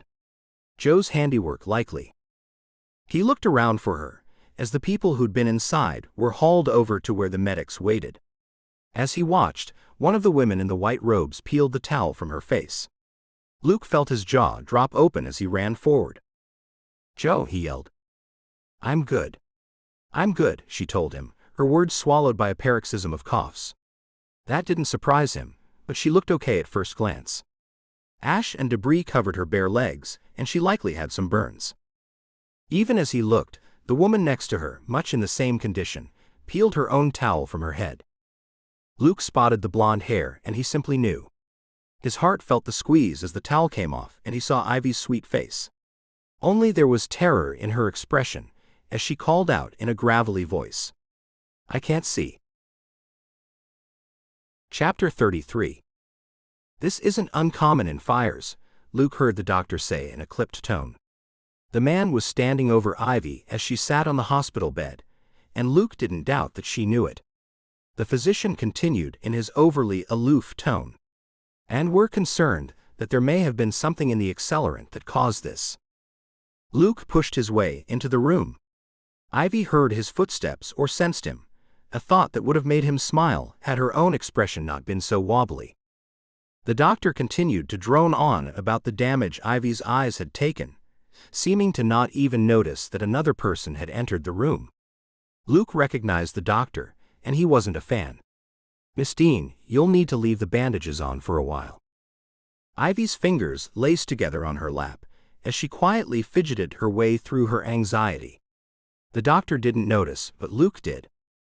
"Ivy, this happens a lot with smoke exposure. I've had it too. I was in bandages for a day." Okay, his hadn't been as bad as hers was. He'd simply been in a situation where he'd run out of air and had to remove his face shield. And he'd worked hard not to open his eyes. "It clears up on its own. It has every time I've seen it." As he watched, she relaxed, the blue and green pattern on the gown showing the lines of her shoulders and making it clear just how tense she had been. She sat in a pile of white sheets with starched pillows behind her. As she nodded at him, Luke turned to the doctor. "She's been sitting there, trying to figure out how to do her job if she's permanently blind. You need to tell her she's going to be okay." "Well, I can't promise anything," the doctor replied, a small frown on his face. "But you can tell her the statistics. When's the last time you saw someone who had their eyes damaged by smoke, who didn't regain at least most of their vision relatively quickly?" Luke was angry now. How long had she been sitting here thinking that she might be permanently blind?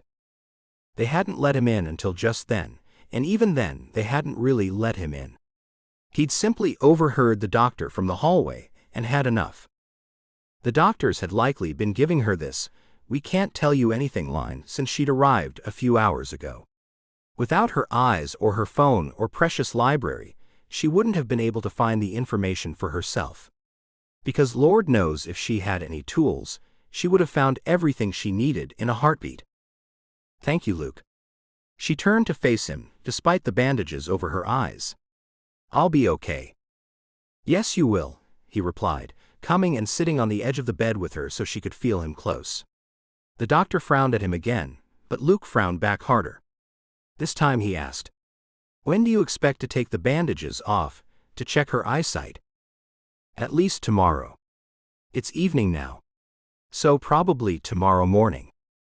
That was at least a good time estimate, and from the way Ivy's body released just a little more tension, he knew it was information she'd wanted too. Ivy nodded in response to the doctor's words, and when the doctor left, she reached out, seeming to know where his hand was. Luke placed his fingers through hers, watching as once again her shoulders softened. The stress had to have been horrible. For a moment, he was glad that he hadn't known she was in the fire until they'd brought her out. He was also glad that she couldn't see his own shoulders and the tension that he carried there now. His wasn't relieved by the fact that her bandages would come off tomorrow. He'd already known that. His concern now was that Ivy had been targeted again. If the arsonist had come after Ivy, then it wasn't about his family, it was about him. Now that she seemed to be calmer, Ivy launched into a discussion. Why the spa? I mean, they were lucky Joe was there. Luke grinned at her even though she couldn't see it. Honestly, they were lucky they had you too. You always know what you're doing, and you're competent in an emergency. Her smile pulled at one side of her mouth, but he had to say it, even though he didn't think it would make her smile. I think they might have gone after the spa, because you were in it. Those harsh words stilled the soft fidgeting of her fingers, and he hated that he had done it to her. The location doesn't mean anything to you, she asked softly, already sensing that he didn't understand why that address had been targeted. No, I don't remember anything from there. It's only been a spa for a little while, she prompted. In fact, the whole area has only been rezoned for businesses within the last 10 years. He marveled at the fact that she knew that, given that she had not lived in town before the small area had gentrified and transformed, and that she'd had no reason to know about the history of this particular street until she'd been caught in a fire there this morning. I don't have anything, he admitted, and he hated that that was all he had to contribute. The only thing I can think of is that you were inside. He didn't think the place meant anything to his brothers, or even his mother. They sat quietly, a moment of careful thought on Ivy's part and worry on Luke's that he'd spoken too hastily. His fear knocked on the door, and he wondered what would they do if Ivy didn't get her sight back. But as he was reminding himself that he didn't know anyone who hadn't recovered, he managed to keep his mouth shut. But Ivy was still on their last topic. What about your mother? I don't think she was frequenting that spa, or that she's ever been there. Luke almost laughed at the idea. His mother didn't have the kind of disposable income for spa days, and if she did, she would have spent it on cigarettes or whiskey. In fact, if she had $40, she'd buy 4 bottles of $10 vodka rather than one good bottle of $40 whiskey. If her nails were painted, she'd done it herself. And he didn't think she'd ever gotten a massage in her life. But even without being able to see him, Ivy was grabbing his attention again. No. That's not what I meant. Ask her if she knows the area. She's lived here her whole life, right? Luke was catching on. He'd been a bit slow on the uptake on that one. Yes, she has. He stayed with Ivy for a while longer, but it seemed both of them were anxious to know what his mother had to say. By the time they'd gotten Ivy and Joe out of the fire and treated, it was late enough in the evening that Luke was relatively sure his mother would be home from her shift. It was Ivy who encouraged him to go, and 20 minutes later, he was standing on his mother's doorstep. He was so wound up that he was almost incapable of offering a decent greeting before asking a question. She stood on the threshold, cigarette poised near her lips, once again the ash burning long. Oh yeah. I know that place. I heard about that fire. He wasn't surprised. Word traveled fast. At the factory where she worked, his mother stood on a line she was getting too old to stand on and gossiped with the locals on either side of her, all day. What do you mean your girlfriend was in it? I didn't know you have a girlfriend. Luke was surprised. She knew everything else, it seemed. He figured the whole town would be abuzz with their relationship. He and Ivy were not low-profile citizens. He'd thought he needed the town to be abuzz. He'd believed the knowledge that Ivy was seeing a firefighter would keep her safe. That clearly hadn't worked. And he wondered now if he might have made the biggest mistake of all. He might have put a target on her. And even as that idea clicked into place, yet another horrifying realization today, his mother said, "Yes, I know that place. That's where your father's girlfriend lived. Right before Jose was born." Jose?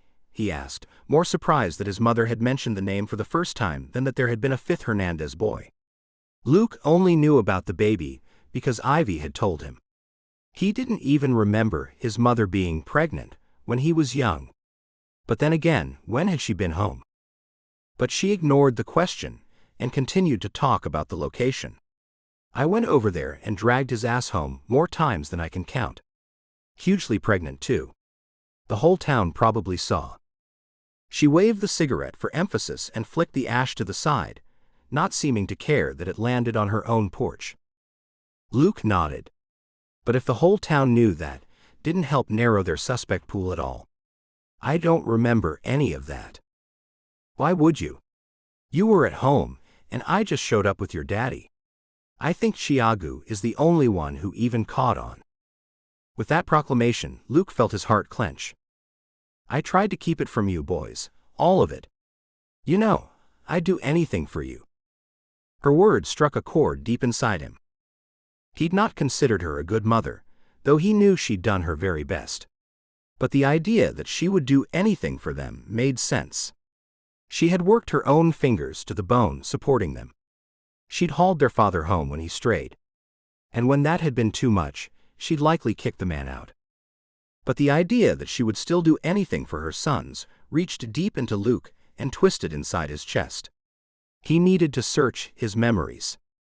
They'd missed something. Chapter 34.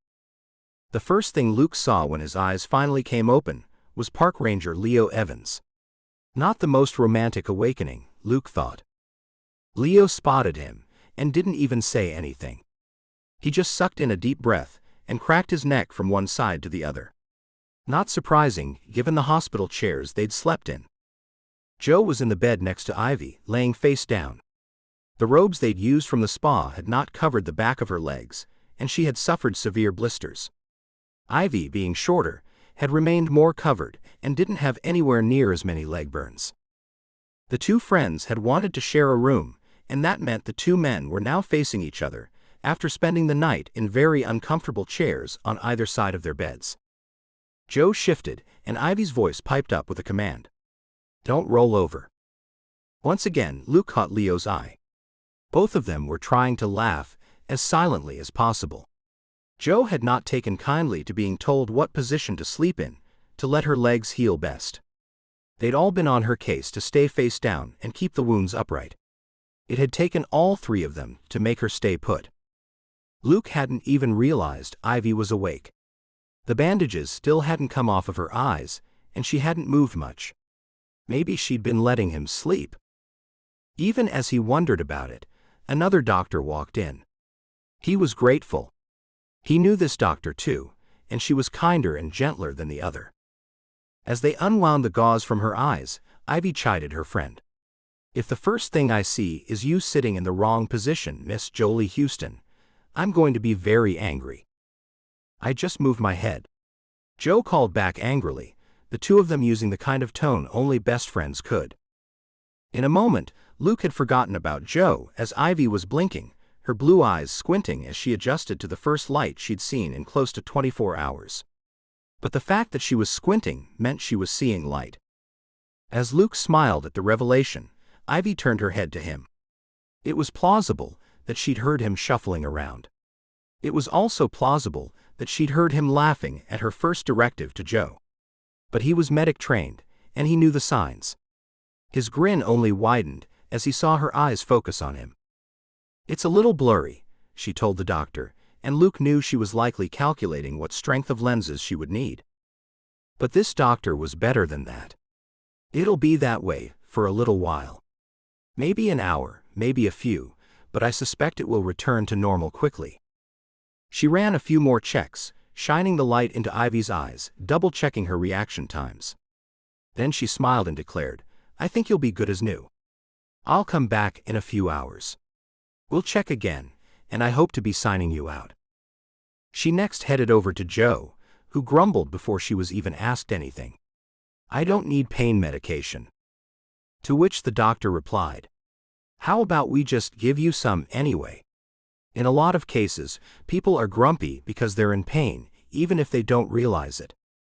Across the two beds, Luke watched as Leo's mouth dropped open. Joe was still facing Ivy, so over her back, Leo looked up at the doctor and nodded and gave a thumbs up. Luke fought to keep a straight face since he was in Joe's line of sight. But it was Ivy who looked her friend in the face, now able to focus on her, and said, "Take the damn medicine, Joe." Fine. Joe grumbled as she rolled over. I'm going to miss my shift. Jesus, Joe, Leo sighed. You're going to miss several, and it's going to be just fine. Seriously, you're missing shifts because you worked a live fire without gear. You get a pass, baby. This time no longer in her line of sight, Luke did laugh. He felt better as Ivy turned and smiled at him. It was difficult to hold back what he'd learned at his mother's, but he'd managed it all night, mostly because Ivy was asleep.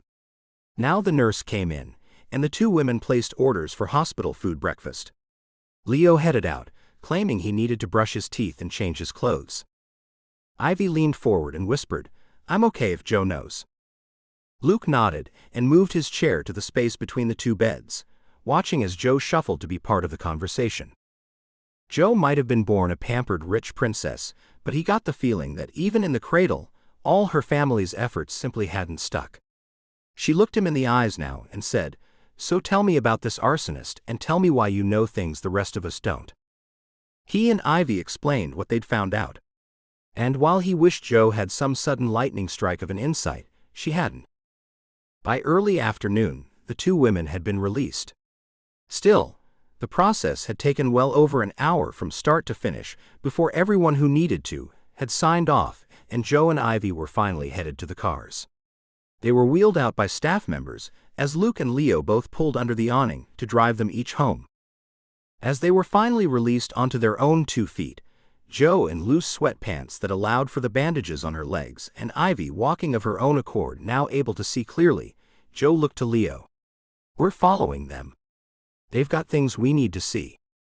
Luke simply nodded. It wouldn't hurt to have more eyes on it. The hospital wasn't in Redemption, and it took them a while to get home. Again, Luke watched as Ivy breathed a sigh of relief when she saw her house stood intact on her street. And again when she opened the garage door and walked into the kitchen, and everything smelled fresh and not charred. She hung her keys and her purse on a hook that she had placed by the door, and ushered everyone in.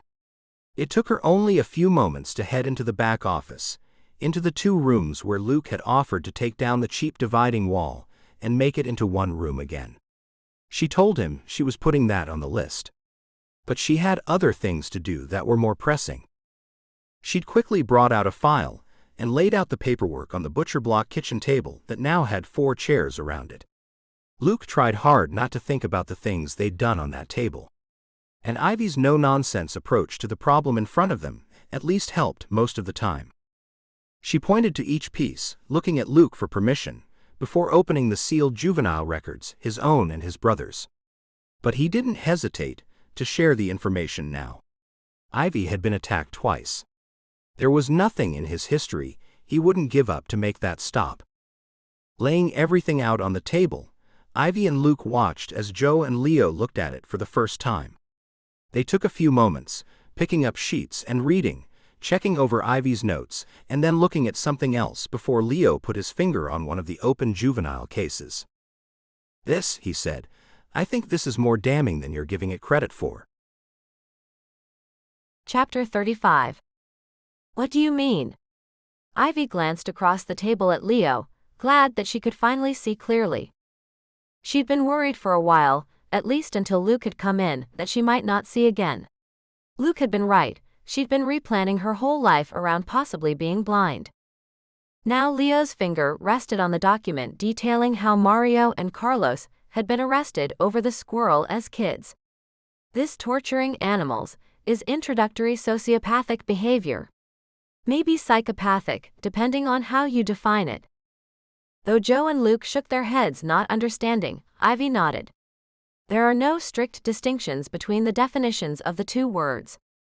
Lots of therapists use them interchangeably, and lots of people say they are different, but no one agrees on exactly how. So when you say psychopath, she looked at Leo, do you mean actual violent behavior?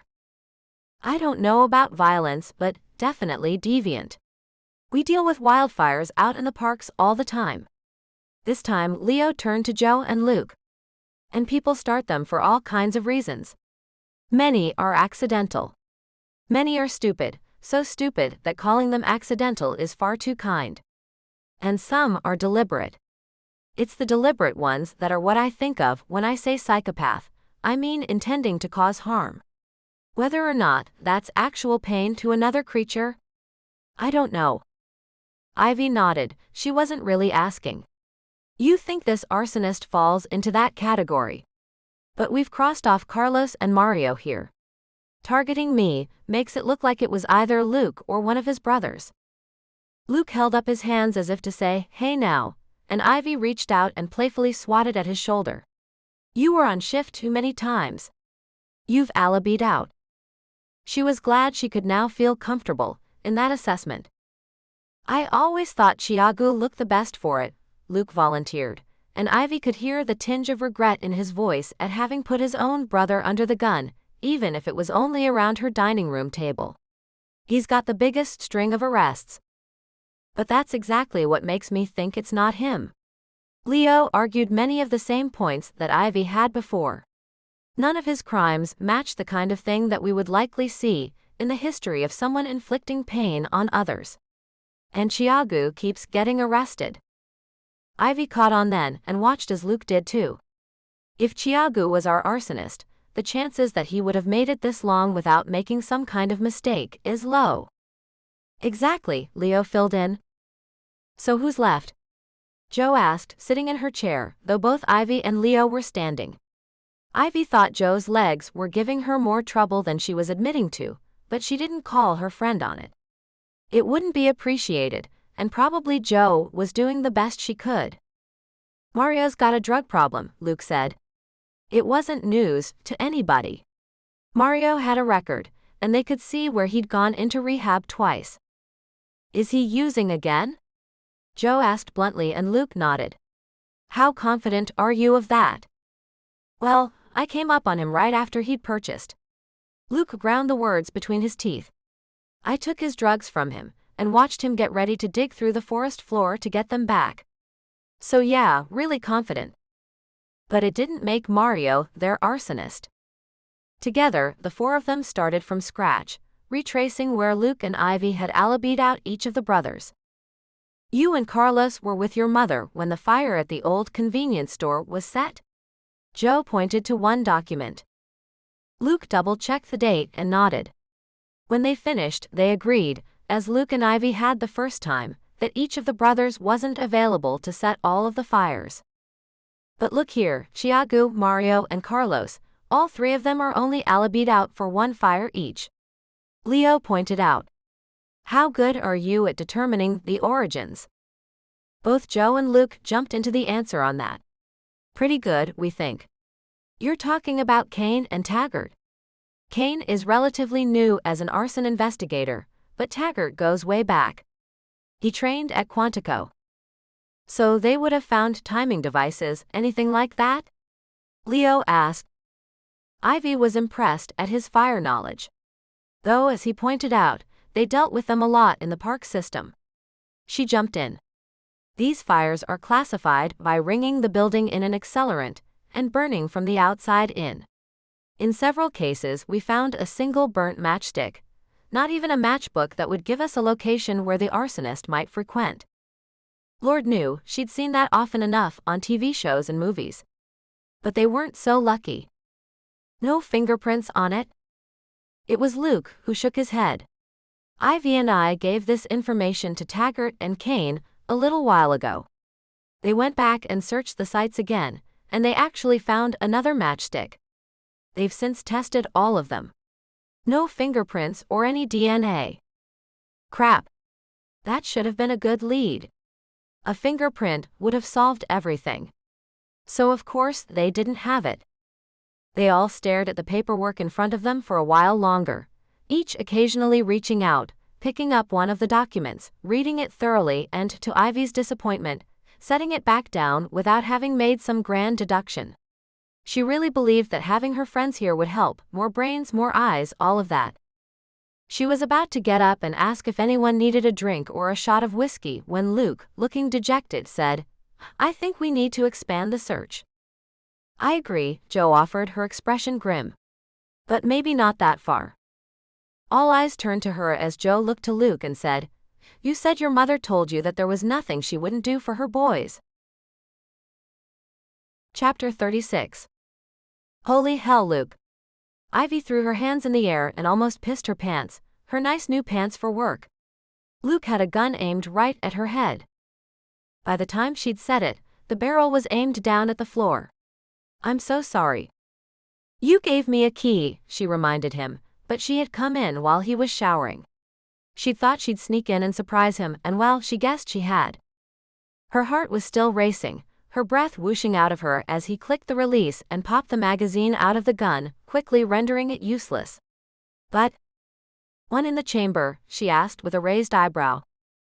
Didn't get that far. I was just going for the threat. Well, you're very threatening in your happy polar bear towel. It must have been something he'd picked up at a camp, or as a prize for something. She turned her head sideways, trying to read whatever event the towel said it was from. He looked down as if even he didn't know what he'd slapped around his waist when he'd heard her enter. With the gun and the clip still in one hand, both of them relaxing a bit, he said, I didn't expect you. She tipped her head side to side. That got me revved up. She'd been on her way to work and she'd simply stopped by. She hadn't slept well without him there, and she didn't want to tell him that. Ivy had known he'd just gotten off shift and it was Wednesday, so she'd made the turn and hoped to find him still awake. As she'd put the key in the lock, she'd experienced a moment of utter fear, that she would open the door and find him with someone else. Instead, her fear had been correct, just dramatically misplaced. I should have told you I had the gun, he said, but Ivy was already crossing the floor. She'd been hoping to hit him up before he fell asleep, and now with her heart doing double time still and her body on high alert, it felt like maybe coming apart in his arms was the only thing that would calm her down. Her fingers snaked into his hair and she pulled him down for a searing kiss. Luke's arm came around her, starting to pull her up tight against him, until she realized he was still wet from the shower. Whoa. She whispered it as she bit and tugged at his lower lip, and backed away. Follow me. Is this what you showed up for? He asked. Is that a problem? She looked back over her shoulder at him, the coy expression having the effect that she hoped it would. It is absolutely not. I'll just make sure to ask if it's a robbery or a booty call next time. He was grinning, and she could see the front of the towel move as she turned to face him. It was heady, the power of making him react. It had always been heady making a man want her, but with Luke it was tenfold. She understood now why her family had always thought it was a sin that women could have that kind of power. What her upbringing had missed was that Luke had the same effect on her. Luke started to walk forward, moving her back to the bed, but Ivy took control and tugged him with her, turning at the last moment and pushing him backward. She wasn't sure which one of them growled with emotion, or why it tugged at her heart so strongly. Her fingers curled into his shoulders as she found his mouth and kissed him hard. When he tried to roll them over and take the top spot, Ivy refused. One shake of her head and he stopped, leaned back and let her run the show. She ignored the understanding she saw in his eyes, hating it. But she needed this, needed to bend him and make him move to her schedule. It was supposed to distract him, break the connection of him seeing her soul. It only deepened. After, slowly, her breathing normalized. Slowly, she returned to her body, and heard him gathering his breath too. She leaned onto his chest and then over him. Tipping her head to keep her hair out of the way, she dipped in and kissed him. The kiss was reassuring, rather than seductive. It was deep and fulfilling, not needy and taking. She squeezed her eyes as reality and all the intrusive thoughts returned. Luke's arms came up around her, and with a little pressure, pulled her down against him. His embrace was warm and comforting. His words were not. Ivy, what was that? She shook her head. She didn't want to tell him. Chapter 37. I have to get to work. Ivy rolled over, grateful that it was Wednesday morning, and that no one would notice if she wasn't there exactly on time. Because on Wednesdays there was no exactly on time. Luke grinned up from bed, one arm tucked behind his head. That was it? You just came over, used me, and now you're leaving? He thought he was being funny, she knew. But as he said it, she realized that was almost exactly what he'd done the first night they were together. Ivy couldn't take offense at it, though. He stayed there, reclined on the bed as she climbed into her clothing. More of her original things had been ruined in the fire than she'd thought. It had required paperwork with the insurance company to get them to pay out more, but she wasn't the only one to realize further damage after the fact, and she'd fought to get the payout. That's what insurance was for. She told herself it was about the money, and ignored the fact that her house had been deliberately set on fire. Some of her clothing, particularly the dry clean-only pieces, had not ever been able to be cleared of the smoke smell. She'd waited on the check, then replaced the old long skirts and loose-style pants with work pants in more comfortable stretch fabric. She added skirts that didn't swing wide and hit below the knee. But even as she was sorting through the nice new clothing that she'd thrown onto his old worn carpet, Luke was sitting up in bed, not quite lazing back, a not quite grin on his face. Ivy. Something about the tone stopped her halfway into getting her legs into her pants.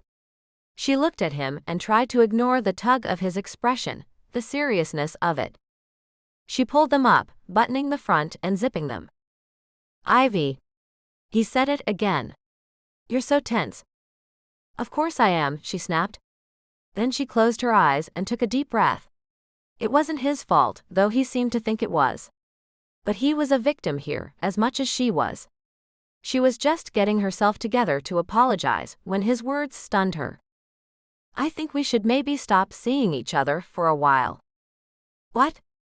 She didn't even have a bra on, and she whirled around as quickly as humanly possible to face him, her incredulity clear on her face.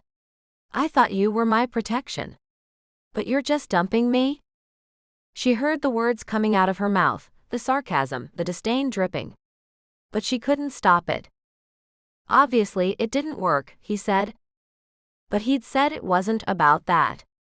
He'd said that he wanted to see her. In fact, he'd told her he didn't want to just be her protection, he wanted to be more. And now? And if whoever's targeting me thinks I've broken up with you. She let it trail off. But she waited and he didn't reply, he just looked away. What? She asked, maybe just to fill the space. So I can just sit at my house in the evenings alone? That sounds super safe. But she didn't want him, if he didn't want to be there. She would sit at her house alone. Whoever was watching her be damned. She knew how to use a gun too. I don't know what to tell you. He was standing up now, absolutely unconcerned with his own nudity. Is that what you want? She asked. Was he simply trying to break up with her, and the arsonist had become a convenient excuse? Her heart clenched and ice froze in little tendrils through her blood. Luke, being Luke, somehow seemed to see it. He walked forward, placing his hands on either side of her face, and pulled her in for a kiss that said it was absolutely not what he wanted. She breathed a little easier then. But she was still confused. I don't think us being separated is going to change anything. It just makes us both alone. Okay. He said it, as though he was conceding to something. But then he added, good. I want to be with you, but I need you safe. I just don't know what the best way to do that is. He stepped back, reached into a dresser drawer, and magically pulled out a pair of pants that was either exactly the pair he wanted, or else he simply didn't care what he pulled out. He stepped into them. The apartment unit stayed warm the way he liked it, despite the cold weather outside. The snow was coming down again. Ivy looked out the window, wishing she could see who was trailing them, targeting them. Because it wasn't just Luke's past they were burning now, it was his present. There were so many unknowns. The thought of stepping away from Luke was too much. They still hadn't figured out how the arsonist had managed to ring the spa with accelerant in broad daylight. Even as Joe and Ivy had knocked on all the doors they passed, the manager had taken the whole other side. But she wasn't a firefighter. She hadn't gotten down low quick enough. She'd inhaled too much smoke and gotten too many burns. She'd be in the hospital for a while. Ivy and Luke were hoping that Kane and Taggart would get to her for an interview soon. But if they already had, Ivy didn't know about it yet. Whether the arsonist was one of Luke's brothers or even his mother, as Leo had suggested, didn't change the damage they'd done. Ivy felt like they'd come a long way, but still didn't know anything. Luke didn't believe it was his mother, if only for the sheer reason that she simply didn't have the spare time or the wherewithal. Though Leo had pointed out, she's a smoker. That makes it easy enough to start fires. Luke had shaken his head at the time and reminded them, but none of the fires were started with cigarettes. They'd all agreed it was valid. But something had nagged at Ivy, and despite having an alibi for one of the fires each, the Hernandez brothers remained at the top of her list. In fact, they were all leaning toward Tiago or Mario right now. She'd spent the last week trying not to bring it up, to let Sebastian Kane and Chief Taggart do their job. She tried to have faith that they would figure it out. The problem was, she had to have faith that they would figure it out before the next fire was set, or the next person died. The longer it took, the harder it was to keep that faith. The more she worried that the arsonist would strike again. That she, or worse Luke, wouldn't survive the next time. Joe had been injured. Ivy had been in the hospital, unable to see, for 24 hours. And the woman who ran the spa still hadn't gotten out. There was too much on her mind, and she knew, written on her face. Somehow, Luke read all of it. Ivy. He stepped close now as she tugged her sweater on. She would have stepped into her shoes and turned to leave, but he pulled her into his arms and held her close. You can't control it. She almost snapped back that she knew that. But he was right. She was trying to control everything the best she could. In life number 1, everything had been about control and modesty.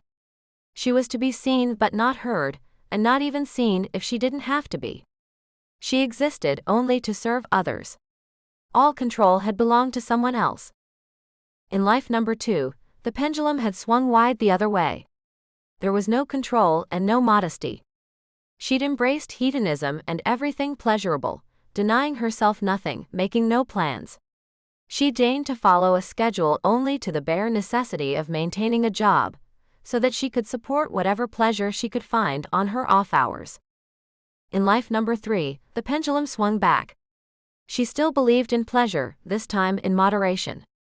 But she'd gone back to control, embracing it to its fullest, glad that this time she was the one who wielded it. She'd graduated magna cum laude because she controlled everything. Her modesty, and her desire for others to think well of her, was another issue under her own control. She hadn't even realized that's what she was doing, until she'd fallen into bed with Luke, and he'd wrested it away from her. You can't control it, Ivy, he said again. She fell into his arms, the tears coming, because she knew that whoever was coming after them wasn't finished. Luke knew that. She'd told him everything, almost everything. What she hadn't told him was that someone was still watching her. Chapter 38. You're home. Luke stood up from the table as Ivy came in through the garage. I hope I didn't startle you. No, she laughed at him, glad she could now find humor in the morning's events. Is it okay if I stay? I've been here about an hour. I saw your car in the driveway. She told him, and Luke hoped that meant yes, it was okay to stay. He hoped everyone who looked saw the car and knew he was here. So far, Ivy had only been targeted when she was away from him. If he could, he would stick to her side like glue. But as he watched her pace the small house, checking everything, he saw her movements were odd, a little off.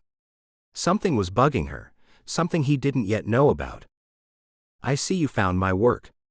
She waved her hand at the table where she'd left the papers out. He wondered if their arsonist had broken in, and maybe found that they had been studying up. He hated that he'd looked the place through, and tried to figure out what would happen if it burned again. What would go up first, what stood a chance to survive. But he didn't tell Ivy any of that. He kissed her softly and slowly, and told himself it wasn't a good time to strip her, and bury both their worries for a while. He waited while she put her purse and keys on the hook, then he pulled her over to the table. I think it has to be Mario. She looked at him, a little sideways. What makes you say that? He lined the pages up, pointing out each of the cases. But how would Mario know about the spa? She asked. He stayed close with our mom. He and Carlos didn't know our dad much. But I remember him constantly asking about him. I remember him being angry about it as a kid.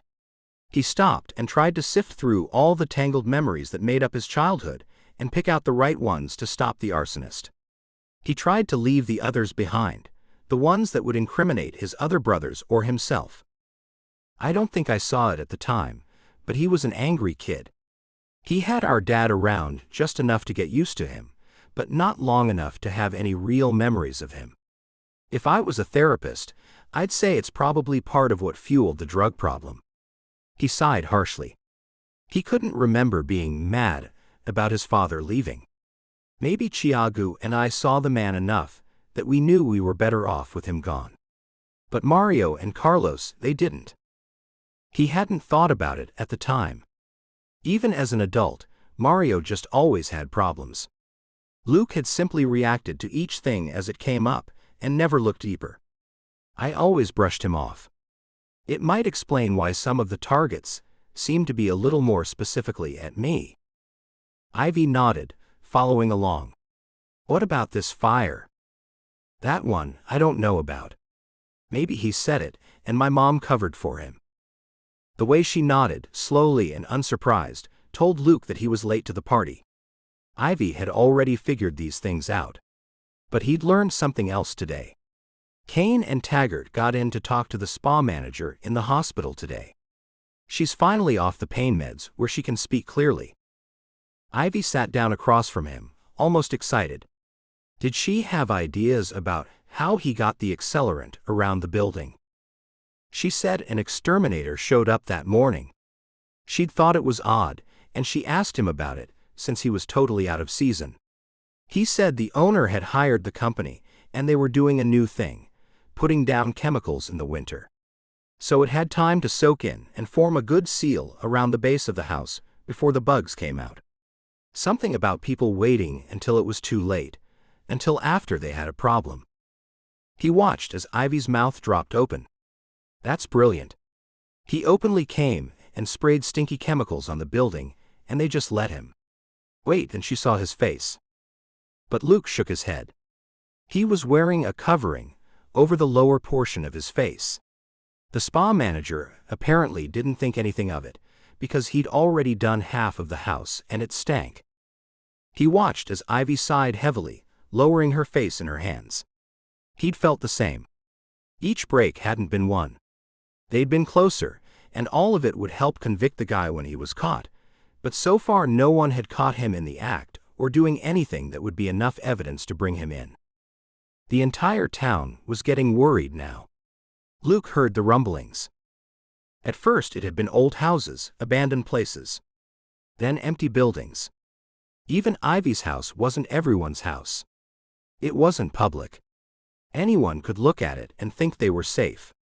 But hitting the spa when it was full. Anyone could have been there, and the town was getting mad. Luke just didn't know if they suspected him. He took a breath and turned his effort away from things he couldn't change to things he hoped he could. Here's the thing though, the description could be Mario. It's too short to be Thiago, so we can rule him out. Do you think Mario has been sober enough to pull this off? The exterminator cover requires some coordination. Again Luke shrugged. He wished he had more to go on, but all he could say was Mario had been very high-functioning in the past. This isn't his first rodeo. And honestly, the fire started months ago. So it's plausible he started off knowing exactly what he was doing. Then he might be taking the drugs to counteract his conscience. You think the fires spurred the drug use, not the other way around. Luke raised his hands, feeling helpless the way he had for so long now. I wish I knew. It's just a theory. Kane and Taggart are on top of it now? You told them it's Mario. Luke nodded. It's a matter for the police now.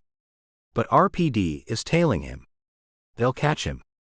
His heart was breaking, and Ivy seemed to be able to tell. I'm so sorry that it turned out to be one of your brothers, she told him. They sat for a moment, staring at all the evidence. Then she asked, "Are you still making your rounds?" Unable to really put a voice to it, he nodded again, and she simply let it go. Standing up, she announced, "We should make dinner." For a while they cooked together, him turning chicken breasts in a pan while she made vegetables.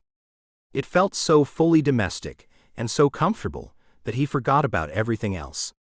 The home he'd grown up in as a child had not felt like this, and he knew Ivy's home hadn't either.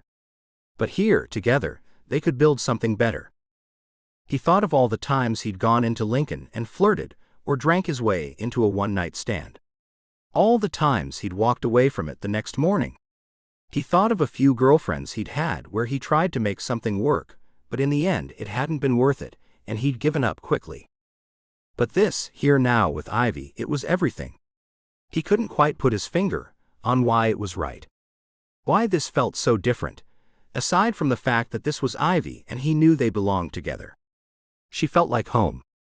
He had a fatalistic sense that he'd found it, only to have it taken away. Chapter 39. I didn't want to say this before, Shannon whispered as she slid in close to Ivy behind the desk. The last of their patrons had left, and Ivy suddenly found herself cornered. Her coworker seemed to have something conspiratorial up her sleeve. Ivy liked Shannon. The young woman was intelligent, fun, and sadly would leave relatively soon. Shannon was amazing in part because she was on her way to getting her own library science degree, and hopefully running her own place. Unfortunately, Ivy didn't think Redemption could support 2 full-time librarians, and that meant she would lose her best assistant. So when Shannon had something to say, Ivy did her best to make time and listen. I hate to bring up bad things. But now that you're okay, and everything has died down, I wanted to tell you. It's probably stupid, and just someone who is wearing clothing that you would wear. But when you were in the fire last week, I thought I saw a ghost. Ivy felt her eyebrows rise and her mouth quirk. Ghosts were not a thing. Then again, when she thought about it, that was what she'd been told by her family. She always tried to stop and reevaluate, question where her beliefs had come from. She would probably spend the rest of her life questioning her childhood. What do you mean? We all heard about the fire pretty quickly. I think we heard about it maybe before it was out, and I knew you were at the spa that day. The young woman's voice faltered. Oh, Shannon. Ivy hadn't even thought of that. Joe had set the whole thing up with Shannon to be a surprise for Ivy. So as soon as Shannon had heard the spa was on fire, she hadn't even had to think about it. She'd known Ivy and Joe were there. Ivy stepped in for a quick hug, Shannon's arms going tight around her. It had been a week that she'd been holding that in, and Ivy just stood there in the hug, the 2 women supporting each other for a moment. This, she thought, this was what she'd moved here for. Friends she was allowed to commiserate with, rather than just serve her time with. When she stepped back, Shannon tipped her head. I thought you had died. Then when I thought I saw you here, I believed it. What? Ivy asked.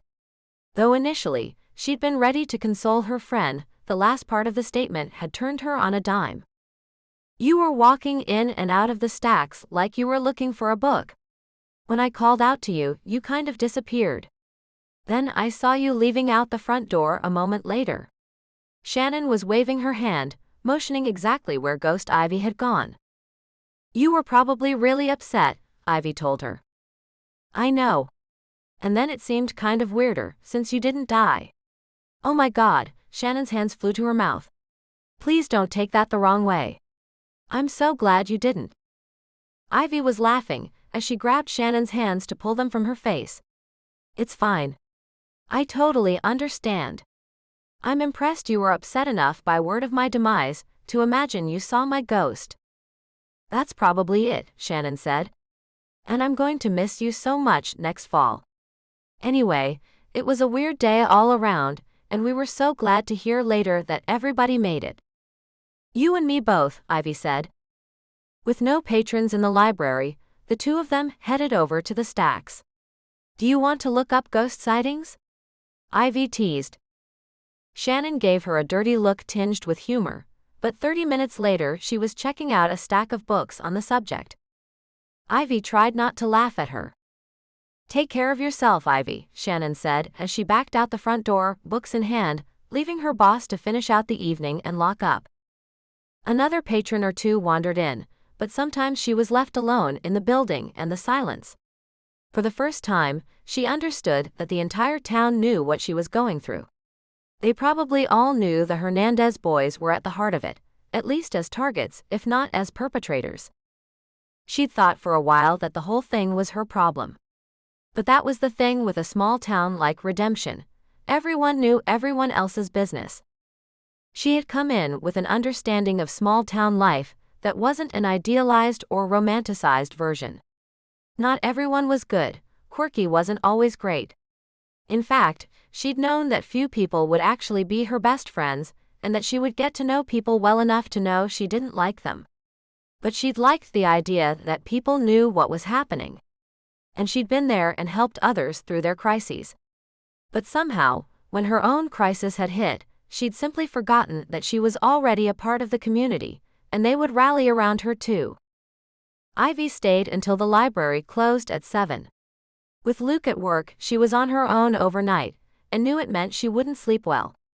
After doing her final check, she locked up behind herself and headed out to her car, the lone vehicle in a parking lot lit only by a few old yellow sulfur lights. Was she being watched again? She truly felt as if she was. But she was also becoming convinced she was simply paranoid. She'd never caught a glimpse of anyone, out of the corner of her eye. Not found footprints around her home. And she'd received no cryptic notes or even gotten hang-up phone calls. Still, she locked the doors in her car as soon as she was in, and tried to breathe easier as she drove through for a burger, a habit that was becoming far too regular. A habit that she had told herself she would quit when the crisis was over. But she was now coming to understand that it might never be over. The fires might simply fade away in frequency. Or, she thought as she watched the sky gathering snow it softly dropped, their firebug might simply be put on hold for the colder months. She could be tense all winter waiting for him to strike again when he wouldn't. Tonight she made Luke's rounds, seeing nothing. She'd gone so far as to trespass on one property, driving up the long stretch of gravel and getting out of the car to check out the old barn. But it seemed intact. An apartment the Hernandez family had lived in was on the other side of the property. Luke told her how the boys would come out and play in the barn, which was at the time in better repair. She couldn't go up into the loft now without fearing for her safety. She hadn't even gone inside because, again, she'd gotten the sensation that she was being watched. So she climbed back into her car and followed the gravel road back out to the main highway, none the wiser for her searching. Though she was tempted to head home, something nagged at her. A few moments later, she found herself pulling up to a tiny house indistinct from the others in the row of tiny houses. It stood on a lifted foundation, clear of the flooding they sometimes experienced. Vinyl siding, a much older version of her own, sagged and gapped in a few places. Near the front door, a smudge marred the color, and she recognized it as a trail of cigarette smoke left by someone who stood there talking to her neighbors or just maybe watching the world go by. Without much hope, Ivy put the car into park on the gravel driveway behind the small beater that took up most of the space. Pulling her coat tighter around herself, she headed up the short walk and climbed the steps and knocked on Mrs. Hernandez's front door. Chapter 40.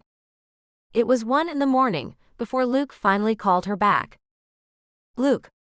Ivy frantically answered the phone. She was awake, sitting in her living room, the one torch lamp on. She left it lit most nights, not willing to make her house entirely dark and signal to someone whether she was awake or asleep. The old rifle she bought herself after an assault walking home from her waitressing job years ago sat beside her. It was loaded and ready, though she really didn't think she would need it. "I'm sorry," Luke said. We were out on a run. "I understand.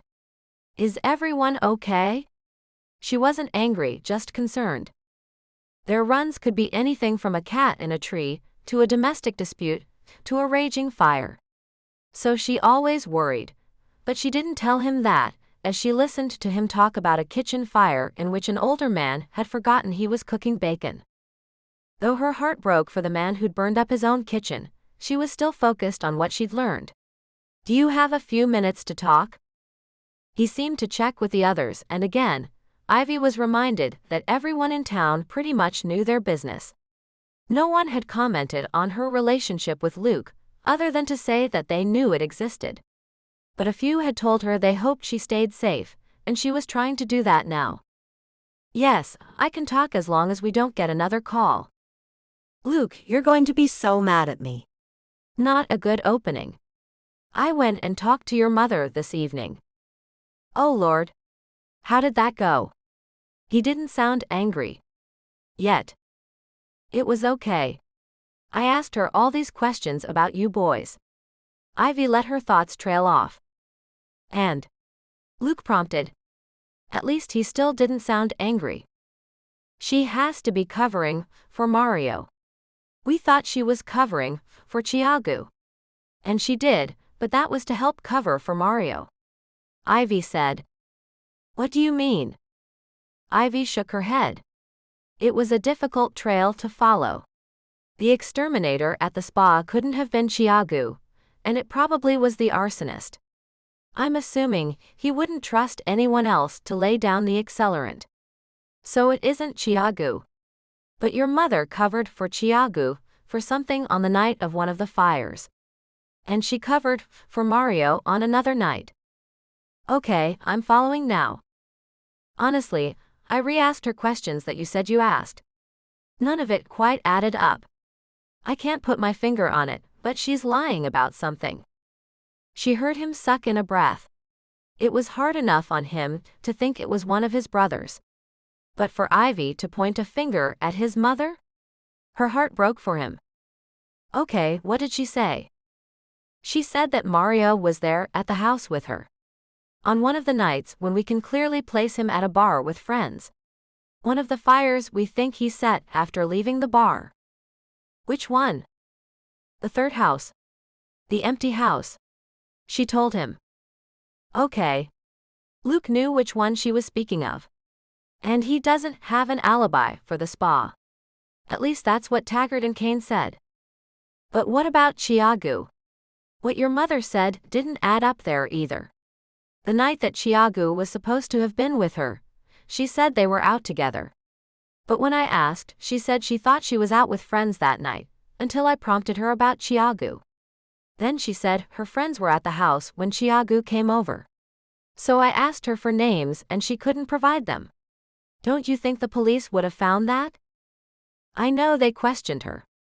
Luke sighed heavily, and Ivy hated putting this on him, but they couldn't work without him. He was the one who knew what was going on in that family. Yes, she told me the police questioned her and asked why I was asking the same things. I don't think the police will tell us what they find. We're not officially part of the investigation, except as witnesses. His sigh spoke volumes. I think she's just protecting you boys against anything anyone asks. Like, for any date anyone brings up, she'll say her sons were with her. Okay, Luke said again as she gave him a moment to process it. But if his mother was doing that, then almost nothing she said was reliable. So Ivy walked over to the table where she had the pages laid out, and shuffled through them again. If you look at it that way, if you say that Mario is our arsonist and Chiagu did one of them for him, and if he did it on the night that your mother is covering for him, then Chiagu did the old convenience store fire. Ivy could almost hear Luke thinking as a silence settled over the line. It works, doesn't it? I guess. What was the accelerant on that one? Paraffin, Ivy answered with a knowing tone in her voice. She'd been doing her homework. Paraffin is less volatile.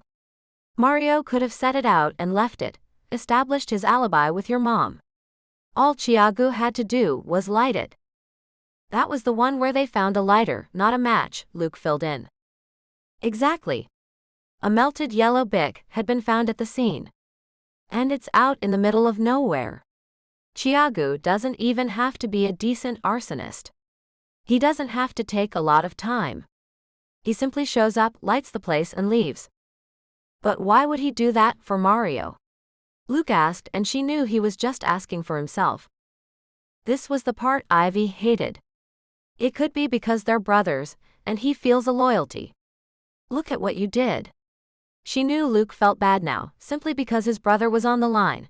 Not just one brother but two. There was a reason she hadn't gone to the police with this. Not first. Luke would want a chance to talk to his siblings, and let them turn themselves in. And he would want solid evidence before he did even that much. It could be that Mario has something on him, she added, waiting while Luke absorbed that too. Tiago's got a criminal history, Luke, a long one. There have to be some activities the police didn't catch. And he and Mario seem infinitely malleable.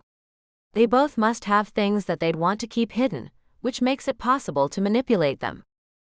She spoke for a few more minutes, speaking things that he clearly already knew about his brothers, things that neither of them had wanted to know. Now it appeared his mother was involved. At the very least, she was covering for one or more of her sons. When silence settled over the phone line, Ivy waited. She could only fill the space so much.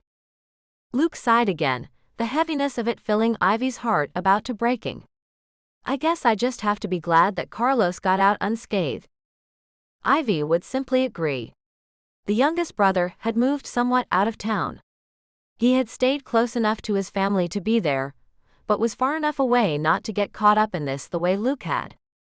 The boys had had such a rough childhood. But Luke and Carlos seemed to have come out okay, and Ivy wondered if it was wrong to think that 2 out of 4 wasn't too bad a number given the situation. This isn't going to be easy for Carlos to hear. He's the baby. Ivy thought about it for a moment. Her family, as far as she knew, had never quite had a baby of the family because more babies simply kept coming. But she knew how she felt about Violet and Rose, that they were so much younger than her. Even though she wasn't there, and even though they were much older now, she still felt so protective. She could only imagine Luke feeling the same level of protectiveness toward his own baby brother.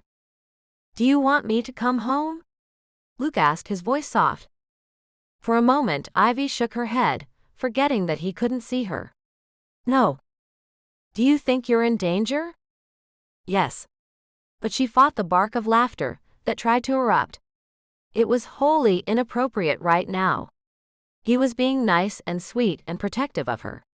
And she was in no more danger now than she ever was. Lately though, the dial had been set pretty high. "I'll be okay," she told him, her head turning to look at the rifle beside her. The words "I love you" almost rolled off her tongue, but she wasn't quite sure what to do with the words or how to handle them. She didn't know if she'd ever said them before. She'd come from a place where love was supposed to be understood and not stated. In life number 2, she loved nothing but pleasure. Here in life number 3, she was finding out that she loved redemption. She loved Joe and her friends. And she thought she was falling in love with Luke. But she didn't say it. Not certain and not ready, she said, "I'll see you in the morning before I go to work." They hung up, their goodbyes hanging like warnings in the air. Chapter 41. Hernandez. Luke looked up and listened to his assignment even as he continued to move. He pushed his feet down in the wading pants, already loaded into the boots, so he donned it all in one economy of motion. Next, he pulled the suspenders up and over his shoulders. Having heard his own name, he only vaguely listened to the chief's assignment for the other positions. Climbing into the last of his turnout gear, he headed to the truck and swung up in. Embedded in the back of the seat was his SCBA, the last of the gear he would need to be ready to plunge into the fire as needed. Once again, Ronan Kelly was driving, and he swung up into the front seat with a fluid motion. Kelly was starting the engine even as he closed the door, calling out names and checking positions. They pulled forward, the big truck running smoother than people would expect, but the bounce at the end of the drive was always enough to lift you from your seat. Luke held on as they hung the sharp right turn toward their destination. His gaze was aimed out the window, but he wasn't watching the scenery. Just because he was in the back didn't mean he was off the hook. Everyone had eyes on the road, watching for cars on side streets, for people who didn't hear or simply didn't stop. The comms all buzzed to life with the chief reading off the address. Luke felt the heavy pounding of his heart slide to a stop. He knew that address. Damn it. Things had been quiet for a while. He'd started to let his guard down. He and Ivy had a whole week with zero bull and no fires, and not even any word about Chiagu doing something stupid. Luke had let himself revel in it. He checked the dash, 6:34 a.m. Monday's call had come in at 7:15 in the morning and kept them until well after 10, clearing out a space that had not had a fire at all. A false alarm, one that he'd missed passing by Ivy on her way to work for. This fire would definitely ruin that again. But he pushed his thoughts back to the side roads, watching as one by one the locals pulled to a respectful stop as they honked and plowed on by. He couldn't think about Ivy. This had always been part of the job. Shift ended at 8 sharp unless it didn't. Today it wouldn't. He could swing by the library later and say hi to her, if he was upright. But he needed all of his focus right now on the job. As they pulled to a stop, his heart doing a dull slide, he saw the small house he recognized from his childhood. This time, the neighborhood was at the outskirts of town and featured houses relatively far apart on a country road. Still, half of them were boarded up, and so was this one. Jesus, the number of decrepit houses in his history made him begin to understand how poor the family actually had been while he was growing up. It couldn't possibly be normal to have moved so much, and it couldn't possibly be normal to have so many of the places where you had once lived fall into such disrepair and abandonment. The house was now blue, or it had been blue most recently, and honestly calling it blue was a bit of an overstatement. Half of the roof had started to sag in. Interestingly enough, it was the opposite end of the porch that seemed to want to slide off the front of the house. Particle board was nailed over the windows, not even level or plumb. At some point, some asshole had attacked the poor decrepit home with spray paint. But the murmurs were going through the truck like waves. Everyone saying the same as Luke had seen with his own eyes, no roiling black smoke. He glanced quickly around the truck, but didn't let it stop him from doing the job. Joe, sitting opposite him, was reaching for the door, and the two hopped down just as the chief pulled up right behind them in the red truck. Hernandez, Houston, take a lap. They nodded and were off. Moving quickly, they looped once around the building at a wide berth, checking out everything they could by visuals alone. Luke used the thermal scanner and checked from every angle. By the time they cleared the fourth corner, the entire team was standing on the lawn looking at the house, arms crossed and shaking their heads much the same way. Not what they'd expected from the report. He wanted to call it a prank, go back to the station and maybe get off by 8 a.m. But that simply wasn't allowable. Someone had called in a credible threat, and if they failed to check it out to their fullest ability, the liability would be on them. Chief divided them up. The structure may not be sound. We'll have to do checks from the outside. Heat signatures. None, he reported. Not fire, not human, not warm-blooded mammal inside. But then he added, I know the place. Luke's eyes flashed to Sebastian Kane, the other arson investigator. Another one? Chief asked. Another place that's part of my history, yes. But part of the chain? I don't know. All he could do was shrug. It doesn't look like it's on fire at all. So does it count? Everyone knew about his history with the arsonist now, but no one had an answer. The problem was that the chief was reporting a call like this each morning. Monday had been the first, this was now the fourth. There had been solid reports from dispatch, yet each time the crew arrived to find nothing amiss. The first time they brushed it off. It was illegal to call in fake fires, but people still did it. The second time was annoying, but Luke could tell the chief was now very concerned about these calls and their regularity. Still, they had to inspect everything.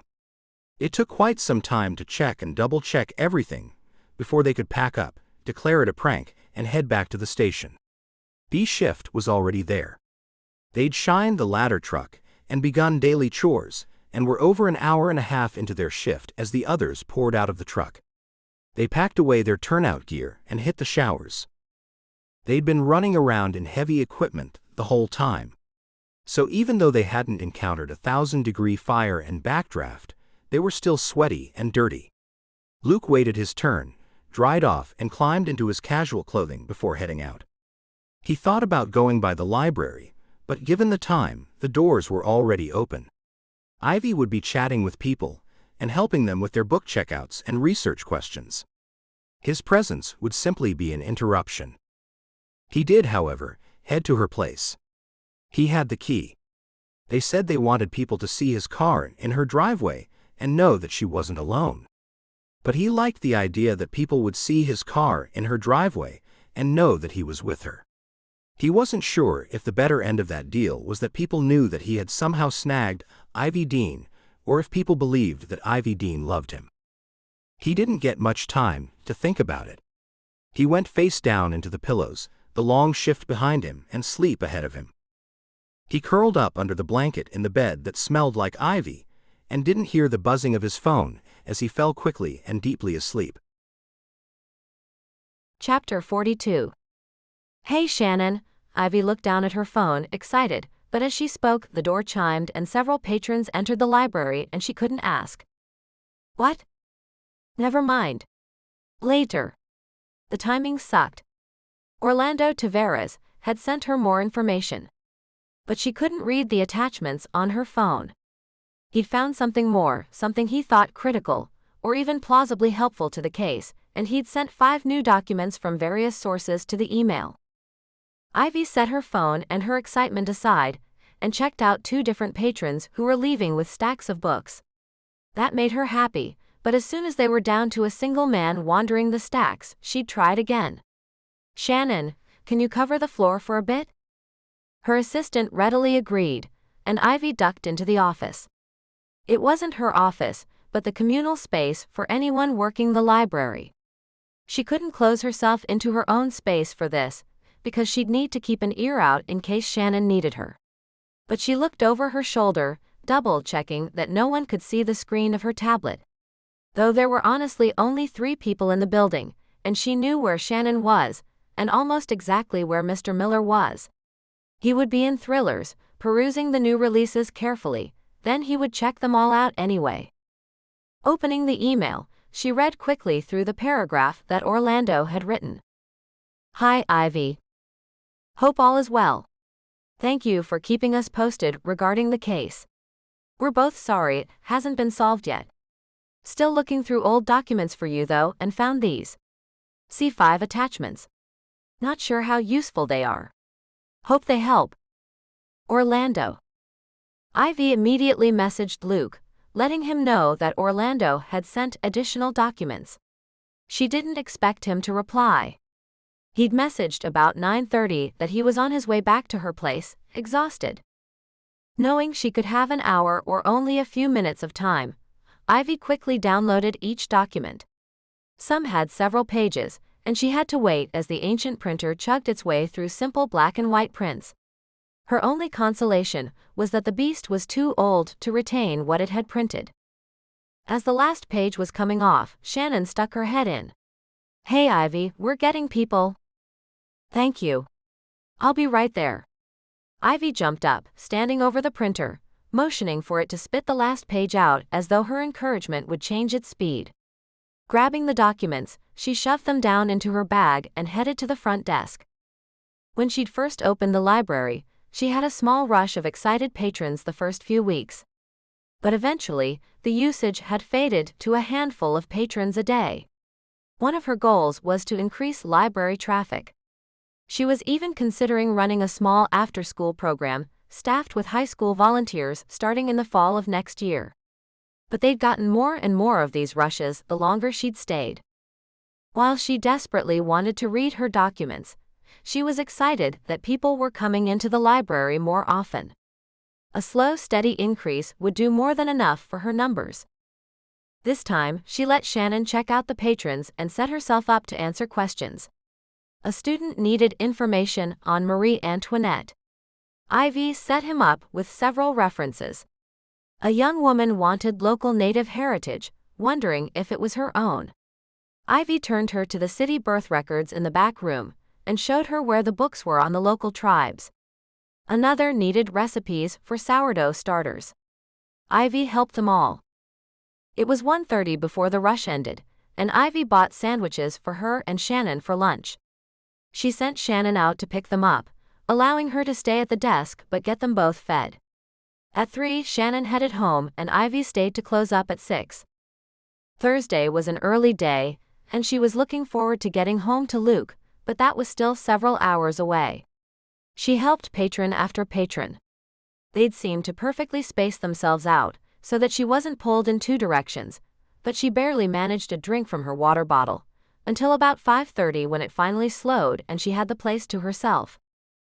15 minutes later, just as she thought she might be done until closing, the door opened. A young man walked in and, instead of perusing the stacks or checking the rotating bookshelf for any new releases, he walked right up to the desk. He was chewing gum as he asked, "Ivy Dean?" He looked so familiar, but she couldn't quite put her finger on it. Though it seemed odd that he knew her name, she couldn't deny that's who she was. As the librarian, it was her job to let everybody know who she was. Yes. She watched as his face lit up. Carlos Hernandez. As she reached out and shook his hand, she thought she liked the warm, firm grip. And that smile? That charm? That must have been what she recognized, so like Luke's. "It's so nice to finally meet you." His grin got a little wider. "Luke talks about you all the time." "Same," she said, her own smile in place, glad that she could legitimately say that to him and didn't have to tell him for a while, "We considered you a suspect." "So Luke messaged me asking if I could make the loop for him this evening." "The loop?" Ivy asked. "You know, he drives around and checks all the old haunts." Ah. She did know. "I was wondering if you'd come with me. Then we can grab some dinner and take it back to meet up with Luke." "He's not going?" she asked. This morning, he had said he was exhausted. Carlos shook his head. "That's why he asked me to do it." Ivy nodded along. She hadn't heard from Luke all day. And that made perfect sense, given that he'd been working for 24 straight hours before that. "That sounds like a plan. Shall we head out?" He hooked a thumb over his shoulder and tipped his head toward the door. "I have 15 more minutes." But as she said it, he scanned the empty library and tipped his head as if to say, "Is anyone else really going to come in?" But Ivy didn't care if anyone else came in. This place was her baby. She shrugged it off, as though it wasn't everything to her. "I'm legally obligated to be here 15 more minutes. Make yourself at home, though. Grab a book. I'll check it out for you." Carlos did as she suggested, and wandered over to the new release paperback carousel. When the place stayed empty and it felt as if she was just watching him, Ivy headed back into the office. She would hear if the door opened again. Quickly, she flipped through the papers Lando had sent. The first was a recent arrest for Chiagu, for car theft just 3 weeks ago. She tried to place it in the arson timeline, and wondered if it lined up with the burning car that Luke had told her about. The next document was an arrest for someone whose name she didn't recognize. But Mario Hernandez was listed as a witness. The report was for a drug bust by the Redemption PD. Mario had been extensively questioned but eventually released. Next were 2 much older documents from Redemption Fire Department, Luke's application listed as accepted, and behind that Carlos's application listed as rejected. The last page was from just that morning. It was a pending warrant, waiting for a judge's approval to search Mario Hernandez's house. Ivy looked out the open door and past the front desk to spot Carlos across the way. He was now wandering the stacks. Given the aisle he was in, he was looking at fantasy novels. His head tipped as he read the titles, his expression as flat as could be. Probably not his genre. She looked back down at the last page, again reading through it. The wording was broad, so that the police could search for things that weren't specifically listed, and could confiscate anything they found that linked him to the string of arsons. It was clear, they believed they would find evidence at Mario's apartment. Carlos approached the desk again, pointing to his watch. 5:58. Beyond the windows, the sky was darkening, and once again a light dusting of snow was falling. She conceded to the 2 minutes. Even if anyone did come in, they wouldn't have enough time to check out books.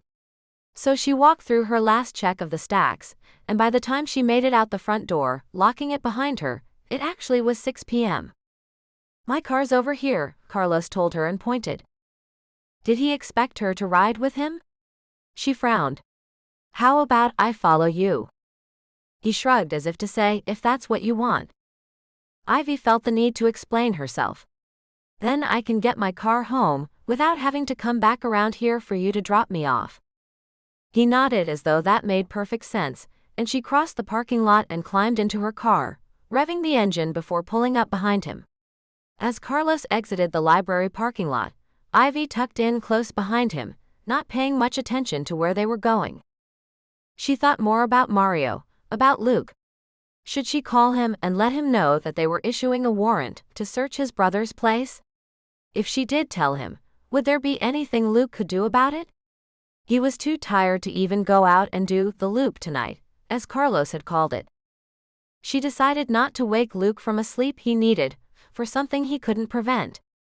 At the next stoplight, she sent a quick message to Joe, and then followed it up with a text to Orlando, thanking him for the documents. She watched as Carlos slowed down as they passed an old apartment building. Next was a convenience store that 2 of the brothers had worked at. Then Mrs. Hernandez, home. All places that Ivy knew Luke checked on regularly. Then, Carlos took a turn out onto one of the older roads, and they pulled up in front of the old barn. She'd been here before, too. Carlos drove along the gravel drive, surely trespassing, just as Ivy had days before. Stopping behind him and putting her car into park, Ivy cut the engine as he motioned for her to get out. "We should probably make a circuit. The place is pretty big." Ivy followed him, gingerly picking her way through the tall grass in her nice heels. As they looped the barn, a gentle snow began to fall, and she pulled her coat tighter around her. Anything more than just the one loop to check that the back hadn't been soaked in kerosene or gasoline, and she'd get good and cold. Carlos got ahead of her, his sensible shoes and heavier jeans giving him a speed she couldn't match. But she did her job, slowing down and checking for any damage to the place.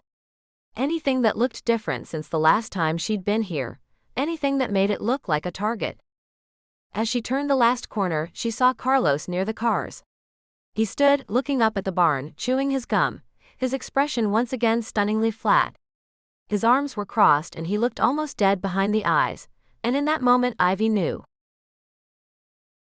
Chapter 43. Ivy stared at Carlos as all the pieces snapped into place. But it didn't matter if she understood. It only mattered if she could run. The grass was up to her knees. Her heels were sinking into the dirt. If she kicked them off, she'd be barefoot in the snow on the outskirts of town. She hated thinking it, but she was confident that Carlos would catch her if she bolted.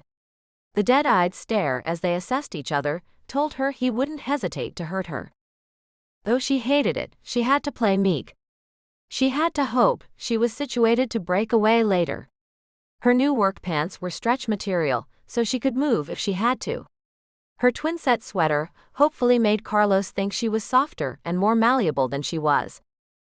Pasting a scared expression on her face, Ivy blinked hard several times and reached into her coat pocket, feeling for the face of her phone. She checked the case, her fingers finding the home key and activating the screen. Keeping her eyes on Carlos, she had to hope her coat was thick enough that her pocket didn't light up. She tried to act concerned, but as though she hadn't just figured out that Carlos was their arsonist and would-be murderer. He'd applied to the Redemption Fire Department and been rejected, and firefighters were the best arsonists. He and Mario had been taken in as juveniles for filleting open a live squirrel. Sociopaths did that, only Mario hadn't been the one to do it. The report said he was remorseful about killing a creature. Easy enough, because Ivy was now willing to bet that even at 8, Mario had been forced by his brother into the confession. There was nothing but calculation behind the brown eyes that looked so much like Luke's. Mario, the drug addict, had his problems, but he wasn't a sociopath. In fact, he might have been using drugs to deal with seeing the real Carlos. Ivy moved her thumb across her phone, to where she thought the letters would be. She could only hope her phone caught her message. It's Carlos. She hit the spot where she hoped the send key was. We're leaving your car here, Carlos told her as if it were some reasonable request. But he wasn't asking. She fought for time and tried to act dumb. She could only hope that her facial expression hadn't completely given her away. She was furious. But she tried to sound confused. Why? You're riding with me now. Oh, I'll just follow you again, she said, waving her hand as if to say it's nothing. She turned to head back to her own car, as if he would allow it. Ivy didn't for 1 second think he would actually let her climb back into her own car, but she had to try. As she turned her back on him, he covered the distance surprisingly quickly. One arm clamped around her neck. The other around her waist. Crap, crap, crap. She struggled to twist her head and neck so she could breathe. But he'd clamped his arm into exactly the right place to cut off her air. The arm around her waist was tight, too tight, holding her left arm down to her side and making it useless. Her body tried again to suck in air. Despite the way she bucked and fought, Carlos didn't let go or even loosen his hold. If she couldn't breathe, maybe she could at least incriminate him. She reached again for her phone, pulling it out quickly while tucking her chin down in an attempt to bite him and distract him. She hit the buttons frantically, opening first one app and then another. She struggled to find breath and to work her phone at the same time. She needed the map. She needed it to trace her. But Carlos finally let go of her neck, because he was reaching for the phone. She bucked against him, trying to slam her heel down onto his foot, but he was fast and anticipated her moves far too easily. The arm around her waist continued to grow tighter, pinning her other arm down. She could fight, which she was clearly not going to win, or she could try something else. Ivy dropped, going limp. As Carlos fought to hold on to her, she collapsed forward, hiding the phone from him and hitting the button for her map.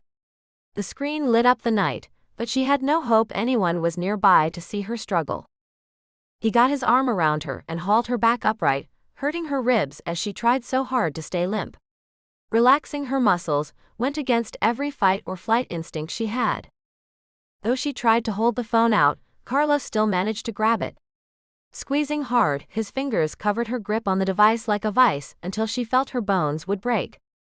Tossing her head back suddenly, she hoped to make contact with his nose. But he managed to turn his head to the side, and all she got was the back of her head to his jaw. As he uttered out, "Bitch," he grabbed even tighter, making her cry out in pain as her fingers flew open. He managed to snatch the phone, and she watched hopelessly as he tossed it into the grass. Aiming again for surprise, Ivy tried to elbow him in the side with her now free arm, but he caught her hand. Grabbing for her wrist, he clamped her hand between his thumb and forefinger, which shouldn't have been difficult to get out of, but he'd found a pressure point. He pressed until she felt nausea roll through her belly, then he twisted until she cried out. His mouth came in close to her ear, hot breath making her squeeze her eyes shut in disgust as he tightened his hold on her ribs and her arm until he whispered, "Luke is sleeping. I drugged him. There's paraffin all around your house." He dragged out the last words, knowing it would make her cringe. "But more importantly, Mario is standing by, and he'll light it as soon as I give the word. So you're going to calmly climb into the passenger seat of my car, and we are going to go for a little ride." Jesus, he would burn his own brother? But Carlos held up his phone and showed her a string of texts. "Are you ready?" "Yeah, man." Mario had sent back. "Son of a bitch. Now," he said, "I'm going to let go and you're not going to try anything." Though he loosened his grip slightly, he didn't let go of her. He walked her awkwardly toward the car, his feet propelling hers, his front pressed against her back, still holding on. He directed her every move over to the passenger side of his car, where he opened the door and pushed her down into the seat. With a sarcastic motion for her to get every spare limb inside, Carlos made it clear he would slam the door on any fingers or feet that weren't accounted for. Ivy reached for the seatbelt, pulling it across her body, and buckling herself in as she tried desperately to think of her options. He was in the driver's seat before she could develop any concrete plan. Pulling forward, he then swung a dramatic arc backward, just missing the corner of her car. It might have been better if he'd hit it, if there was some evidence of damage. Instead, he turned completely around and headed down the gravel drive, leaving her car there as though she had simply wandered off, at one of the sites Luke regularly checked. Would Luke find her car here tomorrow? Would they find her phone in the grass? This would break Luke's heart. Carlos was the baby, and whatever was wrong with him, he'd hidden it expertly for all these years. Both Luke and Thiago seemed to have no idea. And she was so stupid. "You figuring me out?" he asked with a sly smile and his eyes glancing her way. Ivy wanted to say yes, but she couldn't be sure. On the main road he picked up speed, and Ivy sat demurely with her hands clasped in her lap. She didn't even have her bag. No small pocket knife tucked into the corner pocket. She carried it every day, even though she wouldn't have let a patron bring one into the library. She had no phone, not even a pen with which to reach across the seat and jab into his neck. But she thought she could reach across and grab the steering wheel. Didn't she know that rule? Never let them take you to a secondary location. If they tried, you were supposed to crash the car. She aimed her eyes straight ahead, but her brain checked out all the various landmarks ahead.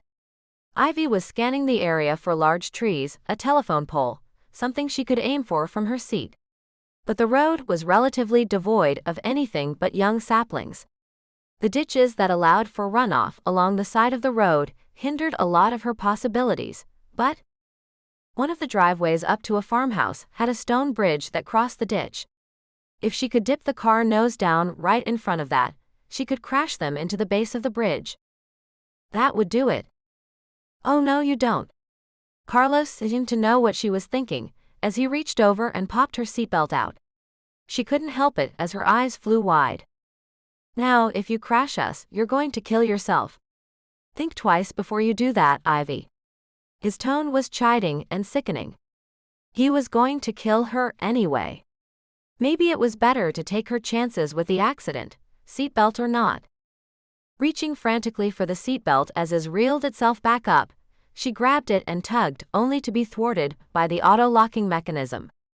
It took 3 tries to calm herself down enough to get the stupid seatbelt to unfurl, but as she felt the relief of getting it across herself again and she moved to click it into place, Carlos took the gum he'd been chewing and stuck it down into the slot. "Sorry," he said, his tone clear that he wasn't. Now she couldn't buckle herself in. She couldn't run them into the ditch. "What do you think?" He grinned as he tipped the wheel back and forth on the deserted road, knocking her almost across the center console into him, and then changing directions and smacking her against the door. "Better hope the locks hold or that I don't have to hit the brakes."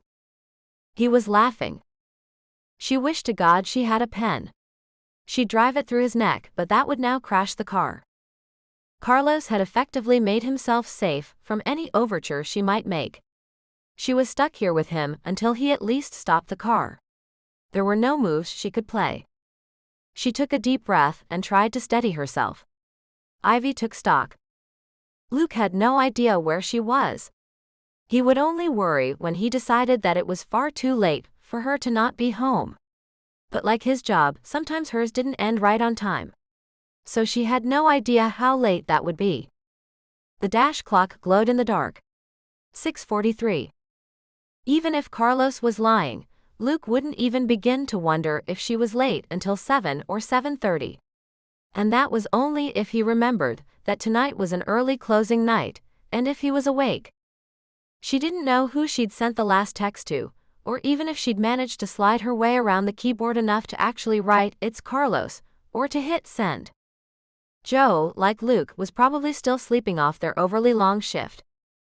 As Ivy watched, Carlos pulled up in front of a small house. It had once been blue. The roof sagged in on one side, and ironically, the porch sagged on the other. Putting the car in park, he turned to look at her, his smile almost demonic. "We're here." Chapter 44. Luke woke up groggy, the sky already dark around the edges of the window. He'd missed the entire daylight, except for the little he'd caught this morning on his drive home. He rolled over and looked at the clock, 7 p.m., and he blinked. Grabbing his phone, he shot a quick text to Ivy. "See you in a little bit." He could make dinner for her when she got home. But she might have already eaten at the library. "Have you eaten?" Obviously, she was closing tonight. His brain still wasn't making fully linear thoughts. Maybe he could pick up dinner. Though Ivy had been lamenting eating too much fast food lately, he didn't have time to put something in the crock pot. While Luke was no chef, he could make a few things. So he rolled himself out of bed and tried to figure out what he might be able to do with what was on hand. In nothing but his underwear, he rummaged through the fridge and the cabinets, his heart twisting at the sight of 3 beers sitting in the corner of Ivy's fridge. They were his. He bought some of the groceries here, and though they slept at his apartment occasionally, he'd nearly abandoned it. He'd even come here to sleep though she wouldn't be home. Was that because he wanted the arsonist to see his car in her driveway, or because this was where he really wanted to be? He wouldn't have ever moved in with someone this early in a relationship. Then again, he thought, he'd never had anything that qualified as a relationship before. Spotting a box of pasta, he set it on the counter and went in search of a jar of sauce. He grabbed shredded mozzarella cheese from the fridge, but only moved it to the top shelf, not quite willing to let it sit out. He didn't know when they'd both be back. There was no time to bake anything unless he sat at home, and he wasn't quite willing to do that either. Leaving everything on the counter, he climbed into his clothing and headed out to the car. He'd make the circuit around town tonight a little late, but he still felt compelled to get it done. He left Ivy's little neighborhood behind, took a few turns, and crawled slowly through the old section of town. He lingered at one house he'd lived at for just over 3 years, looking like a stalker in his own territory. The night was dark enough, and the slight snowfall thick enough to obscure most everything. One of the houses could already be ringed with accelerant, and Mario could be standing in the back, match in hand, ready to go, and Luke wouldn't see him. There had been no reply from the Redemption Police Department about what they'd done with the information that he and Ivy had sent. Luke could only assume that meant they hadn't done anything with it. Or that it hadn't been enough. Not yet. He kept pushing forward, leaving the neighborhood behind before anyone came out, asked what he was doing, and recognized him. They would try to hug him, and then want to update both their entire life stories. He made a clean getaway and stopped at the next light. Luke knew the dangers of texting and driving, so once he was fully stopped he checked his phone. No messages from Ivy. Next to him the scanner crackled to life, kicking his heart into high gear. But it was just an RPD officer writing a ticket, and Luke ignored the rest of it. He was pulling forward, taking a turn heading toward Mario's house when his phone buzzed. He waited for the next light to see that it was Joe. "You awake yet? Did you see what Ivy sent?" Joe must have also just woken up. They'd agreed when they left the station this morning that they were both going to go face down into a pillow and sleep for approximately 3 years. But he had not seen what Ivy sent. Since he couldn't very well park himself in front of his brother's house without raising suspicion, he pulled into a convenience store and picked one of the spots around the side. The area was now dark, and he didn't care if he looked suspicious. He wanted to see what Ivy had sent.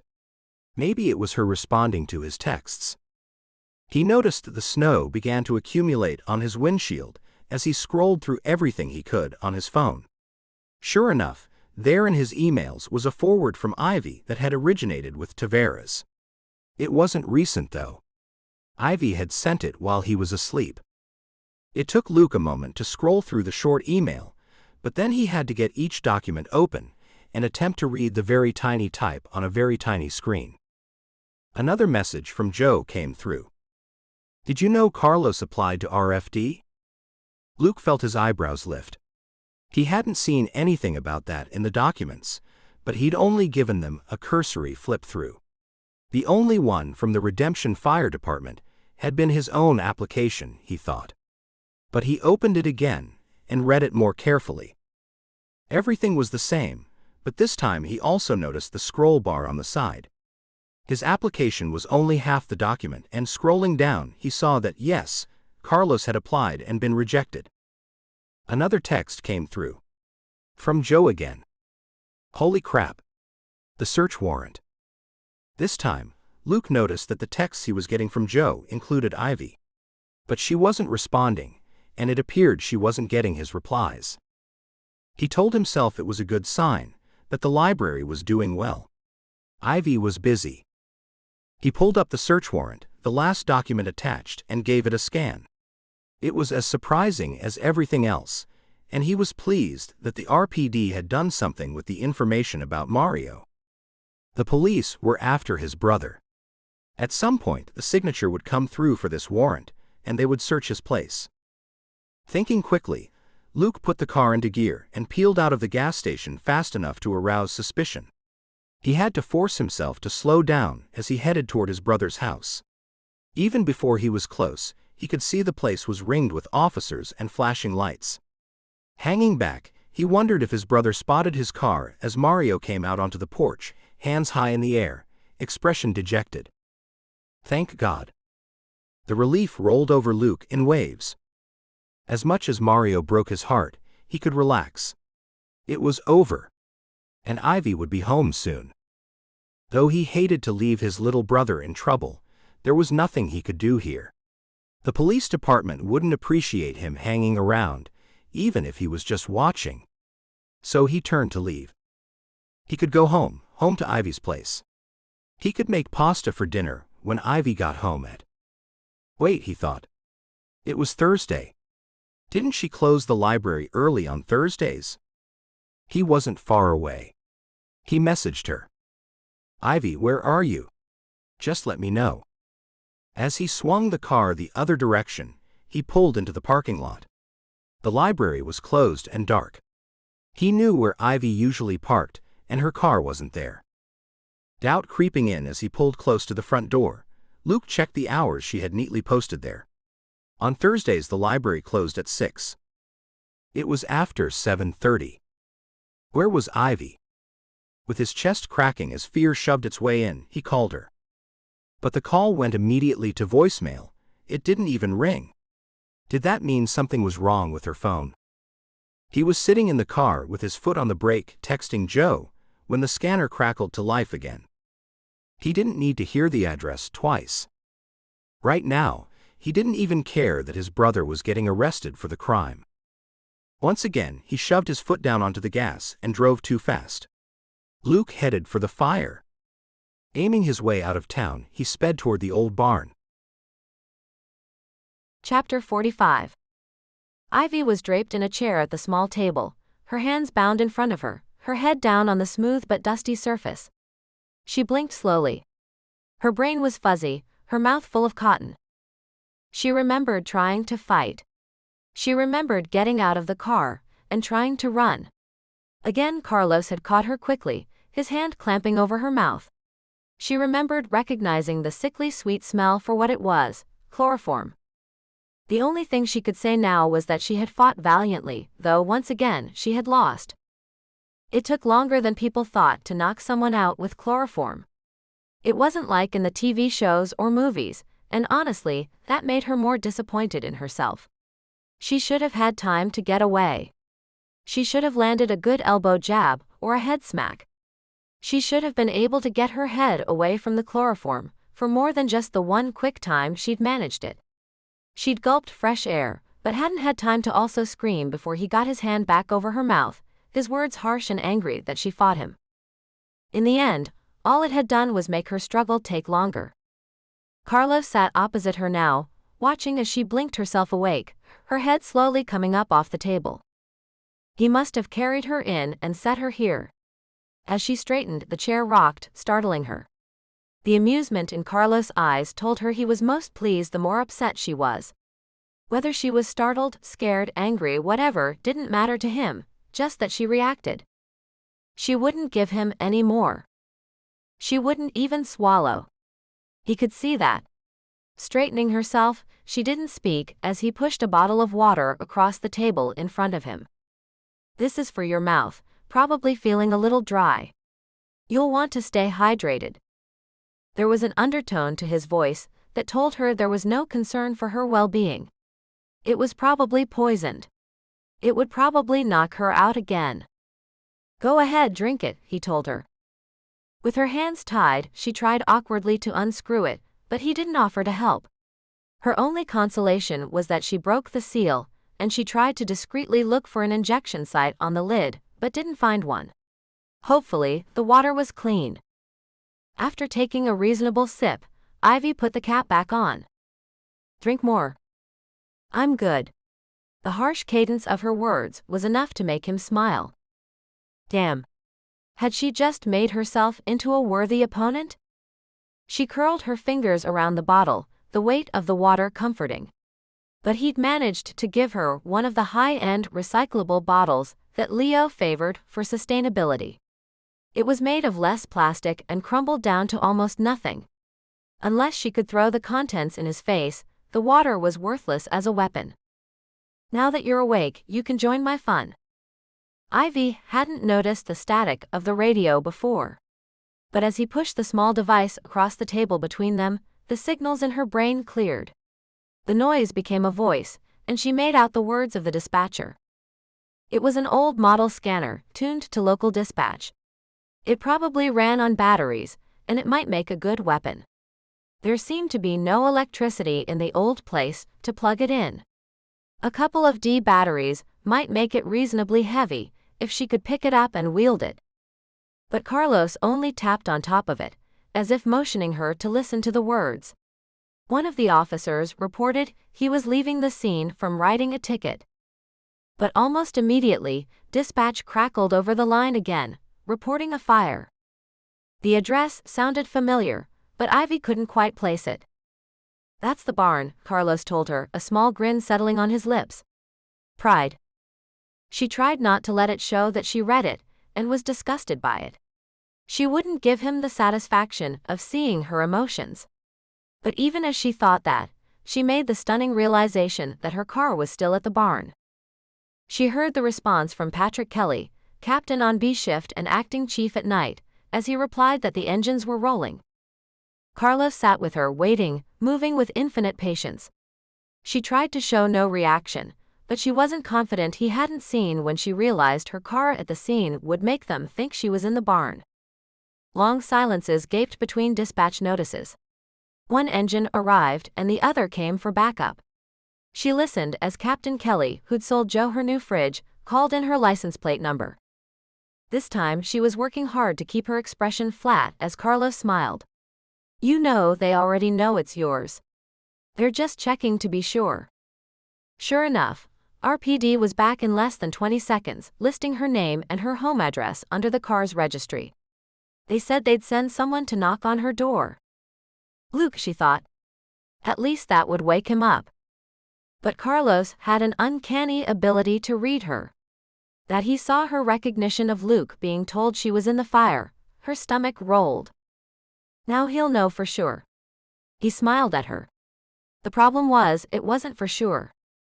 She had wondered what Carlos was doing when he'd left her car at the barn, and realized now that her offer to follow him from the library, her concern about getting into a car with a stranger, had played right into his hands. Had her car been left alone at the library parking lot, it would have been far more suspicious. She should have ridden with him, but that would have meant trusting him. It would have meant not having her own route home, something she'd treasured. Her ability to hop in her car and leave anywhere at a moment's notice was her sole definition of freedom. Again, the scanner crackled to life, the report coming in that they suspected there was a person inside the barn. She couldn't help the cringe that showed across her face. B shift was going to go into a dangerous situation to look for her. And she wasn't even there. It's good, isn't it? He grinned with pride. No. It's anything but good. The beauty of it is, Carlos elaborated, by the time they get here they won't think anyone is inside because no one was in the barn. They'll think I'm not in here? She was confused. Oh. Another smile, another point of pride. Did you not realize this place is next? Chapter 46. Luke sped up to the barn, bumping his way along the gravel as he raced ahead to where the engines were parked. They brought the water tanker, thank God. Because there were no hydrants out this way, they would need the water trucked in. Luckily, there was a pond just beyond the barn. Luke watched as B-Shift unfurled the hose, ready to connect to the water if the tank got low. He was out of the car and running before he even realized what he was doing. He'd heard them call in Ivy's car, and he'd managed to speed even faster after that. As one of the firefighters came toward him, Luke looked beyond the man in the turnout gear. He would have recognized his brother, but he didn't have the brain space for it. Ivy is in there. But the man physically held him back. His large yellow turnout jacket enveloping Luke and his own standard winter coat. The snow was coming down heavier, and Luke stepped back as the man held him away. Looking at him now, Luke recognized Jory Buckland. Jory's mask hung to the side, because he was dealing with Luke and not the fire. Luke understood. "We know. We're going in to get her." But Luke knew they weren't. This was a surround and drown. The brittle old wood of the barn went up like kindling. The only thing that might have slowed it was the snow. If the water seeped into the wood, it might hinder the burn. But they couldn't go in for Ivy until it was safe. And that would be too late. B-Shift ringed the old building as best they could, wetting everything. The accelerant at the base of the barn continued to burn. Luke watched his fellow firefighters handle it all expertly. But no one went in to save Ivy. Had Mario planned this? Had he known that Luke was off shift, that he wouldn't be in his gear, and wouldn't be able to go in and search this time? Saving Ivy from her own house fire had been both Luke's greatest triumph and his biggest source of guilt. Now only the guilt remained. Ivy was targeted because of him. It was his brother coming after them, and here he stood, no gear, no ability to help. All he could do was wait and watch. "Stay here," Jory told him firmly, and Luke nodded. He did understand that if he made a move, he would hinder their efforts and slow their ability to get to Ivy. So he stood as if planted and watched, unable to do anything but feel his heart in his throat. His phone buzzed in his back pocket, and needing something to do, he reached for it. Maybe it was Ivy. Maybe she wasn't inside. In fact, maybe she was outside of the barn. Without answering the phone, he took off, following his train of thought. The firefighters had to concentrate on the fire. But Luke began walking the perimeter of the scene. He made a wide ring, hoping he could see something, find Ivy having escaped the barn, standing back and watching. He ran and scanned the landscape. Luke was a quarter of the way around the barn before he remembered his phone had buzzed. He pulled it out and looked.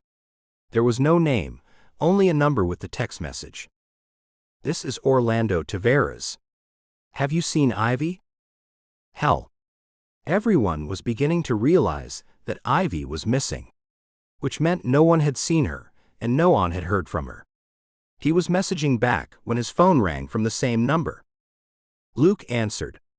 He was opening his mouth to say, "I'm at an old barn that's been lit. Ivy's car is here." But Taveras beat him to the punch. "Hey Luke. Orlando here. Sorry to bother you, but Ivy messaged me an odd message just over an hour ago. I've been messaging her, and she hasn't replied. I just called, and it went straight to voicemail." "Me too." Luke hated that he had to answer that way. He was halfway around the barn. One of the firefighters had caught sight of him, and again motioned him to stay back. He moved a few feet further back out of respect, but continued on his loop. "Is Ivy still at work?" Taveras asked, clearly trying to put all the pieces together. "No. She left at 6. Luke was grateful for a simple question he could answer. This text came in over 30 minutes after that.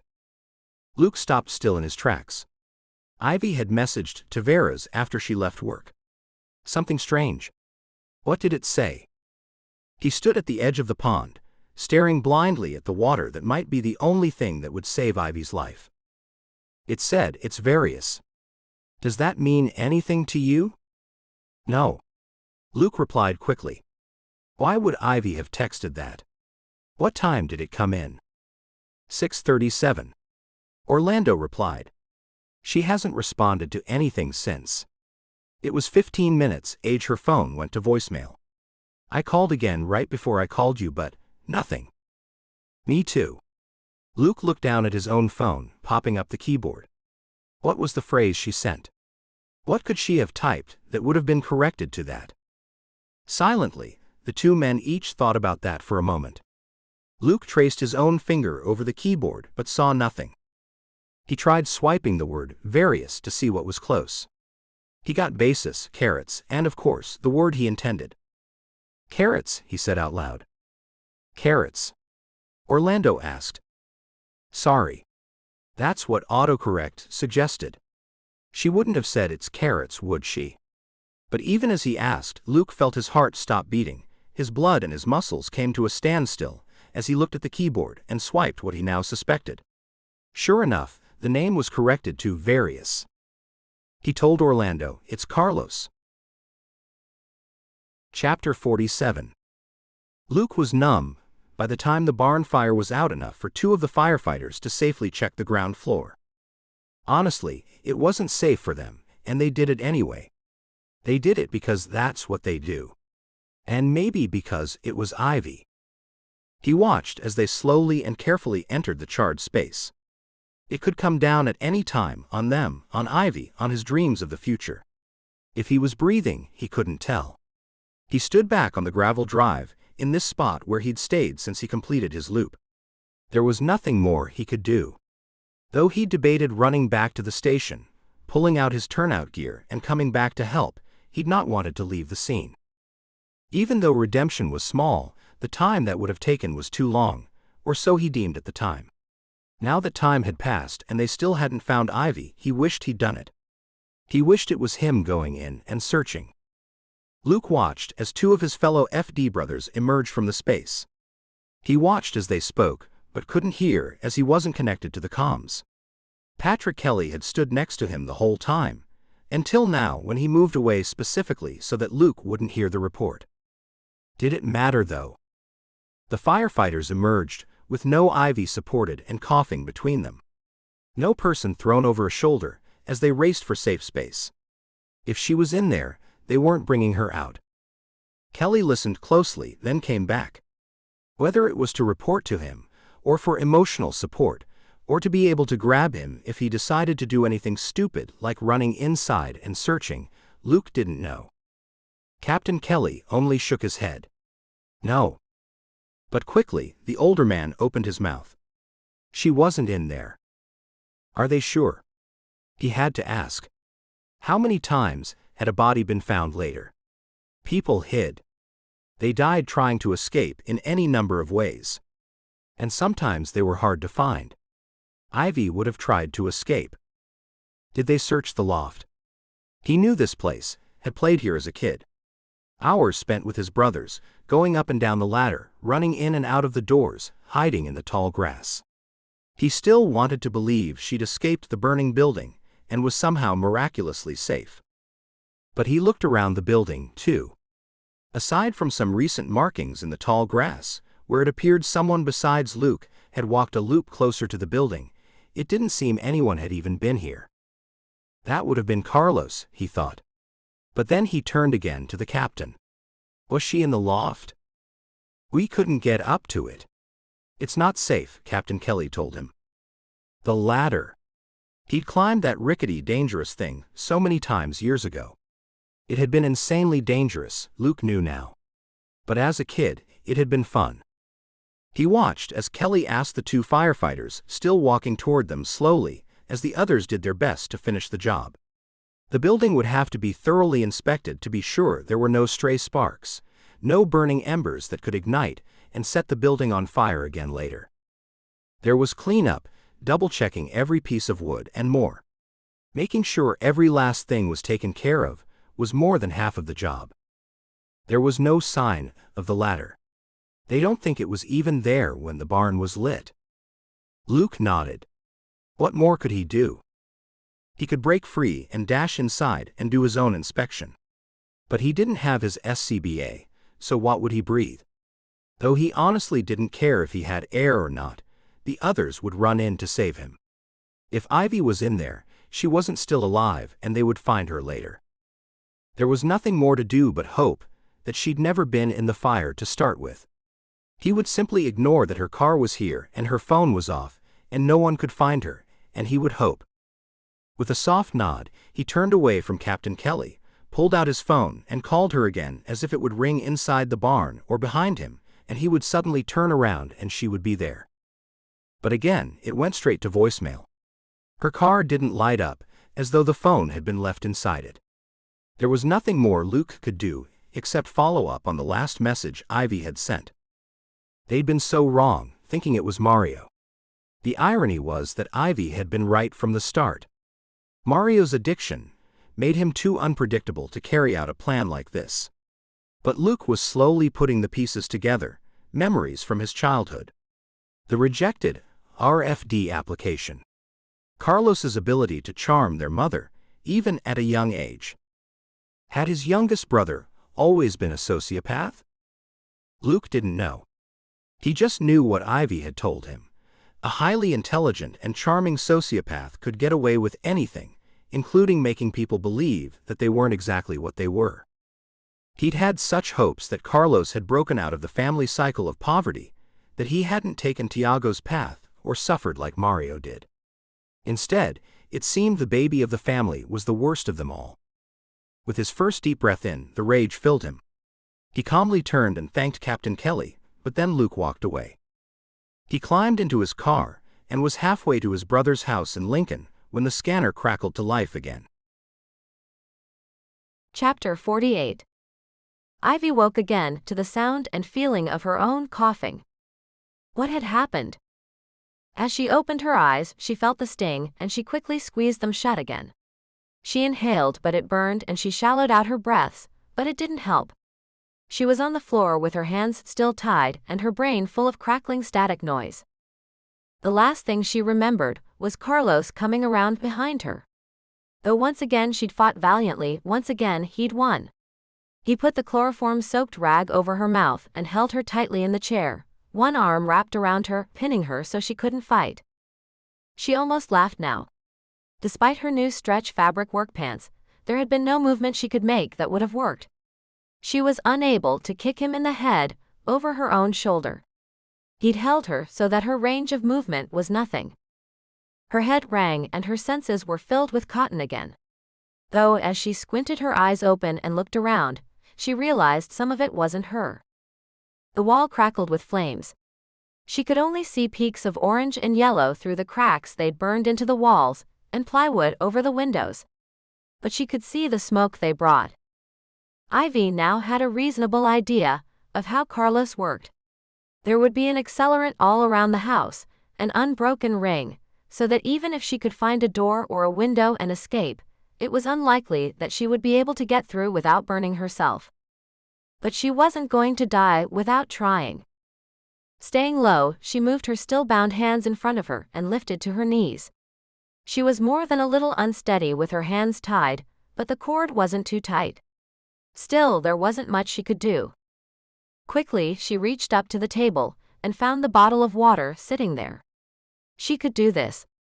Ivy twisted the top and drank a small amount, hoping to clear some of the smoke and chloroform that had made its way down her throat. It didn't work, she couldn't drink into her lungs, but it did feel a little better. She was still in her coat, and the bottle offered a pitifully small amount of water, but she poured it over her head and neck, down her front and then her back. She ran it underneath her coat, where the wetness would stay and hopefully prevent any burns. She wasn't confident that she hadn't just set herself up to boil alive. She had a feeling she'd find out soon. Next, she crawled quickly around the space. The home was tiny, a kitchen, a living area, 2 small bedrooms, and a bathroom. But at each window she checked, she saw what she'd mostly only heard before. The orange and yellow dance of flame. How long had she been out? She couldn't say. But it did seem that the accelerant was not the only thing burning now. The very act of busting out of a window or door would put her in contact with a fire for too long. But still, she considered it. She wasn't ready to gulp the amount of air it would take to yell and scream. So she stopped to hunker down under the table as though that would help and did her best to listen beyond the flames. She heard no sirens. If she was going to live, she would have to save herself. She couldn't say for sure how strong her desire to live was, versus how strong her desire was to thwart that asshole. Then again, if she survived out of spite, she wasn't going to be mad about it. Crawling around, looking for anything that might help, she didn't expect much. There was no way that this place would have a working extinguisher, or a fireproof blanket, or anything that she could wrap around herself to push through the flames.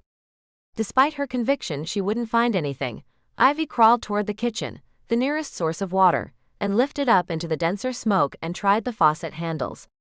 It took 3 tries popping up and grabbing quickly at them to get them to turn. Each time she had to drop back down to get cleaner air. On the 3rd try, she actually managed to get both of the faucet handles to the on position, but nothing happened. Ivy wasn't surprised. She had figured before that the house had the water and power cut off some time ago. With her one idea thwarted, she turned around to crawl back to the living room, thinking if the walls were on fire she might be safer in the middle. But as she crawled back, her hands touched something.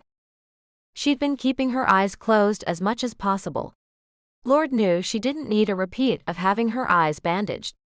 She wasn't sure they would survive a second time. Then again, surviving this, blind or not, was her one and only goal now. So she opened her eyes to see what her fingers had brushed across. Sure enough, it was the edge of a door set into the flooring. Could it possibly be? Her friend Maggie had an older home in the area that had internal access to the space under the house. Smoke went up.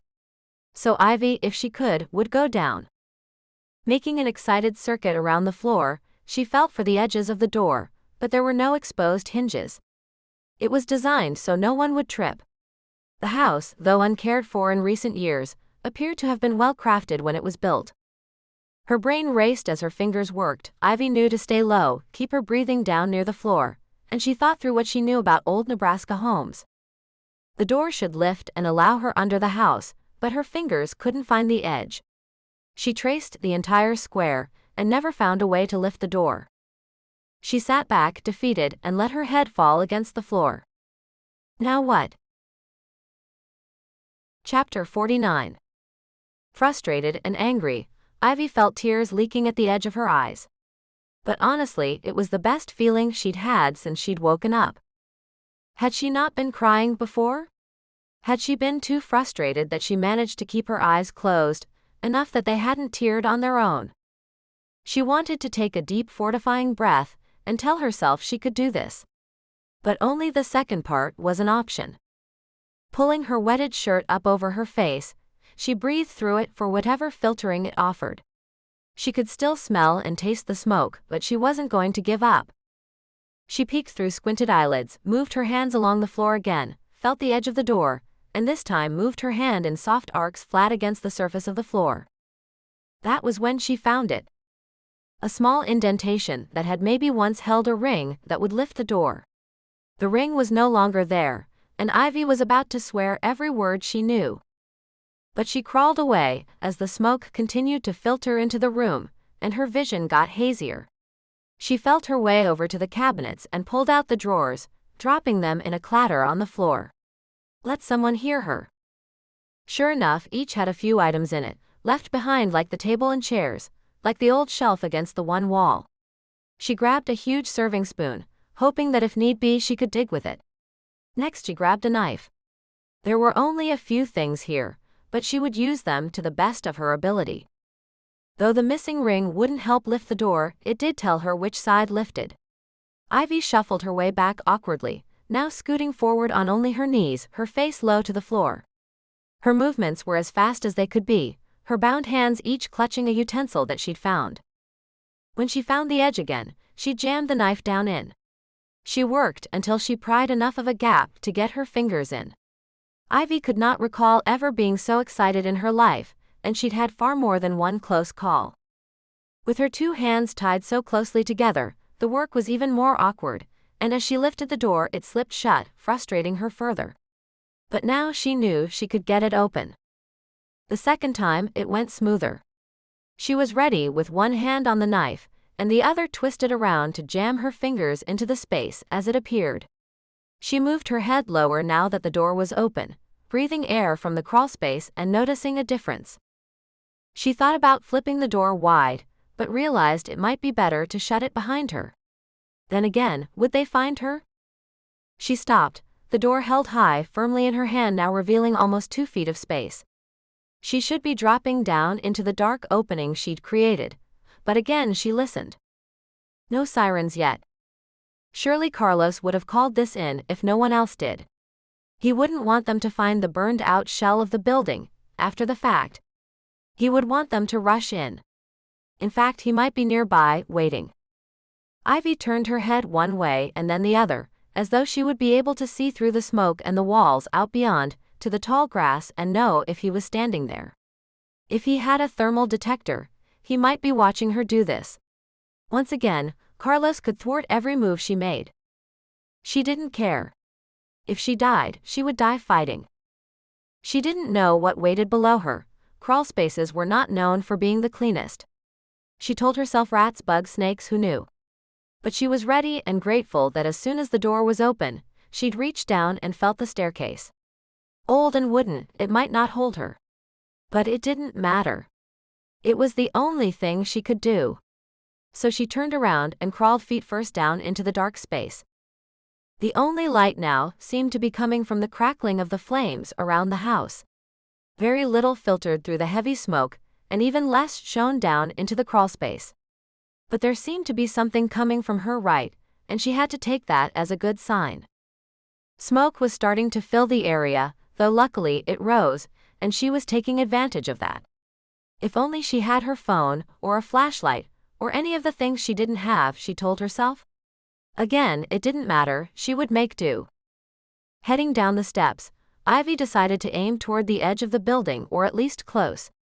How much she could tuck herself up against the foundation would depend on how warm it was to the touch. That would be the safest place if anything collapsed around her. How long could she survive here? Could she escape?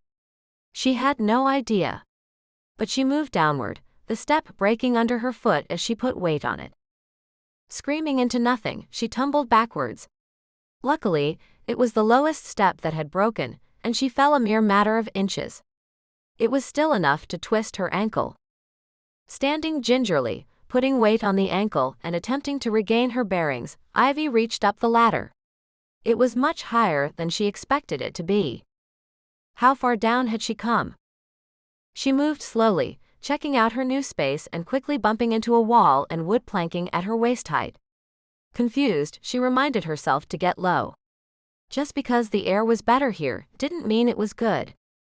Reaching out, she felt her way around. Shallow shelves lined a short wall next to her.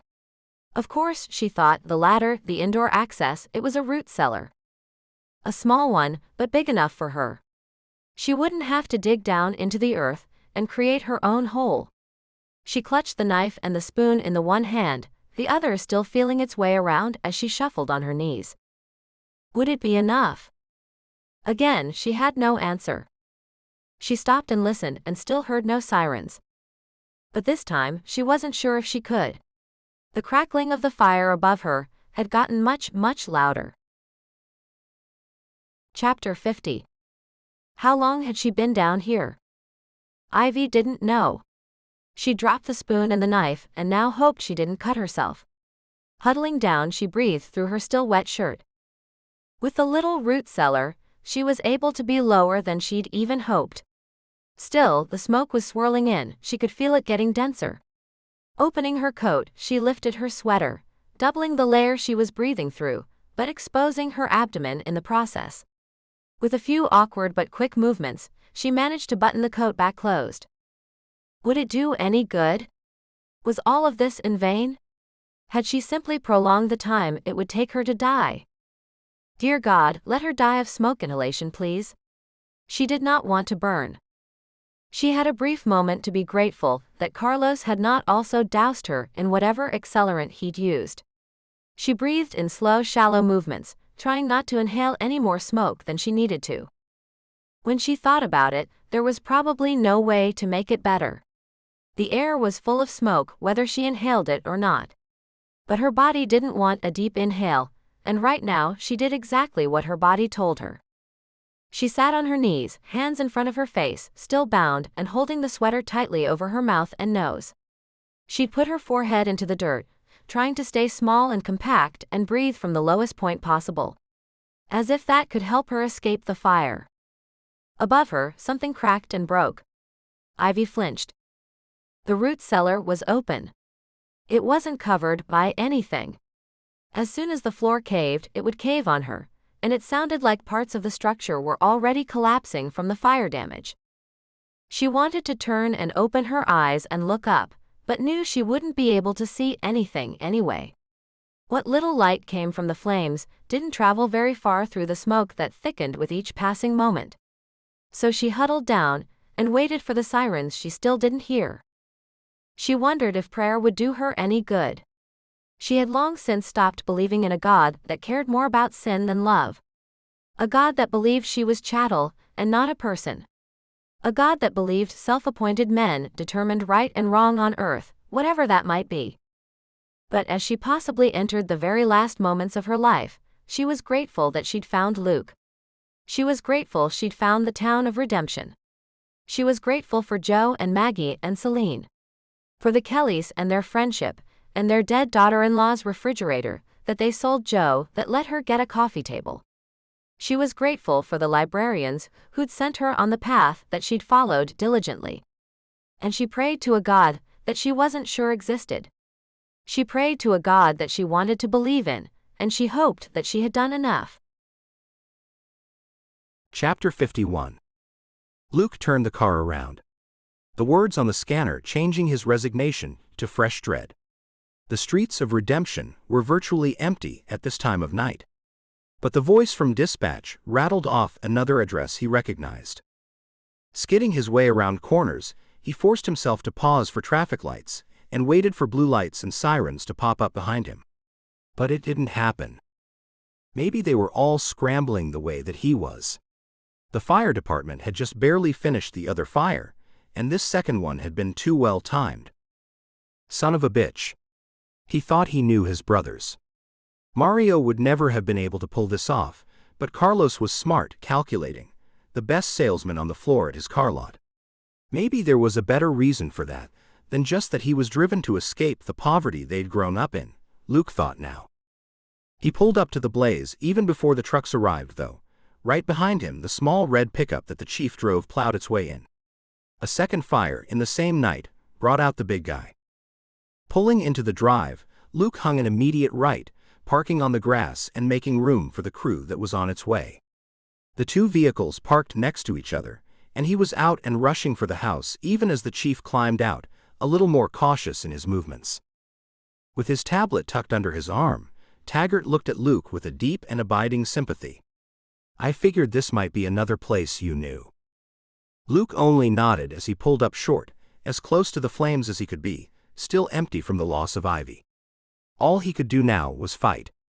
He felt like a child on the verge of a temper tantrum, about to lash out at anyone and everyone.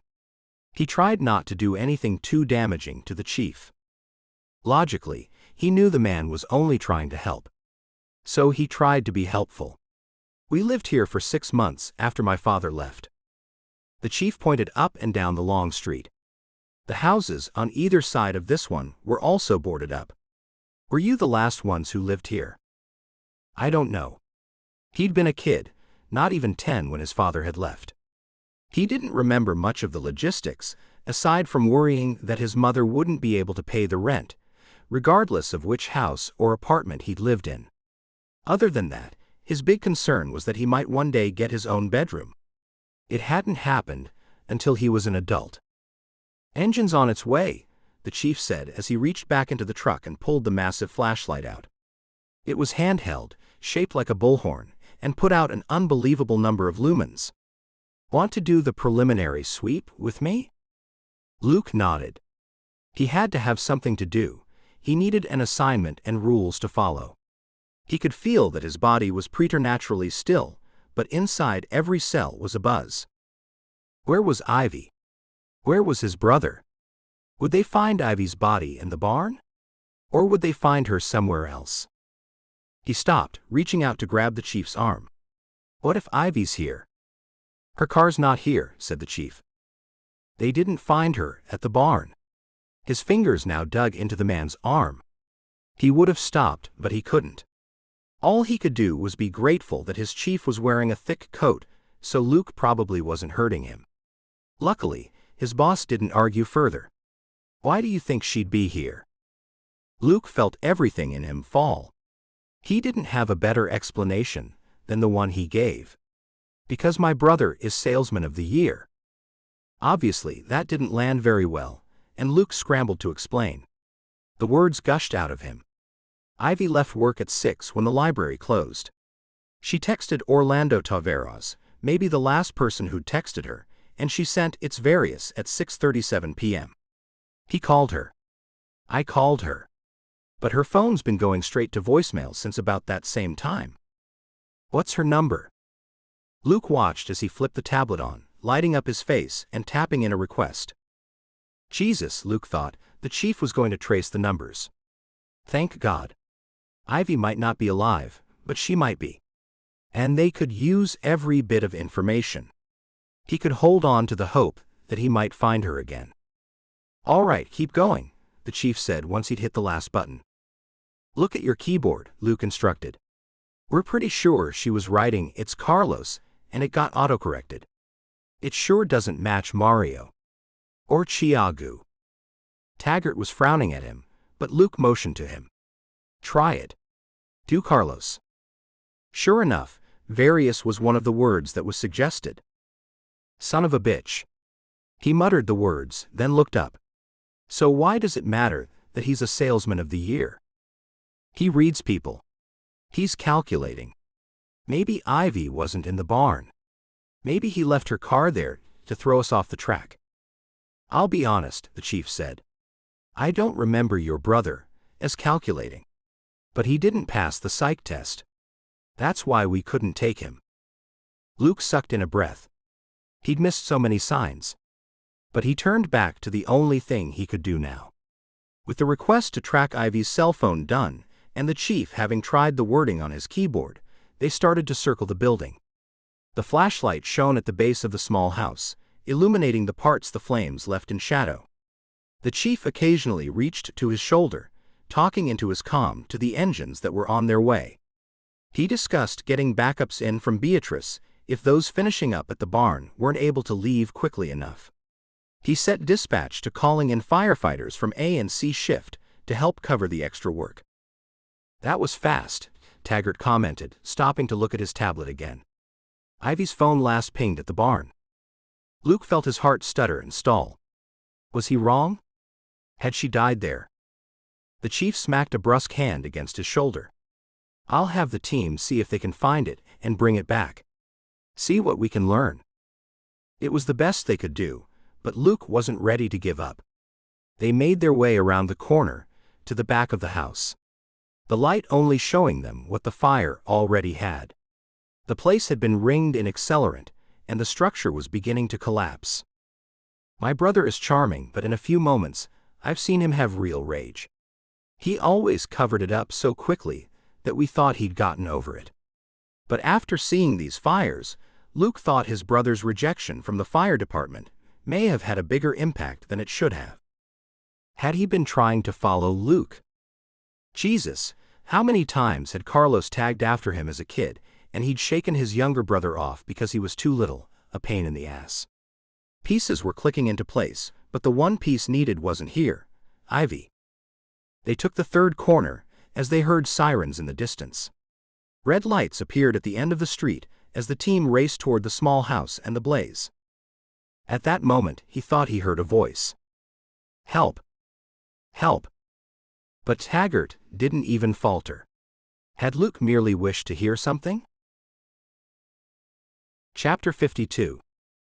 Luke wasn't confident he'd heard anything. But the third time he thought he might have heard a voice, the chief also stopped. His hand coming out, he almost slapped Luke flat in the chest to shut him up. Hello, he yelled to the burning house. Redemption Fire Department. Then Luke heard it. Help! Help! Where are you? I'm under the house. The voice was tinny and rough all at the same time. Luke had never heard anything better. His heart soared. Luke! The glorious sound of her yelling back to him flipped his body from ice cold to blazing hot. We're coming. He was racing back to the truck as he yelled to the chief and watched as the light began to sweep along the foundation of the house. He scrambled in the bed as he watched the fire engine make its way down the long street. They wouldn't get to the house before him. Every firefighter knew to always put everything back in place. Each item was clean, it was repaired, it was inspected every shift for exactly this purpose. So Luke put his hands on the Halligan quickly. Even as he grasped it, he felt hope surge as though it were a current that passed through the equipment he held. He almost laughed with the relief. She was alive. But they'd have to keep her that way. Racing back, he scanned the house, looking for the best point to break in. He calculated for the fire, the burning wood, and the accelerant that burned hot and fast at the base. But the clatter of cracking wood almost stopped him. Plywood had dropped off one of the front windows. The fire had burned it away enough that it was no longer held in place, and it cracked and popped as it clattered to the porch. He looked up where the flames raged now. Whatever was up in the attic seemed to blaze the hottest. Ivy had been smart to go low. Closing the distance to where the chief stood, he stepped toward the house, Halligan ready. But as he reached the heat of the fire, rough hands grabbed him and pulled him back. You're too close, a voice yelled through the face mask. Luke turned to look at Captain Kelly, this time in full turnout gear. On the other side of him, Patrick's son Ronan also held Luke back from reaching Ivy. For a moment, he thought about swinging. He had a heavy and deadly weapon in his hands, and he was not going to be thwarted. But as if they could read his mind, Ronan reached out and grabbed the Halligan from his hands. I've got this. You step back. They pushed him until he stumbled, more hands grabbing him. Human fingers not thickly covered and gloved like the two firefighters had been. This time the chief held him tightly. They're here now. Let them do the job. Luke fought. Ivy was there. Ivy was alive. He'd heard her yelling. Only now, as the two other firefighters had taken over the job, he heard her coughing, and then she went silent. He watched as the Halligan swung hard into the vent, as the firefighters fought against the foundation, trying to open a hole big enough to pull Ivy through. But it wasn't working. Ivy was no longer yelling. Another firefighter, heavy in turnout gear, stepped into the fray. And Luke still struggled against the chief's hold. But the man, for all that he wasn't quite as tall and not quite as thin as Luke, was stronger than he appeared. The new firefighter wielded a sledgehammer. Are we good here? Luke could hear the question over the chief's comm. They were standing so close. It's our only option, the chief called back, still holding Luke where he'd hauled him away from the fray. He pulled his bullhorn from the truck, one hand still firmly on Luke's arm, and he told Luke, "Don't you dare move. You might kill her if you do." Without waiting for an answer, he lifted the bullhorn to his mouth and his voice boomed. "Ivy, you need to step back. Can you get low and cover your head?" Luke didn't hear anything. But the firefighters up close called back, "We've got her." The sledgehammer began to hit the cinder block, as the other end of the house cracked and boomed and caved in on itself. Chapter 53. Luke sat in the small interrogation room by himself. Being held like this made him feel like he was a criminal. And he was pretty certain he was getting investigated as one. He looked out the small window embedded into the door. It was his only view other than cinderblock walls. The wire running through the glass didn't obscure the flurry of activity in the hallway. He was confident Mario was being held just a couple cells down. Had it only been 7 hours since he'd watched them execute the warrant at Mario's house. He'd been so foolish. He'd thought they'd pick up his brother, and that would be the end of it. He thought maybe it had been 8 hours or more since then. They'd taken his phone. He couldn't check on Ivy. He couldn't even check the time. But he'd seen the firefighters pull her from under the house. She'd been alive when they'd done it, but she'd been coughing, covered in soot, blinking. He hadn't even gotten to step forward and hold her. Immediately, the hands on him had changed from belonging to Chief Taggart to belonging to the Redemption Police Department. The more he sat here and stewed, the more he admitted it looked bad. He'd known he was on the suspect list from the start. His goal had been to prove to Ivy that it wasn't him. Now he had to prove it to the detective on the case. After all, he had shown his face at both the fires tonight, just like an arsonist proud of his handiwork would do. He sat and stared at the walls for a little while longer, and tried to tell himself it would all be okay. How many times had he repeated that in his brain, before the door opened again? He recognized the detective who walked in, but behind him, a blonde woman in a pale gray suit followed. He knew her. Why did he know her? "I'm Agent Melissa Watson with the FBI. "Lovely." He just nodded. There was clearly no need to introduce himself. They knew who he was. "What can I help you with?" "Well, I need to know what you know about the fires tonight." "No worries," Luke replied calmly. "But first, I need to know how Ivy Dean is." "I'll tell you after we talk." "Then we won't talk." His heart pounded. Was he really playing hardball with an FBI agent? Normally, it wasn't anything he would have done. But right now, he desperately needed to know about Ivy. "You're not holding the cards here," she said, tilting her head as though he were crazy. "I believe I am." Unless she already had all the documents from Tavares, he should have a few cards to play, if he could play them right now. "You're a firefighter who knows how to light fires." She leaned forward, hands clasped, shoulders still squared. It was a wonderfully non-threatening, threatening pose. "You're related to every single one of the arson sites. And it's your girlfriend who's now been inside 3 different burning buildings." "Exactly," Luke said. "I wouldn't lay a finger on her." "No, setting her up and saving her just makes you the hero." She wasn't wrong. That was a motivation for any number of arsonists. It wasn't about the fire at all for them. It was about the glory. He looked her up and down, his heart still flooding. He needed to know about Ivy. And he liked this agent less and less right now.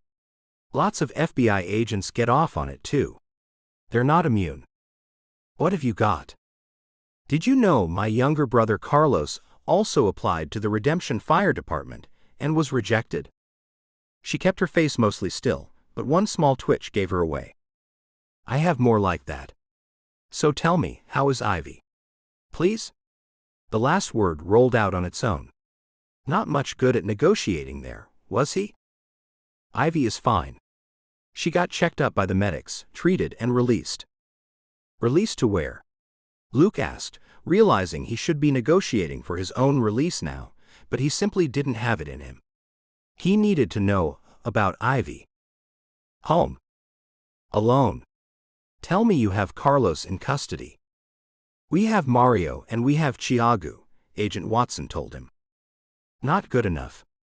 Look, I suspected them too. But it's not them. You can't send her home if Carlos is still out there." "She'll be okay," Watson assured him far too easily. She sat back, crossed her arms, her long ponytail swaying with the movement. "RFD has someone stationed in her driveway. They're watching her all night." "Cool," Luke thought sarcastically. What a great way to get Ivy killed. Did they really think Carlos would be thwarted by an officer at her front door? Is the officer inside the house with her? I don't know. I'm going to trust the Redemption Police Department to get the job done. Luke didn't trust anyone but himself right now. "What do you need from me to let me go?" Watson shrugged and almost laughed.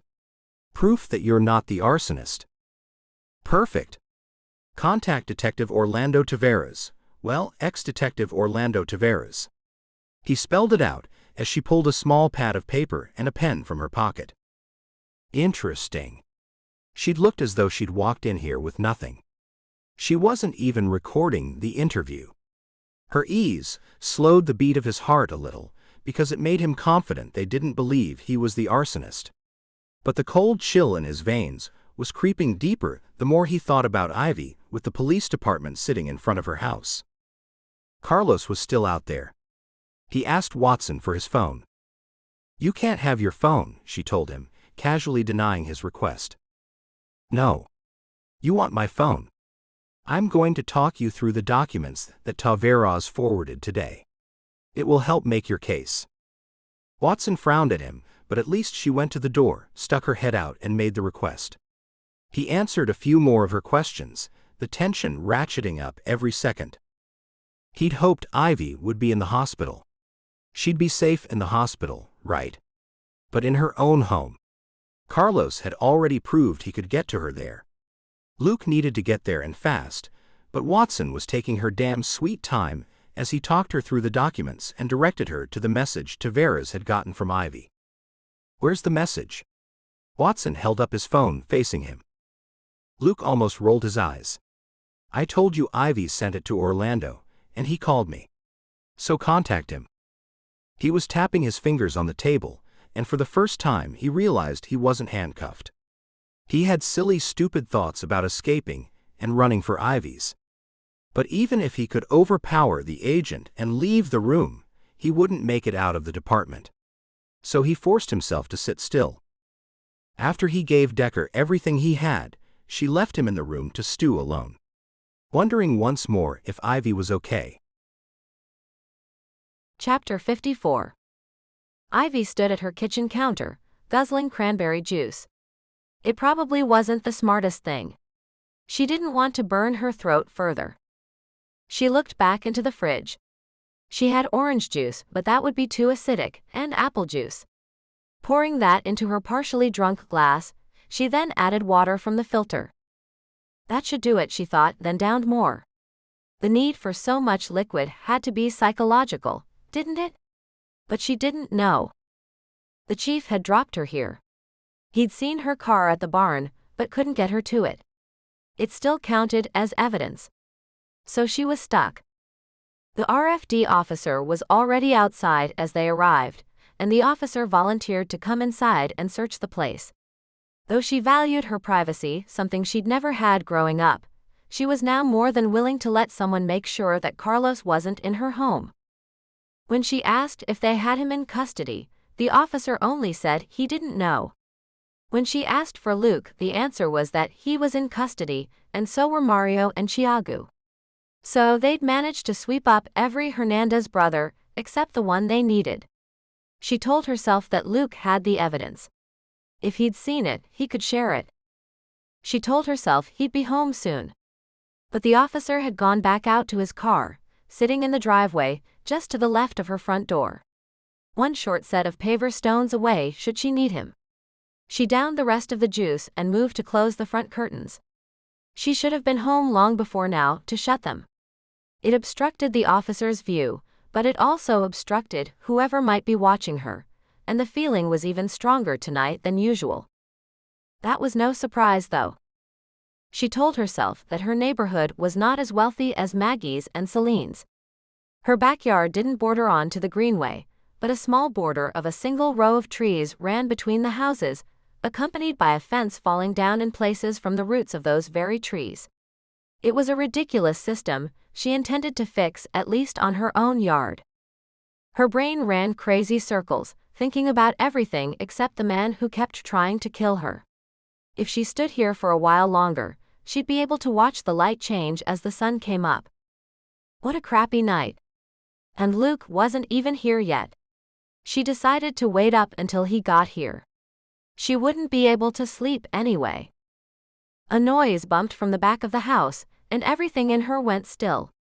It was nothing, she told herself, just the creaking of an old house. Pausing, she listened. Then when she didn't hear anything, she tried to calm down. But if she didn't check on it, she was no better than the woman in the horror movies. Could it have been the back door? Maybe. The living room sat at the front of the house, the kitchen to the side by the garage.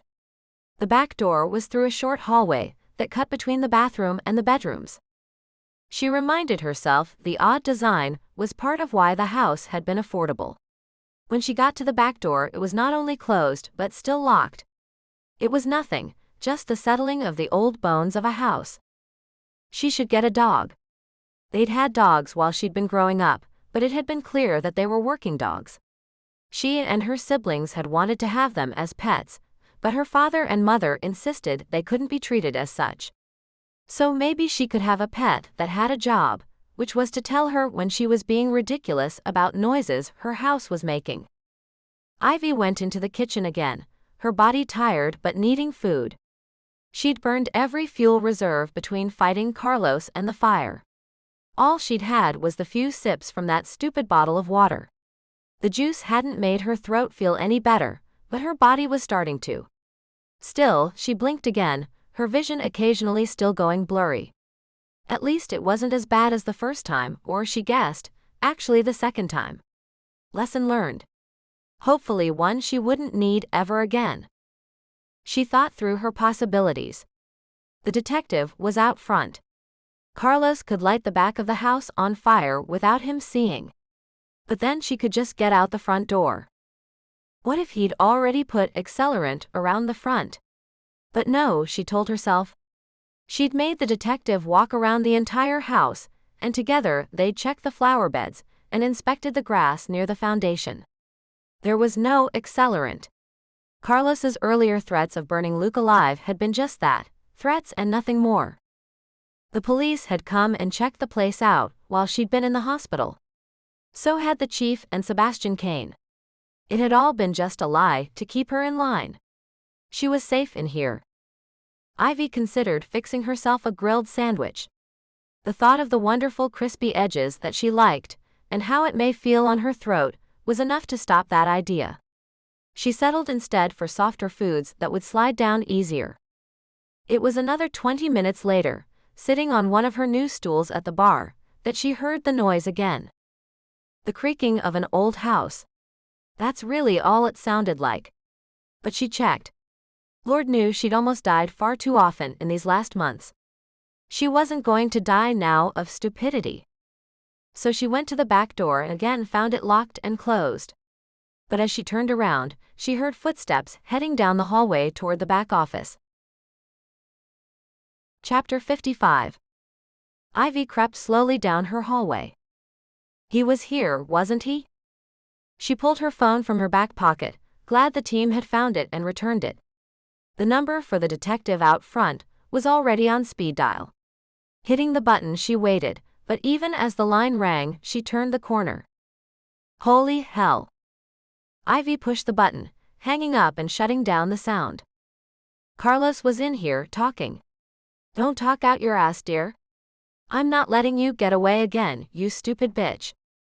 Ivy couldn't see him, but it sounded like he was in the office talking to her.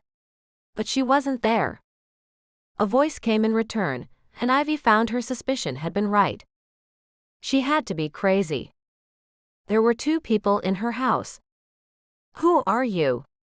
The mysterious second person asked. She recognized that voice and still. It couldn't be.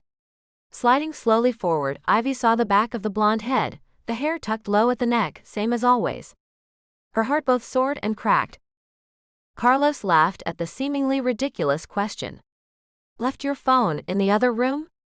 Too bad. His tone mocked. Freezing in her tracks, Ivy stood with one hand on the fresh paint of the wall, the other still clutching the phone. As she looked down, she saw the hand holding the phone was shaking. Hard. She needed to call the detective. But she couldn't. Thank God he hadn't picked up. She couldn't bring him in on her sister. Chapter 56. Luke pulled to a stop behind the police cruiser that sat in Ivy's driveway. But even as he was opening his door, the officer was opening his and stepping out to face off. A frown pulled at his features and his stance was set wide, his hand on the butt of his gun. The officer planted himself directly between Luke and the house.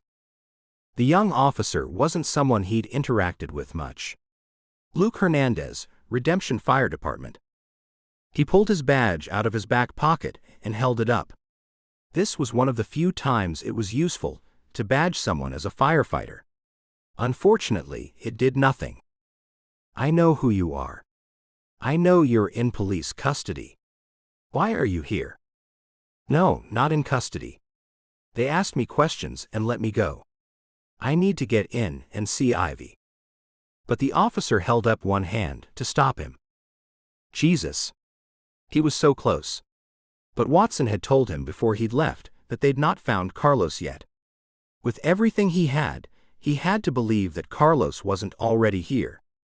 Carlos Hernandez is on his way here. Luke said it with an authority he felt in his gut. If he isn't already here. She's fine, the young officer said, his hand making a braking signal as if to slow Luke down. But Luke couldn't. If I'm not going in, then you need to. With his brows pulling together as he tried to figure out what to do, the officer said, I need to call in and check on you. Fine. But do it damn quickly, Luke said. And maybe, while you do that, walk up and knock on her door and make sure she's still okay. I just checked on her. She's fine. Jesus. The kid was green, an overinflated sense of himself in that badge. You don't understand my brother, Luke told him even as the guy dialed into the office. He's a sociopath. He's calculating and he's charming. If you just checked on her, then that's the best time for him to go in. The officer looked at him, a little sideways. So Luke shut up. With his phone to his ear, the officer said only, yes. Yes. Okay. Then he turned to Luke. You're cleared. But hold on. He yelled the last part as Luke began to run toward the house. But the officer dove out and grabbed his arm, tackling him to the ground. His voice growled down while he fought to turn Luke face down into the snow. You're cleared from the police department. Not from Miss Dean yet. Oh, sweet Jesus, Luke thought, as if Ivy was going to say no. Then everything in him fell. Now that he thought it through, he had to consider that maybe she would turn him away. He'd spent this entire evening being thwarted at one step or another. But maybe he deserved it. He'd brought all of this to her doorstep. She didn't deserve any of it. He'd been right the first time. He was the reason she was targeted. He'd made it into the fire department. Carlos hadn't. He'd made it out and gotten the good job. One that he liked. Whether or not Carlos had, he seemed to hold the grudge anyway. More and more little things had filtered back to him. Him telling Carlos they were better off without their father, and Carlos yelling back that he was going to find the man. Damn. Maybe he had found Santiago Hernandez Sr. Maybe their father was an arsonist, or criminal, or a pimp. Luke didn't even know, but understanding filtered through, and things he'd paid no attention to at the time now fit together. He turned his head back to the officer, who was shaking his head. She's not answering. Jesus. Luke told him now. Go in now. He grabbed the officer's arm and propelled him forward. We have to go in and check. The officer fought back, twisting his wrist and easily breaking the hold Luke had. His tone was condescending. She might be asleep. Get your damn ass in that house right now. Luke shoved him forward. The man still had one hand on the butt of his gun, but Luke had ceased to care. If the officer didn't get his feet moving, Luke was going to pass him and maybe take a bullet in the back as he opened the front door. But as he moved forward, he was tackled again. Face down into the snow, he turned and landed a punch. A hard one. Right under the jaw. He watched as the officer's eyes rolled and he hit the snow with a hard thud. Good God, what had he done? Chapter 57. Ivy's phone rang in her hand, and the slow, cautious steps forward she'd been taking stilled. Her hand shook violently as she reached out and hung up on the caller, the officer out front. But it didn't change anything. In the room, the other two had heard the phone ring as well. She heard Carlos tell her sister, "Don't even think about it. I don't even know who you are." Her sister was so confused. Her voice clear, and Ivy so desperately wanted to turn the corner and take a peek. It would be the first time she had seen her sister in well over a decade. She thought it was Lily. But who knew? It had been long enough that this could be Peony, or Meadow, or even Violet. The genetics had run strong in her family, it could be any of them. Her heart broke.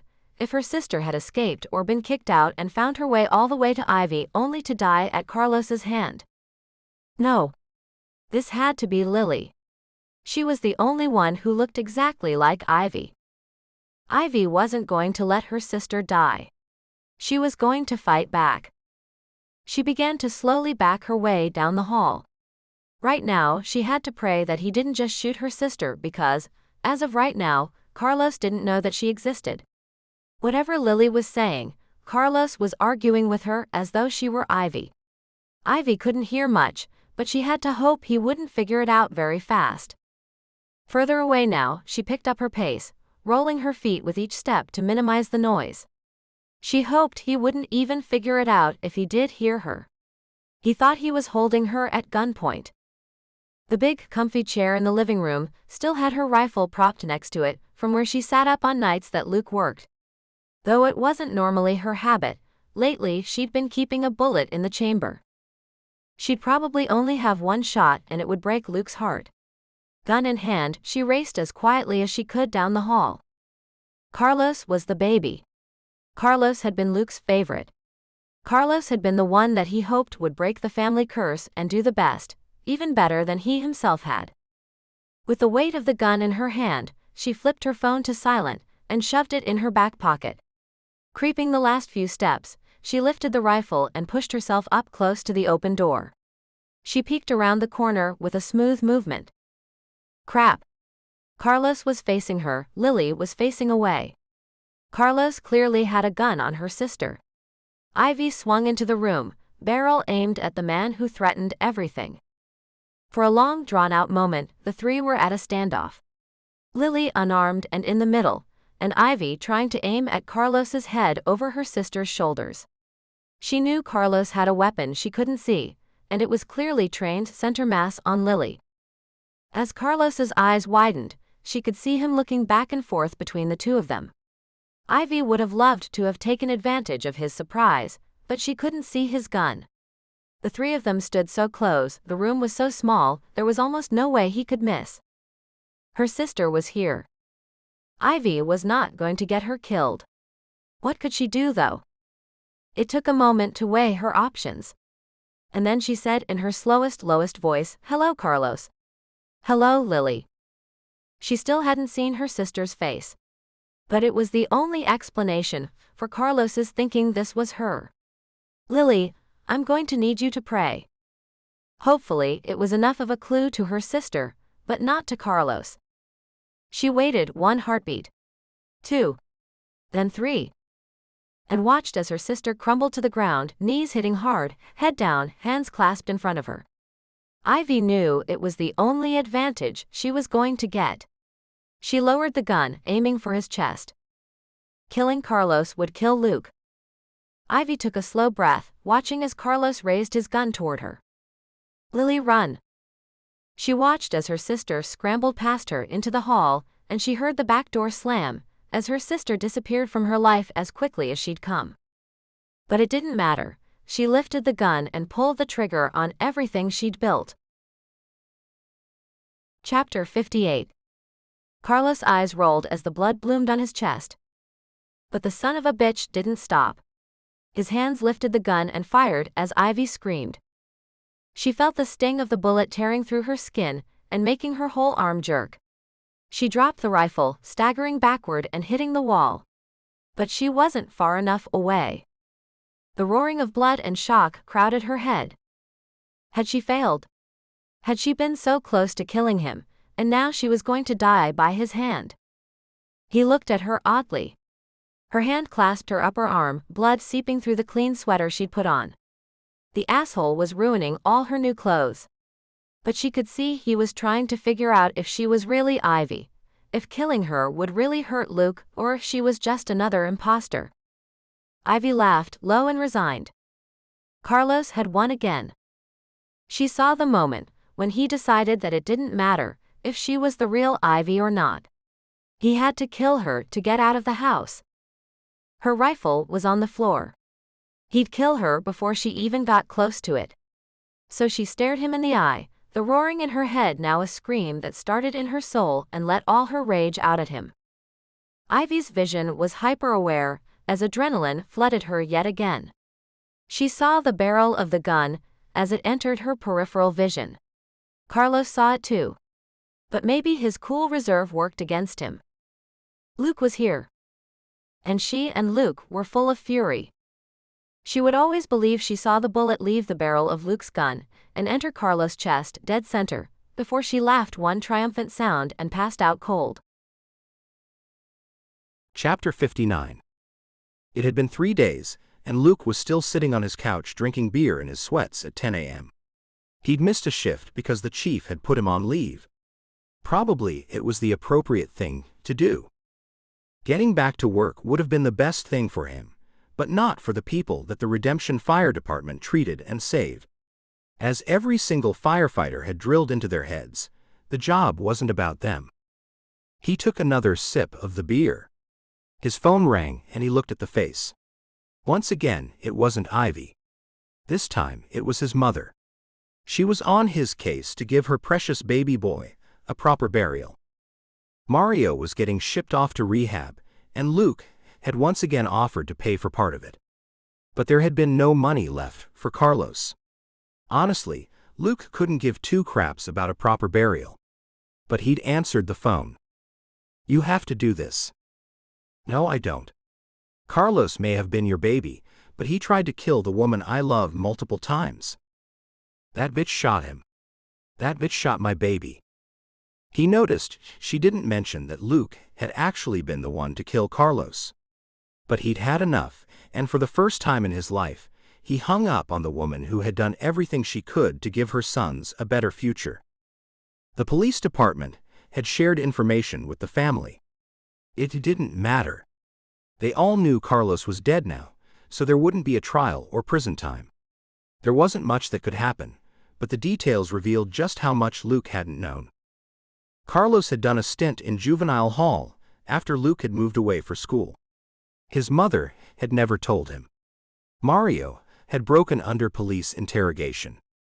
They'd waited him out, and as soon as he started hurting for his next fix, he'd been willing to tell them anything.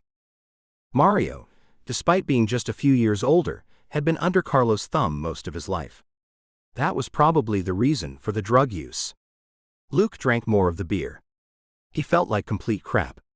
He'd protected Carlos at the expense of Mario.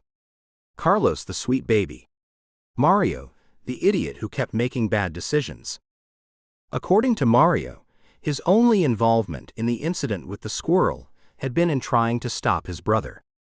He'd confessed because Carlos had previously mangled one of the neighbor's pets and threatened to turn Mario in for it. His youngest brother had been a calculating little piece of crap at least the age of 8. And while Luke mourned the brother he believed Carlos had been, he also was learning to admit that man had never existed. His phone buzzed. His mother again. Despite him hanging up on her, she wasn't done. When he didn't answer, she messaged for money for Carlos's funeral. Carlos could be put into a pine box or even a mass grave for all Luke cared. Everyone had stopped by or checked on him, but not Ivy. He'd heard nothing from her except for one message 2 days ago that simply said, "I am so sorry." He had messaged back, "Can I see you?" But she immediately replied, "No. Not right now." That had been it. He wanted to ask if she was okay, but he'd heard the shot Carlos had gotten on her was just a graze. Just enough to bleed and look bad. So he needed to know why she didn't want to see him, but it was painfully clear. He was the sole reason for everything she'd suffered. Was she setting up to sell the little house even now? He felt the pressure at the back of his eyes, the tears welling up. He'd done it. He'd taken something beautiful and perfect, and once again his family and his history and his crappy upbringing had managed to ruin it. He messaged Taggart as he took another sip. Might as well find out if anything was left at all. Do I still have a job? If he'd lost the very last thing he had to hold on to, he figured he should know now. At least that reply came back quickly. Of course you do. I just think you should take one more shift off. Make sure everything's square for your family. But we're anxious to have you back." As he read the last sentence, the dam broke.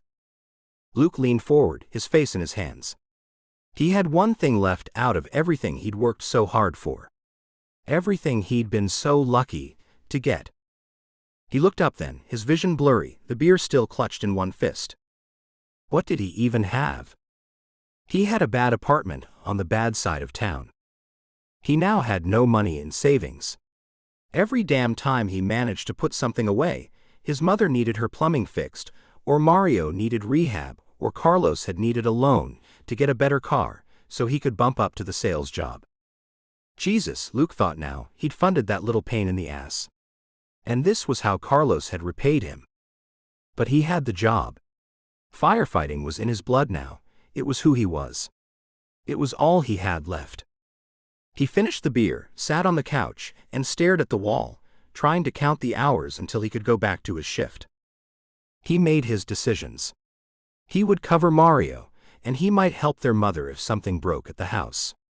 But he wasn't doing anything for Carlos, no matter how much she demanded. She needed to see the truth about her youngest child. Luke refused to think about how much she might have played a hand in how Carlos had turned out. She'd given everything, and they'd still had nothing. She had somehow managed to be both the best mother and the absolute worst. He didn't know how much later it was, but the sky had brightened as the day passed into noon. It was hard to tell time with the sky always cloudy and the snow always falling. So far none of it had managed to pile up. He'd held off on having another beer.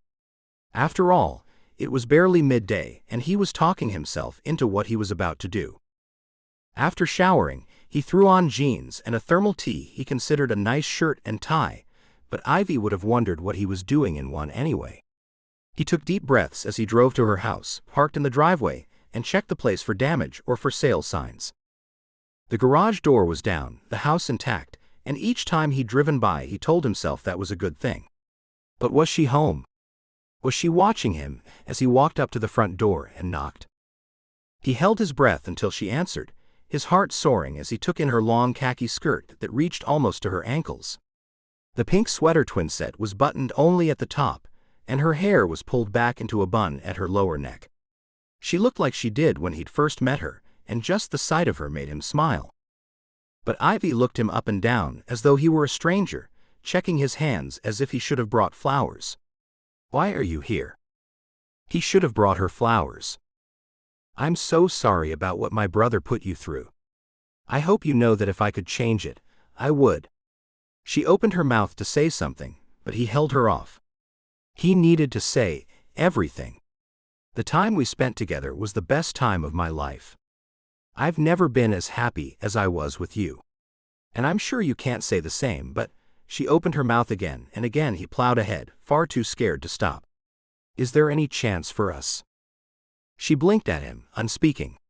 She shook her head at him, confused at the idea that he would even darken her doorstep, and he blurted the words he should have said well before now. "Ivy, I love you." This time she did speak, her voice quiet. "You don't love me." He felt then everything that shattered inside him. "Luke," she asked, "Luke?" But he couldn't hear her, as he turned away and trotted down the steps. His head roared and the pressure squeezed his eyes and his ribs, but he tried to look normal. He tried to not break into a run, as the pieces of him cracked and crumbled and fell to the ground. It was all more than he could handle. He held his hand up, waving goodbye to her behind him without looking back. He shook his head. The pressure mounting as he sprinted to his car, climbed in, and sped away. Chapter 60. Ivy came out of the shower, towel in hand, drying her hair. What was that? She looked to Lily. Her sister had come back the next day, knocking softly on the back door once the commotion had died down. Now she looked concerned. "It was Luke, your Luke." "What?" Ivy's heart tightened. She missed him so much, but she hadn't yet figured out what to do with her sister. She'd called off work, grateful for yet another very valid excuse to miss. A gunshot wound to her arm would do it. She'd done everything she could to help. They'd ordered Lily's birth certificate from the hospital. Ivy and Lily had been the last ones born there. Their mother had all the other children at home. Lily had no social security number. Ivy knew she'd had to file for her own at 16. The sisters had talked for hours. Lily was married. She was Lily Baker now. And she desperately needed a divorce from a man who would sign no such papers. Just as Ivy had suspected the moment she'd seen her sister, Lily was bringing trouble. No one left easily. Lily told her how she'd been caught sneaking out of the commune, a commune Ivy hadn't known existed. Since she'd been kicked out, and in part because of that incident, several of the families had bought land together, built homes and a church, and taken themselves further out of society. There weren't walls, Lily said, but there were definitely borders. I got on a bus and made my way to a women's shelter, and then I made the mistake of going back for my things. That had been 6 months ago. 6 months they'd held Lily, until she managed to escape again. But Luke had just come here. Lily, wearing some of Ivy's clothes that of course fit her, looked at her sister. "You need to do something about him," her sister chided. Ivy almost smiled. She damn well did. "I don't know why you answered the door." Lily was supposed to stay hidden. "I thought he might be delivering my birth certificate, and that I'd have to sign for it. Anyway, he told me that he loved me." "Meaning he loves you." Ivy stopped, her heart clenching. Lily would be okay, Luke could be trusted. She had to go find him. She would have run out the door right then. But she was wearing only a towel, and she had this stupid bandage to change. "What? What did you say?" "I told him he didn't love me. I tried to explain that I wasn't you." "You can't tell anyone." Ivy spouted it off, just as she had for the last few days, but Lily was finally looking like her old self. Like the sister who'd snuck out to a club with her at 16. The one she shared all her secrets with. The one who called Ivy on her crap, and who she looked up to for all of life. Number 1. "I know what you've told me about him. And I know you're not a liar. And I saw the way he looked. You can trust him, Ivy." That was all she needed. If her sister had met the man for all of 30 seconds and made that deduction, then she would trust herself and trust Lily. Ivy ran down the hall. She'd never gotten dressed so quickly. She could only pray that Luke went back to his apartment as she threw on jeans, sneakers, and a sweater she pulled from the drawer. She grabbed her coat, shoved her arms through it, and stopped only to hug her sister tightly before heading out the door. She barely caught that Lily glanced up and down at the outfit. While she thought of herself as having been free a lot longer, it only now occurred to her that also meant she'd been captive a lot shorter. What Lily's future held, she didn't know. A hard lesson. The other one she'd learned was that if she wanted something, she had to fight for it.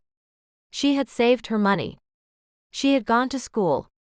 She fought for every penny of financial aid. And she'd scrabbled her way through every she'd earned.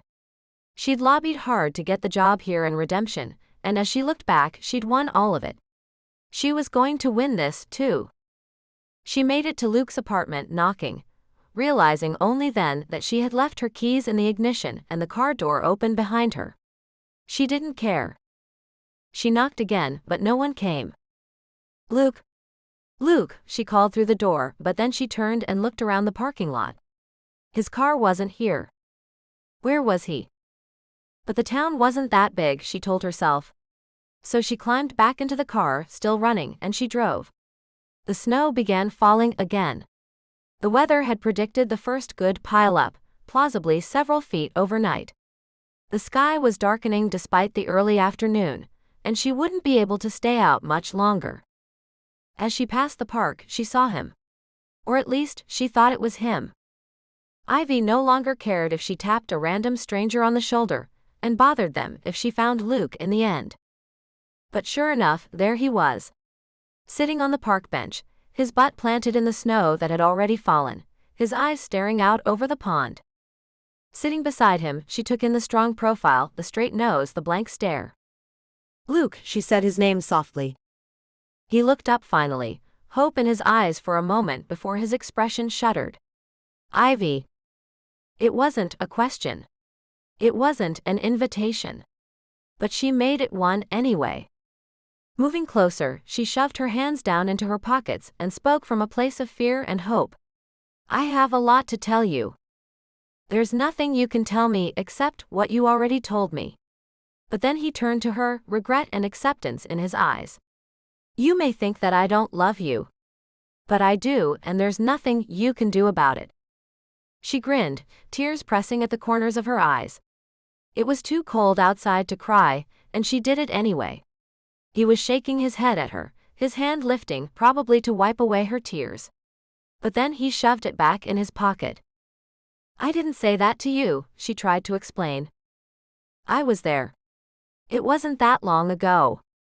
No, she almost laughed. You were there, but I wasn't. That was Lily. She waited as his realization slowly dawned on him. Lily. You're Lily? She nodded. Who else could it possibly be? Who else would share her face? She'd never imagined that she pulled a twin switch as an adult. I should have told you more when I talked about her. But I told you it was hardest of all being betrayed by Lily. Because she's your twin, he said. Ivy nodded, looking out over the pond now herself. We were always together, always alike in everything. Sometimes they even treated us like the same person. She watched as he shook his head. Whatever you said to Lily, and Lily was right, you don't love her. At least I hope you don't. There was so much to untangle, so much to do for her sister. So much to deal with, because no matter how much she helped, and no matter how much Lily needed, Lily had still betrayed her in the worst way. Though Ivy thought she had left all the hurt of it behind, seeing Lily's, her own face, staring at her had brought it all flooding back. I'm a mess, she told Luke. I can't tell anyone about her. We have to get her birth certificate and social security number. She has to file for divorce. I don't know if her husband is on the way here to find her. Her hands were out of her pockets now, gesturing wildly in front of her as Luke grabbed them to steady her. But his expression had changed. His eyes had softened. If you can keep a secret, I'd love to have you come back. Move in with me, well, right now, with me and Lily. She watched as he smiled. I love you. The sound of those 3 words, spoken with conviction, bloomed inside of her, heat against the cold of the day, strength against everything to come. Good, because I fell in love with you some time ago. They sat on the bench, and despite everything that was still wrong, everything she still needed, she felt hope. She'd have to explain more about Lily and her family. They needed to have hard discussions about Carlos and everything he'd done. But she could do that if Luke was with her. She had everything she needed. Luke's hands moved from hers up to where they gently cupped her face. Though the cold and the snow swirled around them, Luke kissed her. And Ivy felt life number 4 begin. Chapter 61. I'm heading home. Ronan pulled out his money and tossed it onto the table for Tierney. You sober enough? Luke looked up from where he sat, his arm draped around Ivy's shoulders. The two of them seemed much more relaxed, without an arsonist out for their blood. Hell, the whole town was sleeping better now. He grinned, stood up straight, and tipped his head. I'm good. He was Irish. He hated to embrace a stereotype, but a man named Ronan Kelly had to be able to hold his liquor, didn't he? And he didn't need to get a DUI. It had taken another several minutes to say goodnight to everyone. Night, Ronan, Tierney called from behind him. He turned to say it back, but she'd already gone back to polishing the bar as though it offended her. What was up with her lately? He should ask.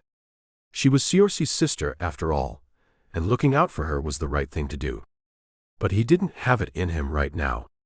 Everyone else got to sleep in the next morning, but he had errands to run bright and early.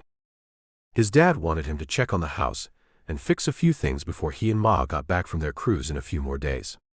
Though if that was just because his pop was trying to keep him busy with the anniversary coming up, Ronan didn't know. His pop did that every year, and every year it half worked and half didn't. Every year, Ronan wished he didn't hold his liquor so well, and that he could get rip-roaring drunk. But it was still several weeks away. Maybe his dad just actually needed something done around the house that he didn't want to ask his ma for. Ronan didn't like to admit they were getting old, and neither did they. Getting into the car, he started the engine as he once again pondered his dad's future. There were always more firefighters than chiefs. Taggart had been promoted to the position long before Patrick Kelly had even passed his tests to apply. But Taggart was good in the job, and he wasn't going anywhere. His pop was still on the line a lot, and though the man was a damn good firefighter, Ronan was beginning to wonder how long he had before he tapped out, or before the boys had to force him to. He aimed toward the newer section of town, in a small area slowly getting populated with suburb-type neighborhoods. Ronan hadn't been able to bring himself to move out after Shorse and Patty, after them. And tonight, heading home felt bittersweet for some reason. He pulled up under the damn light. He must have seen it coming, and that was the reason for the sudden hit of nostalgia. But he hated this intersection. The wistful thinking turned into too rapid breathing, and the wholly unnecessary flood of adrenaline at nothing. Absolutely nothing. The last thing he needed was a damn panic attack. Redemption was too small to have much traffic, and that meant he was sitting at the first spot under the light. That was the place that still got to him. He'd grown beyond avoiding this spot. He was able to pass under a green light without hyperventilating, or sit and wait calmly if he was a few cars back. He didn't even think of her then. But when he was first, especially when he saw another car coming up behind him, the old feeling hit again. Anger, resignation, and despair swamped him. But Ronan told himself that it was just memory, not prophecy. What had happened to Shorse and Patty wouldn't happen to him. Some days he told himself it should, and then he could join them. But the street was empty behind him. Despite his hyperventilating at pulling up to the light, today would not be the day he got slammed. It was over 5 years ago that his young wife and son had been plowed into from behind while sitting right where he was now. For a long time, the black marks had stayed on the road, telling the fatal story again every time he passed. He almost thought the city might have finally paved it over as a kindness to his family and Seorses. The two of them should have survived that hit. It shouldn't have killed them. But the car had been pushed into oncoming traffic, and they'd been hit again from the side. The small compact car hadn't stood a chance getting T-boned by a huge pickup. Patty had died instantly. Shorse had died in the hospital the next day. A shift had been called to the scene of the accident, and Ronan had been held back screaming as his team members pried his dead child from the wreckage. It happened to all of them, not usually as bad a scene as his was, but it happened. In a small town, the accidents were people you knew. You heard the address over dispatch, and it was your parents' house, your sister's apartment building, your best friend's car on fire. That day had been his turn. But he couldn't just leave town and leave it all behind. His family was still here. This was where he'd grown up. He'd been in no shape in the early days to be away from that, and as he'd gotten better and grown past it, he'd been able to handle staying. Looking up at the light, he watched the other direction as it changed to yellow. There was still no one coming up behind him, and that helped him slow his breathing a bit. As the light turned green, he let out his breath and pulled forward, the panic finally fading. He didn't even see the huge SUV that completely missed the red light. He only felt the impact as it smashed into the side of his car and flipped him like a rag doll. Thank you for listening to Up in Smoke on YouTube. Remember to subscribe to this channel and start the next Wildfire Hearts story now. Ronan Kelly can't tell if he wants Tierney because she reminds him of his late wife. But Tierney is hiding something that could get her and her young son killed. Listen to Down in Flames next. Thank you for listening. I started writing when I was 8. I handwrote an 80-page novella that I believe to be adult romantic suspense. I'm proud to say I've gotten a lot better since then. I've grown up to be a nerd at heart. I love neuroscience and people watching, and if you look, you'll find some of that in each Savannah Cade book. Most days, you'll find me in my office, looking out my window at a handful of the neighbors' cows, or watching my dogs or my cat roam the backyard. Find me online at savannahcade.com. Please remember to subscribe to this channel to get all the new releases on audiobooks. Please also like and comment on the videos. I'll be releasing my entire catalog here for you in dual narration audio. But I need subscribers to know that it's worth the effort, that people are listening. Thank you so much for being here and listening. I'll keep writing more.